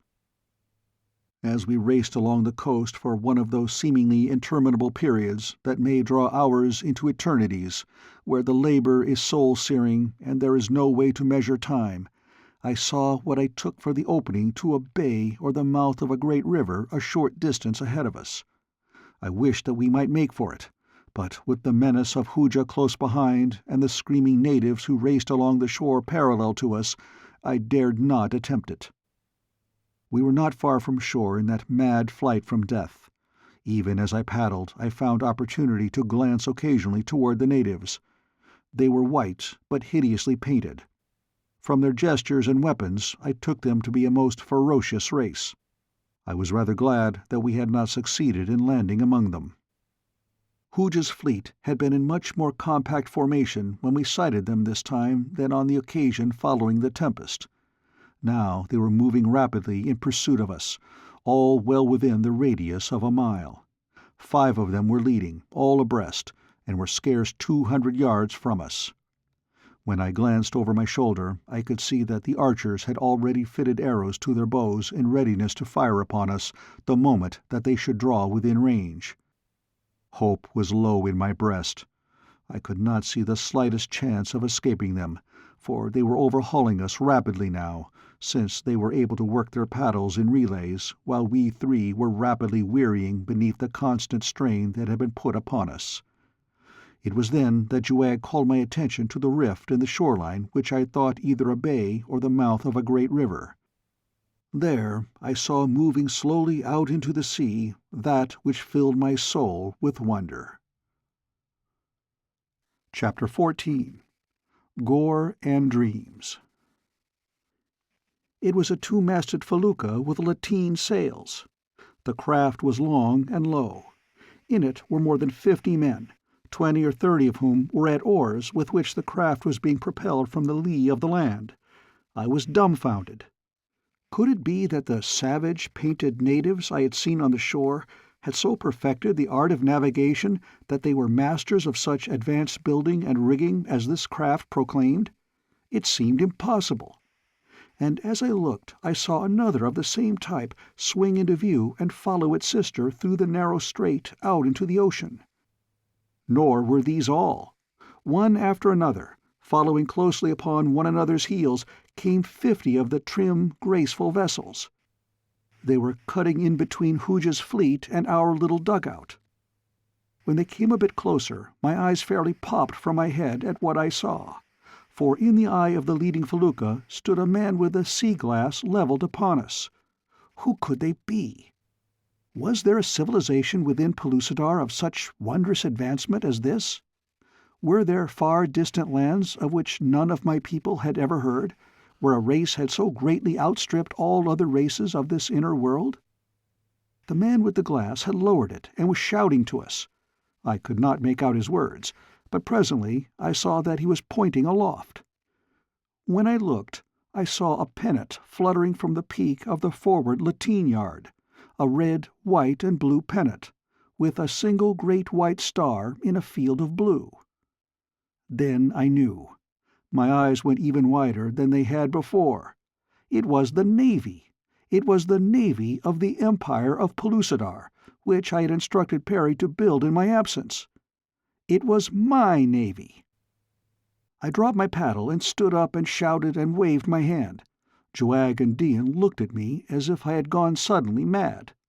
When I could stop shouting, I told them, and they shared my joy and shouted with me. But still Hooja was coming nearer, nor could the leading felucca overhaul him before he would be alongside or at least within bowshot. Hooja must have been as much mystified as we were as to the identity of the strange fleet.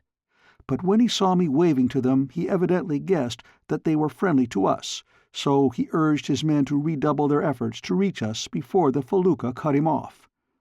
He shouted word back to the others of his fleet, word that was passed back until it reached them all, directing them to run alongside the strangers and board them, for with his 200 craft and his 8 or 10,000 warriors, he evidently felt equal to overcoming the 50 vessels of the enemy, which did not seem to carry over 3,000 men all told. His own personal energies he bent to reaching Dian and me first, leaving the rest of the work to his other boats. I thought that there could be but little doubt that he would be successful in so far as we were concerned, and I feared for the revenge that he might take upon us should the battle go against his force, as I was sure it would. For I knew that Perry and his Mesops must have brought with them all the arms and ammunition that had been contained in the prospector. But I was not prepared for what happened next. As Hooja's canoe reached a point some 20 yards from us, a great puff of smoke broke from the bow of the leading felucca, followed almost simultaneously by a terrific explosion, and a solid shot screamed close over the heads of the men in Hooja's craft, raising a great splash where it clove the water just beyond them. Perry had perfected gunpowder and built cannon. It was marvelous. Dian and Juag, as much surprised as Hooja, turned wondering eyes toward me. Again the cannon spoke. I suppose that by comparison with the great guns of modern naval vessels of the outer world, it was a pitifully small and inadequate thing. But here in Pellucidar, where it was the first of its kind, it was about as awe-inspiring as anything you might imagine. With the report, an iron cannonball about 5 inches in diameter struck Hooja's dugout just above the waterline, tore a great splintering hole in its side, turned it over, and dumped its occupants into the sea. The 4 dugouts that had been abreast of Hooja had turned to intercept the leading felucca. Even now, in the face of what must have been a withering catastrophe to them, they kept bravely on toward the strange and terrible craft. In them were fully 200 men, while but 50 lined the gunwale of the felucca to repel them. The commander of the felucca, who proved to be Ja, let them come quite close and then turned loose upon them a volley of shots from small arms. The cavemen and Sagoths in the dugouts seemed to wither before that blast of death like dry grass before a prairie fire. Those who were not hit dropped their bows and javelins, and seizing upon paddles, attempted to escape. But the felucca pursued them relentlessly, her crew firing at will. At last I heard Ja shouting to the survivors in the dugouts. They were all quite close to us now, offering them their lives if they would surrender. Perry was standing close behind Ja, and I knew that this merciful action was prompted, perhaps commanded, by the old man, for no Pellucidarian would have thought of showing leniency to a defeated foe. As there was no alternative save death, the survivors surrendered, and a moment later were taken aboard the Amaz, the name that I could now see printed in large letters upon the felucca's bow, and which no one in that whole world could read except Perry and I. When the prisoners were aboard, Ja brought the felucca alongside our dugout. Many were the willing hands that reached down to lift us to her decks. The bronze faces of the Mesops were broad with smiles, and Perry was fairly beside himself with joy. Dian went aboard first, and then Juag, as I wished to help Rajah and Rani aboard myself, well knowing that it would fare ill with any Mesop who touched them. We got them aboard at last, and a great commotion they caused among the crew, who had never seen a wild beast thus handled by man before. Perry and Dian and I were so full of questions that we fairly burst, but we had to contain ourselves for a while, since the battle with the rest of Hooja's fleet had scarce commenced. From the small forward decks of the feluccas, Perry's crude cannon were belching smoke, flame, thunder, and death. The air trembled to the roar of them. Hooja's horde, intrepid, savage fighters that they were closing in to grapple in a last death struggle with the Mesops who manned our vessels. The handling of our fleet by the Red Island warriors of Ja's clan was far from perfect. I could see that Perry had lost no time after the completion of the boats in setting out upon this cruise. What little the captains and crews had learned of handling feluccas they must have learned principally since they embarked upon this voyage. And while experience is an excellent teacher and had done much for them, they still had a great deal to learn. In maneuvering for position they were continually fouling one another, and on 2 occasions shot from our batteries came near to striking our own ships. No sooner, however, was I aboard the flagship than I attempted to rectify this trouble to some extent. By passing commands by word of mouth from one ship to another, I managed to get the 50 feluccas into some sort of line, with the flagship in the lead. In this formation we commenced slowly to circle the position of the enemy. The dugouts came for us right along in an attempt to board us, but by keeping on the move in one direction and circling, we managed to avoid getting in each other's way, and were enabled to fire our cannon and our small arms with less danger to our own comrades. When I had a moment to look about me, I took in the felucca on which I was. I am free to confess that I marveled at the excellent construction and staunch yet speedy lines of the little craft. That Perry had chosen this type of vessel seemed rather remarkable, for though I had warned him against turreted battleships, armor, and like useless show, I had fully expected that when I beheld his navy I should find considerable attempt at grim and terrible magnificence, for it was always Perry's idea to overawe these ignorant cavemen when we had to contend with them in battle. But I had soon learned that while one might easily astonish them with some new engine of war, it was an utter impossibility to frighten them into surrender. I learned later that Ja had gone carefully over the plans of various craft with Perry. The old man had explained in detail all that the text told him of them. The two had measured out dimensions upon the ground, that Ja might see the sizes of different boats. Perry had built models, and Ja had had him read carefully and explain all that they could find relative to the handling of sailing vessels. The result of this was that Ja was the one who had chosen the felucca. It was well that Perry had had so excellent a balance wheel, for he had been wild to build a huge frigate of the Nelsonian era. He told me so himself. One thing that had inclined Ja particularly to the felucca was the fact that it included oars in its equipment. He realized the limitations of his people in the matter of sails, and while they had never used oars, the implement was so similar to a paddle that he was sure they quickly could master the art, and they did. As soon as one hull was completed, Ja kept it on the water constantly, first with one crew and then with another, until 2,000 red warriors had learned to row. Then they stepped their masts, and a crew was told off for the first ship. While the others were building, they learned to handle theirs. As each succeeding boat was launched, its crew took it out and practiced with it under the tutorage of those who had graduated from the first ship, and so on until a full complement of men had been trained for every boat. Well, to get back to the battle. The Hoojans kept on coming at us, and as fast as they came we mowed them down. It was little else than slaughter. Time and time again I cried to them to surrender, promising them their lives if they would do so. At last there were but 10 boatloads left. These turned in flight. They thought they could paddle away from us. It was pitiful.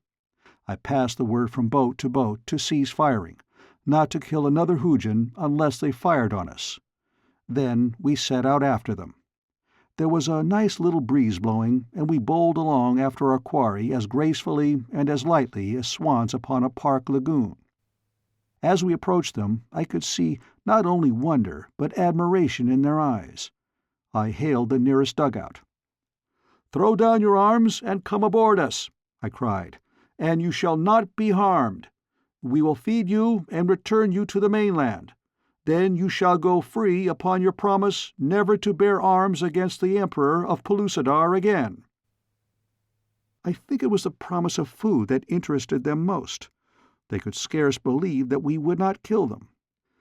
But when I exhibited the prisoners we already had taken and showed them that they were alive and unharmed, a great Sagoth in one of the boats asked me what guarantee I could give that I would keep my word. "None other than my word," I replied. "That I do not break." The Pellucidarians themselves are rather punctilious about this same matter, so the Sagoth could understand that I might possibly be speaking the truth. But he could not understand why we should not kill them unless we meant to enslave them, which I had as much denied already when I had promised to set them free. Ja couldn't exactly see the wisdom of my plan either. He thought that we ought to follow up the 10 remaining dugouts and sink them all, but I insisted that we must free as many as possible of our enemies upon the mainland. "You see," I explained, "these men will return at once to Hooja's island, to the Mahar cities from which they come, or to the countries from which they were stolen by the Mahars. They are men of 2 races and of many countries. They will spread the story of our victory far and wide, and while they are with us, we will let them see and hear many other wonderful things which they may carry back to their friends and their chiefs. It's the finest chance for free publicity, Perry," I added to the old man, "that you or I have seen in many a day." Perry agreed with me. As a matter of fact, he would have agreed to anything that would have restrained us from killing the poor devils who fell into our hands. He was a great fellow to invent gunpowder and firearms and cannon, but when it came to using these things to kill people, he was as tender-hearted as a chicken. The Sagoth who had spoken was talking to other Sagoths in his boat. Evidently they were holding a council over the question of the wisdom of surrendering.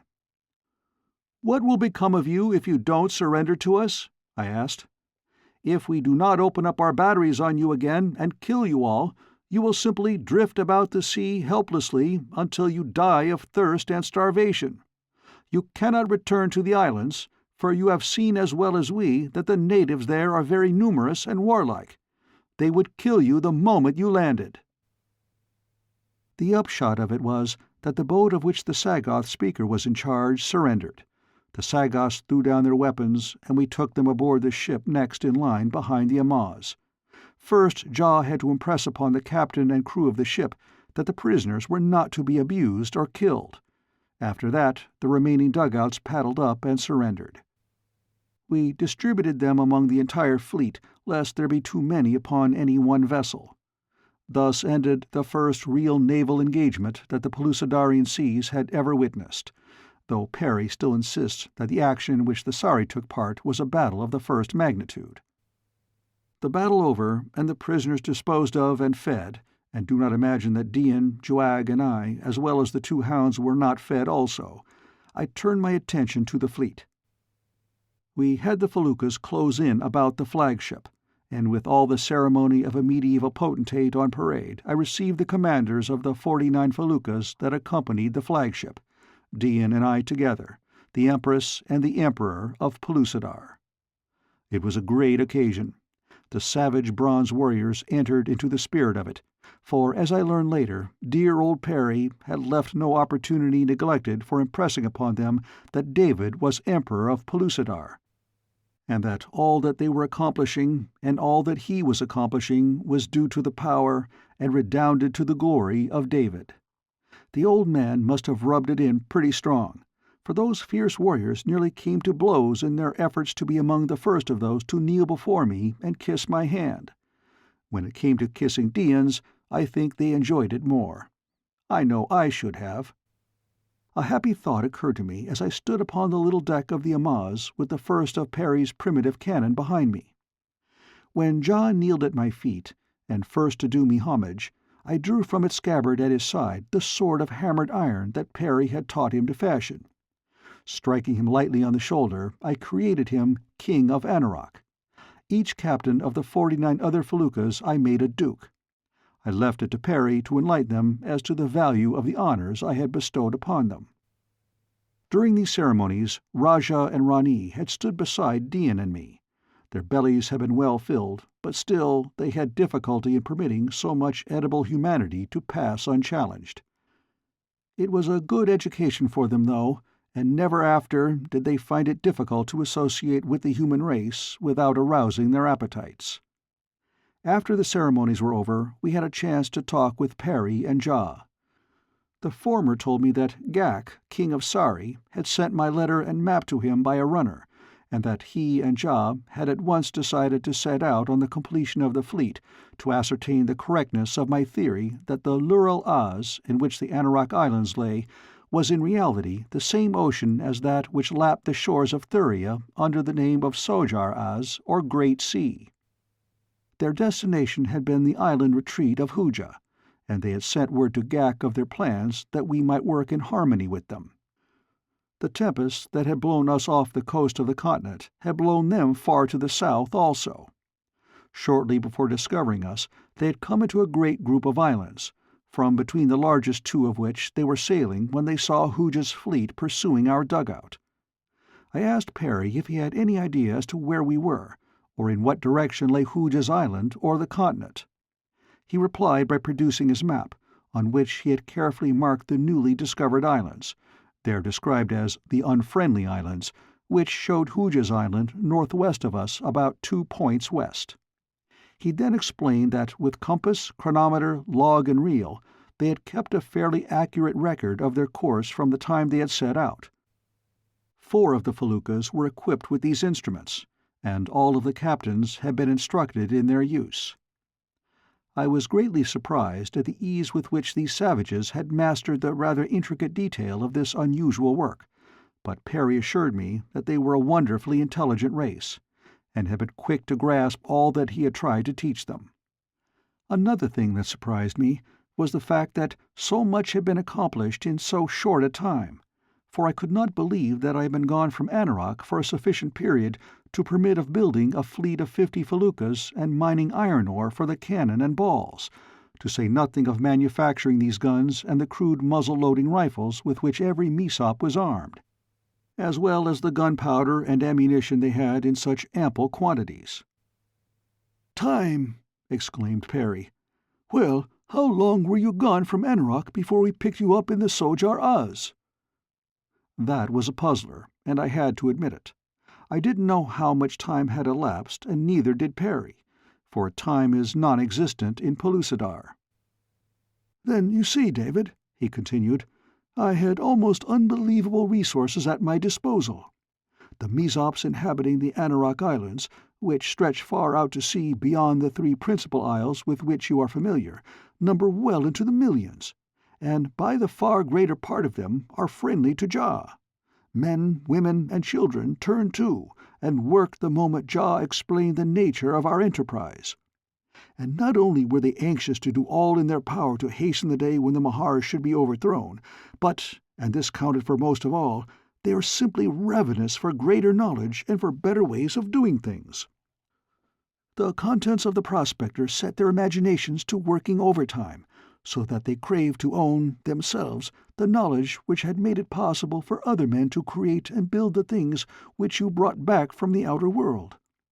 And then," continued the old man, "the element of time, or rather lack of time, operated to my advantage. There being no nights, there was no laying off from work. They labored incessantly, stopping only to eat, and on rare occasions to sleep. Once we had discovered iron ore, we had enough mined in an incredibly short time to build 1,000 cannon. I had only to show them once how a thing should be done, and they would fall to work by thousands to do it. Why, no sooner had we fashioned the first muzzle-loader, and they had seen it work successfully, than fully 3,000 Mesops fell to work to make rifles. Of course, there was much confusion and lost motion at first, but eventually Jah got them in hand, detailing squads of them under competent chiefs to certain work. We now have 100 expert gun-makers. On a little isolated isle we have a great powder factory. Near the iron mine, which is on the mainland, is a smelter, and on the eastern shore of Anarok a well-equipped shipyard. All these industries are guarded by forts in which several cannon are mounted and where warriors are always on guard. You would be surprised now, David, at the aspect of Anarok. I am surprised myself. It seems always to me, as I compare it with the day that I first set foot upon it from the deck of the Sari, that only a miracle could have worked the change that has taken place." "It is a miracle," I said. "It is nothing short of a miracle to transplant all the wondrous possibilities of the 20th century back to the Stone Age. It is a miracle to think that only 500 miles of earth separate 2 epochs that are really ages and ages apart." "It is stupendous, Perry, but still more stupendous is the power that you and I wield in this great world. These people look upon us as little less than supermen. We must show them that we are all of that. We must give them the best that we have, Perry." "Yes," he agreed, "we must. I have been thinking a great deal lately that some kind of shrapnel shell or explosive bomb will be a most splendid innovation in their warfare. Then there are breech-loading rifles, and those with magazines, that I must hasten to study out and learn to reproduce as soon as we get settled down again. And hold on, Perry, I cried. I didn't mean these sorts of things at all. I said that we must give them the best we have. What we have given them so far has been the worst. We have given them war and the munitions of war. In a single day we have made their wars infinitely more terrible and bloody than in all their past ages they have been able to make them with their crude primitive weapons.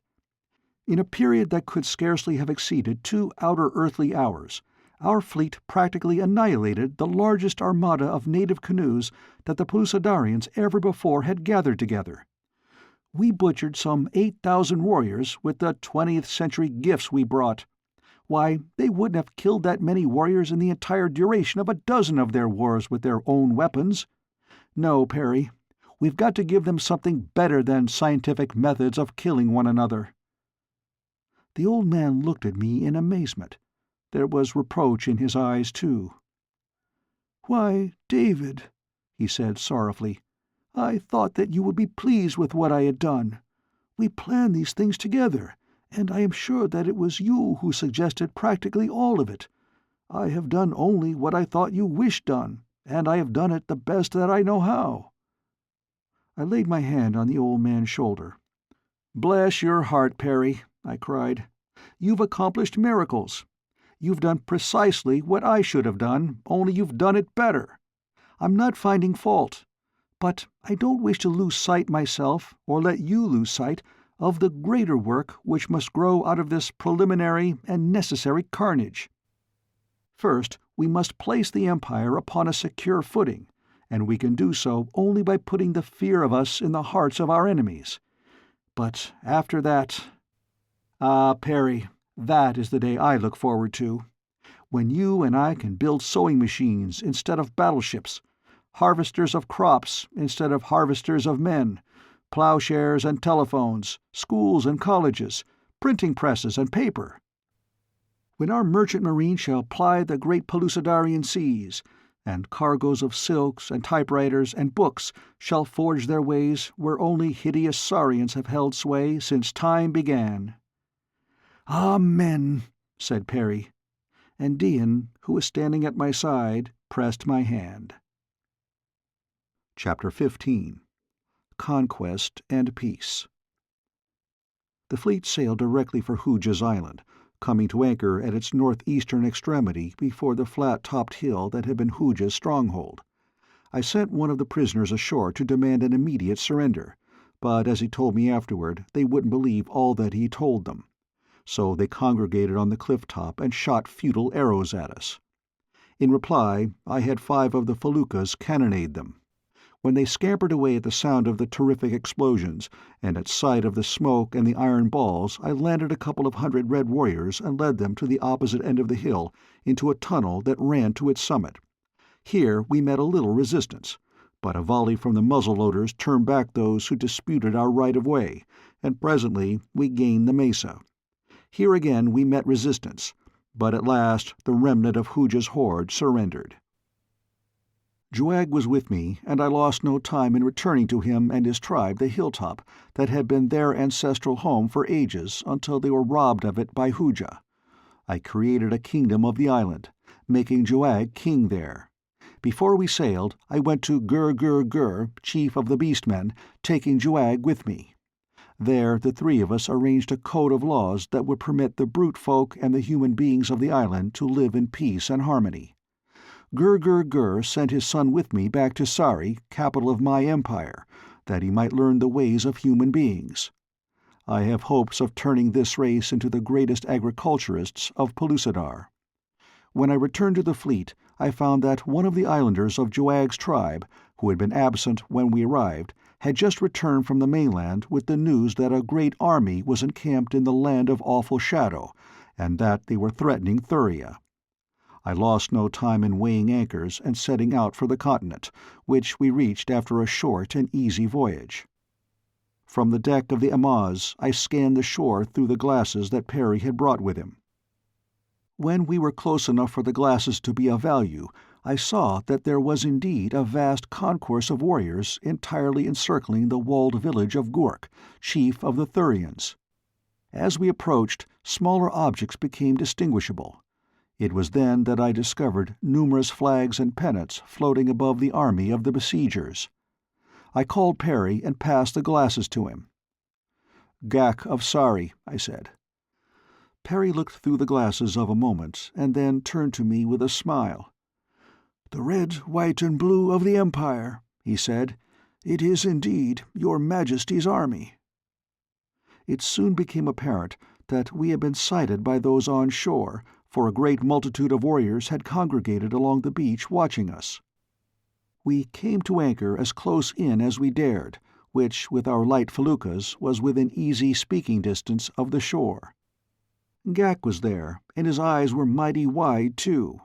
For, as he told us later, though he knew this must be Perry's fleet, it was so wonderful to him that he could not believe the testimony of his own eyes even while he was watching it approach. To give the proper effect to our meeting, I commanded that each felucca fire 21 guns as a salute to His Majesty Ghak, King of Sari. Some of the gunners, in the exuberance of their enthusiasm, fired solid shot, but fortunately they had sufficient good judgment to train their pieces on the open sea, so no harm was done. After this we landed, an arduous task, since each felucca carried but a single light dugout. I learned from Ghak that the Thurian chieftain Gurk had been inclined to haughtiness, and had told Ghak the Hairy One that he knew nothing of me and cared less. But I imagine that the sight of the fleet and the sound of the guns brought him to his senses, for it was not long before he sent a deputation to me, inviting me to visit him in his village. Here he apologized for the treatment he had accorded me, very gladly swore allegiance to the Empire, and received in return the title of king. We remained in Thuria only long enough to arrange the treaty with Gurk, among the other details of which was his promise to furnish the Imperial army with 1,000 lidi, or Thurian beasts of burden, and drivers for them. These were to accompany Ghak's army back to Sari by land, while the fleet sailed to the mouth of the great river from which Dian, Juag, and I had been blown. The voyage was uneventful. We found the river easily, and sailed up it for many miles through as rich and wonderful a plain as I have ever seen. At the head of the navigation we disembarked, leaving a sufficient guard for the feluccas, and marched the remaining distance to Sari. Ghak's army, which was composed of warriors of all the original tribes of the Federation, showing how successful had been his efforts to rehabilitate the Empire, marched into Sari some time after we arrived. With them were the 1,000 lidi from Thuria. At a council of the kings it was decided that we should at once commence the great war against the Mahars, for these haughty reptiles presented the greatest obstacle to human progress within Pellucidar. I laid out a plan of campaign which met with the enthusiastic endorsement of the kings. Pursuant to it, I at once dispatched 50 lidi to the fleet with orders to fetch 50 cannon to Sari. I also ordered the fleet to proceed at once to Anarok, where they were to take aboard all the rifles and ammunition that had been completed since their departure, and with a full complement of men, to sail along the coast in an attempt to find a passage to the inland sea near which lay the Mahar's buried city of Phutra. Jah was sure that a large and navigable river connected the Sea of Phutra with the Lur al-Az, and that, barring accident, the fleet would be before Phutra as soon as the land forces were.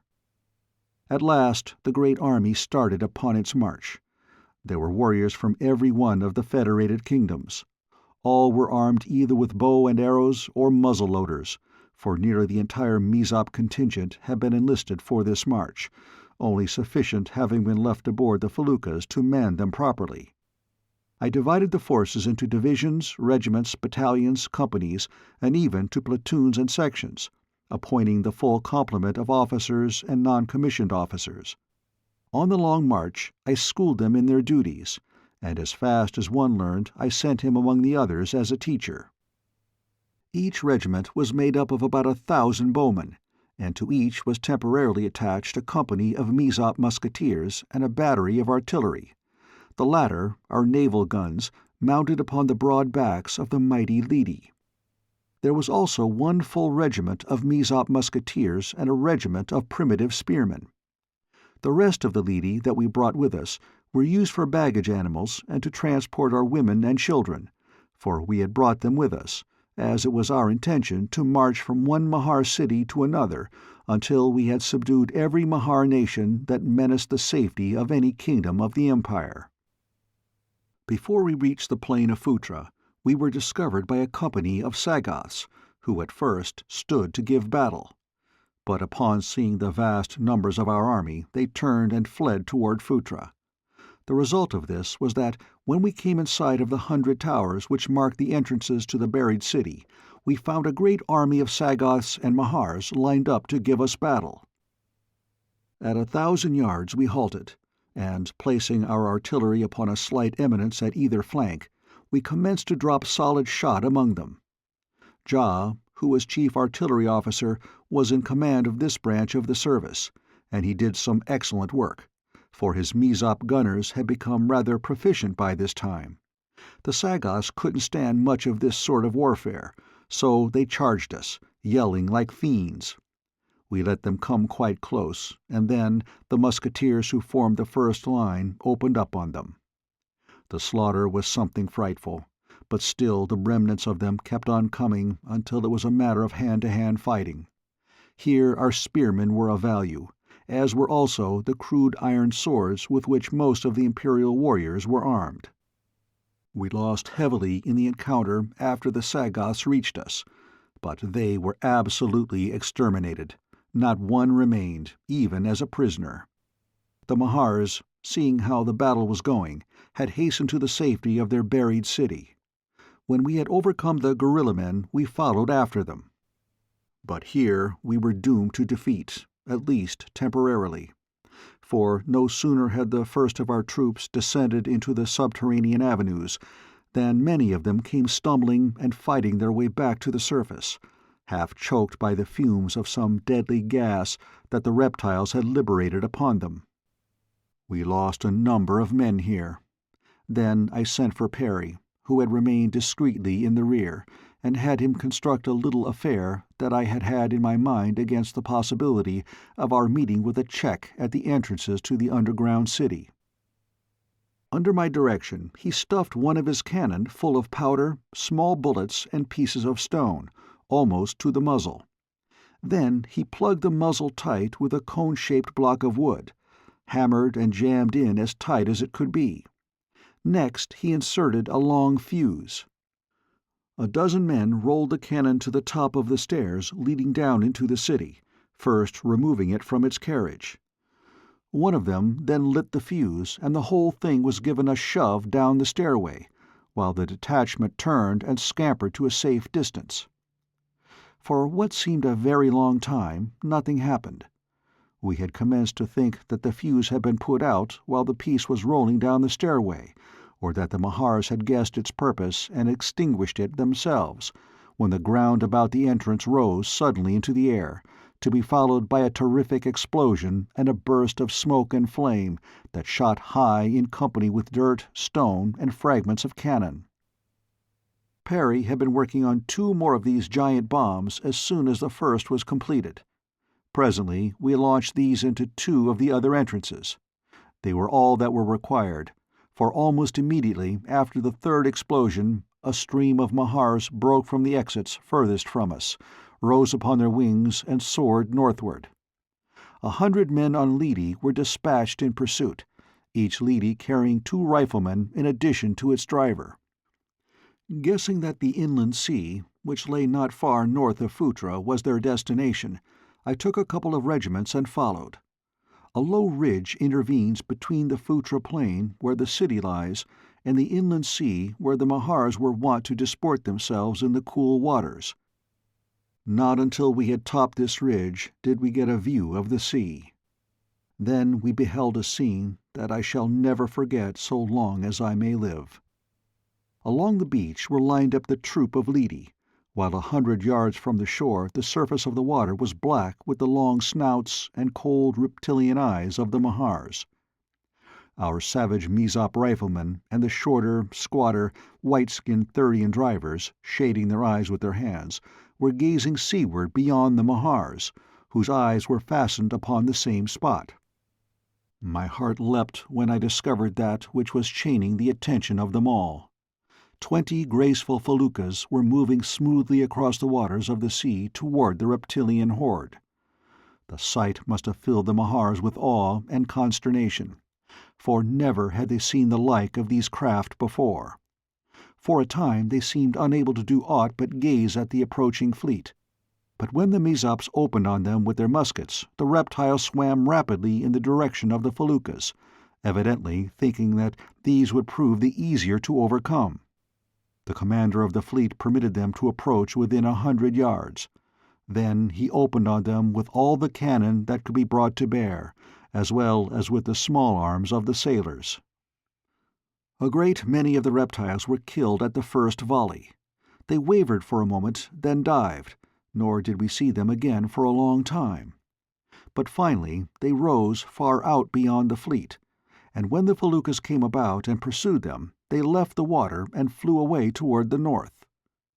Following the fall of Phutra, I visited Anauroch, where I found the people busy in the shipyards and the factories that Perry had established.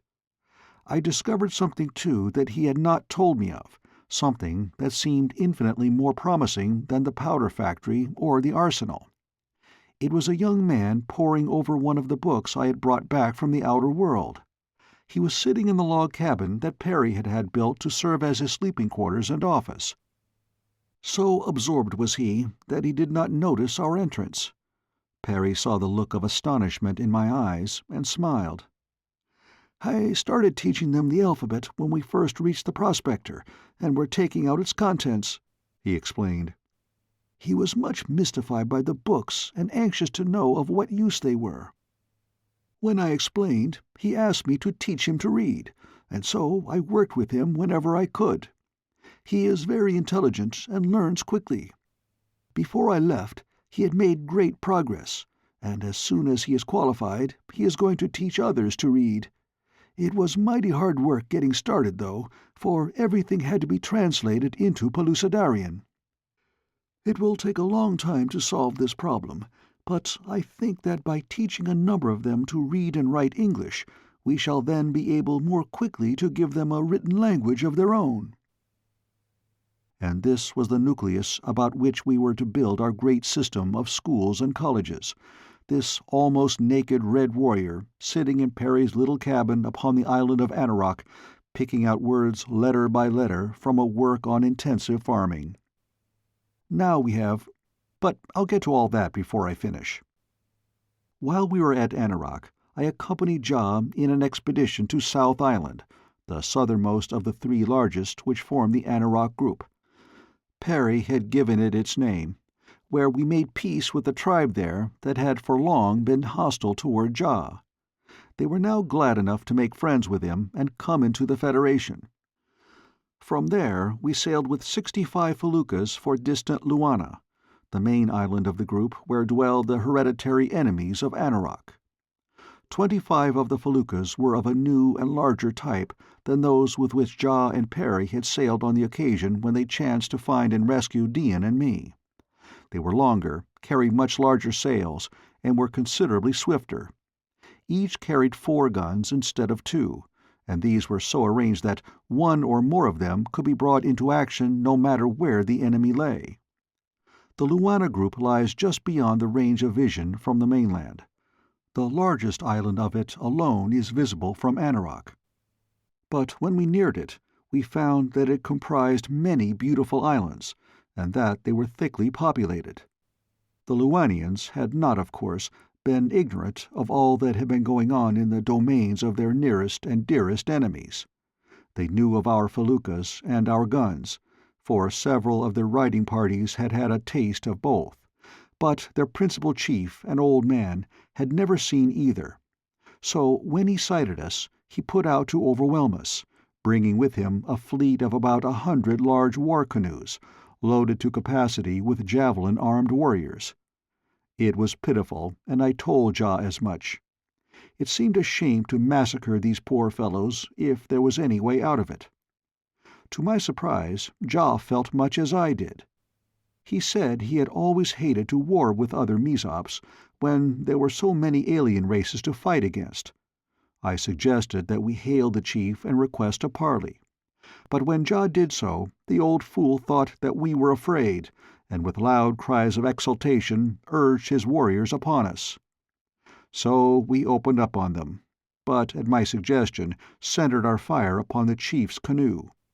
The result was that in about 30 seconds there was nothing left of that war dugout but a handful of splinters, while its crew, those who were not killed, were struggling in the water, battling with the myriad terrible creatures that had risen to devour them.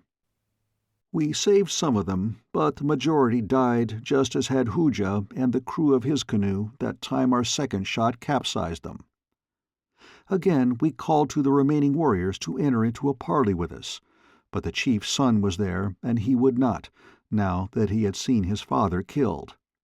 He was all for revenge. So we had to open up on the brave fellows with all our guns. But it didn't last long at that, for there chanced to be wiser heads among the Luanians than their chief or his son had possessed. Presently an old warrior who commanded one of the dugouts surrendered. After that they came in one by one until all had laid their weapons upon our decks. Then we called together upon the flagship all our captains, to give the affair greater weight and dignity, and all the principal men of Luana. We had conquered them, and they expected either death or slavery. But they deserved neither, and I told them so. It is always my habit, here in Pellucidar, to impress upon these savage people that mercy is as noble a quality as physical bravery, and that next to the men who fight shoulder to shoulder with one, we should honor the brave men who fight against us, and if we are victorious, award them both the mercy and honor that are their due. By adhering to this policy, I have won to the Federation many great and noble peoples, who under the ancient traditions of the inner world would have been massacred or enslaved after we had conquered them. And thus I won the Luanians. I gave them their freedom and returned their weapons to them after they had sworn loyalty to me and friendship and peace with Ja. And I made the old fellow, who had had the good sense to surrender, king of Luana, for both the old chief and his only son had died in the battle. When I sailed away from Luana, she was included among the kingdoms of the Empire, whose boundaries were thus pushed eastward several hundred miles. We now returned to Anarok, and thence to the mainland, where I again took up the campaign against the Mahars, marching from one great buried city to another until we had passed far north of Amaz into a country where I had never been. At each city we were victorious, killing or capturing the Sagoths and driving the Mahars further away. I noticed that they always fled toward the north. The Sagoth prisoners we usually found quite ready to transfer their allegiance to us, for they are little more than brutes, and when they found that we could fill their stomachs and give them plenty of fighting, they were nothing loath to march with us against the next Mahar city and battle with men of their own race. Thus we proceeded, swinging in a great half-circle north and west and south again until we had come back to the edge of the Lidi Plains north of Thuria. Here we overcame the Mahar city that had ravaged the land of awful shadow for so many ages. When we marched on to Thuria, Gurk and his people went mad with joy at the tidings we brought them. During this long march of conquest, we had passed through 7 countries, peopled by primitive human tribes who had not yet heard of the Federation, and succeeded in joining them all to the Empire. It was noticeable that each of these peoples had a Mahar city situated nearby, which had drawn upon them for slaves and human food for so many ages that not even in legend had the population any folk tale which did not in some degree reflect an inherent terror of the reptilians.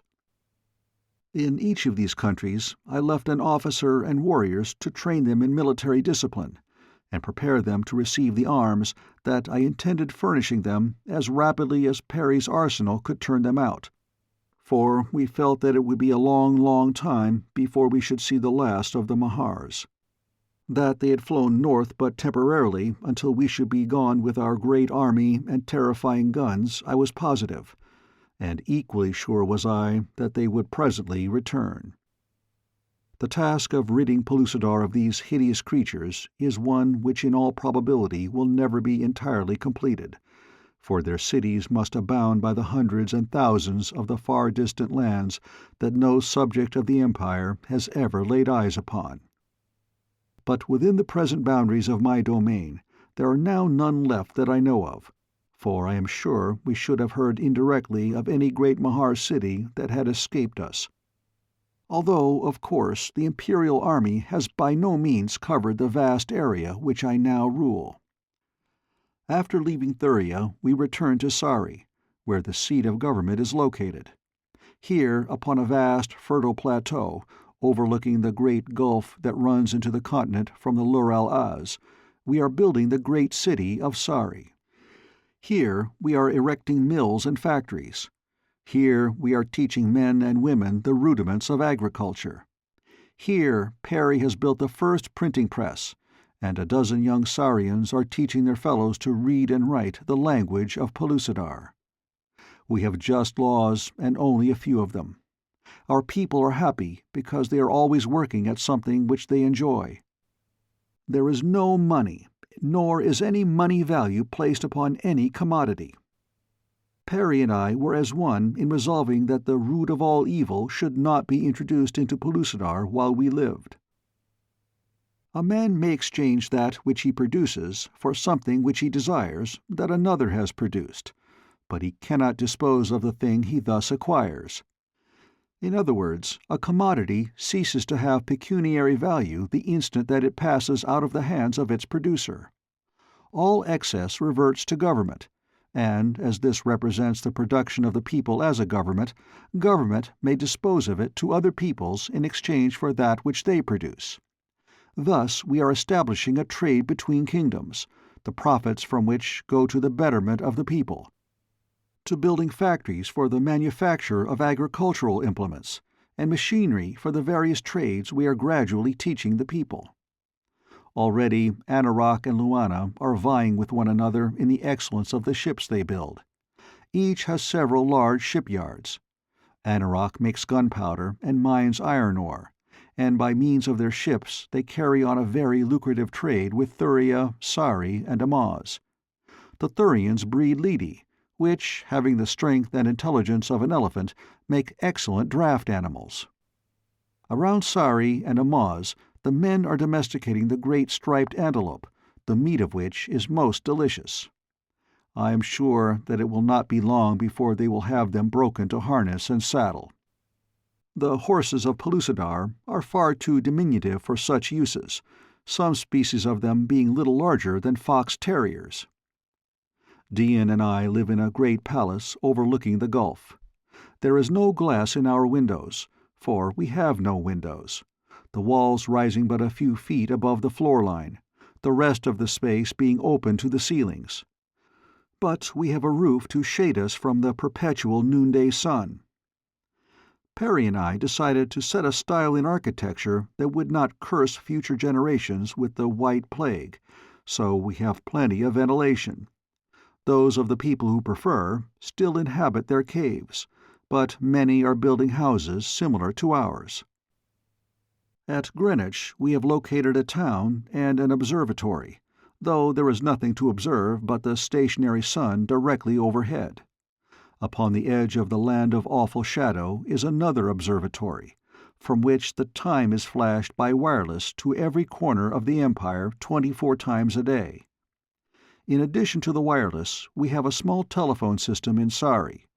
Everything is yet in the early stages of development, but with the science of the outer world 20th century to draw upon, we are making rapid progress, and with all the faults and errors of the outer world to guide us clear of dangers, I think that it will not be long before Pellucidar will become as nearly a utopia as one may expect to find on this side of heaven. Perry is away just now, laying out a railway line from Sari to Amaz. There are immense anthracite coal fields at the head of the gulf not far from Sari, and the railway will tap these. Some of his students are working on a locomotive now. It will be a strange sight to see an iron horse puffing through the primeval jungles of the Stone Age, while cave bears, saber-toothed tigers, mastodons, and the countless other terrible creatures of the past look on from their tangled lairs in wide-eyed astonishment. We are very happy, Dian and I would not return to the outer world for all the riches of all its princes. I am content here. Even without my imperial powers and honors I should be content, for have I not that greatest of all treasures, the love of a good woman, my wondrous empress, Dian the Beautiful. The end of Pellucidar by Edgar Rice Burroughs.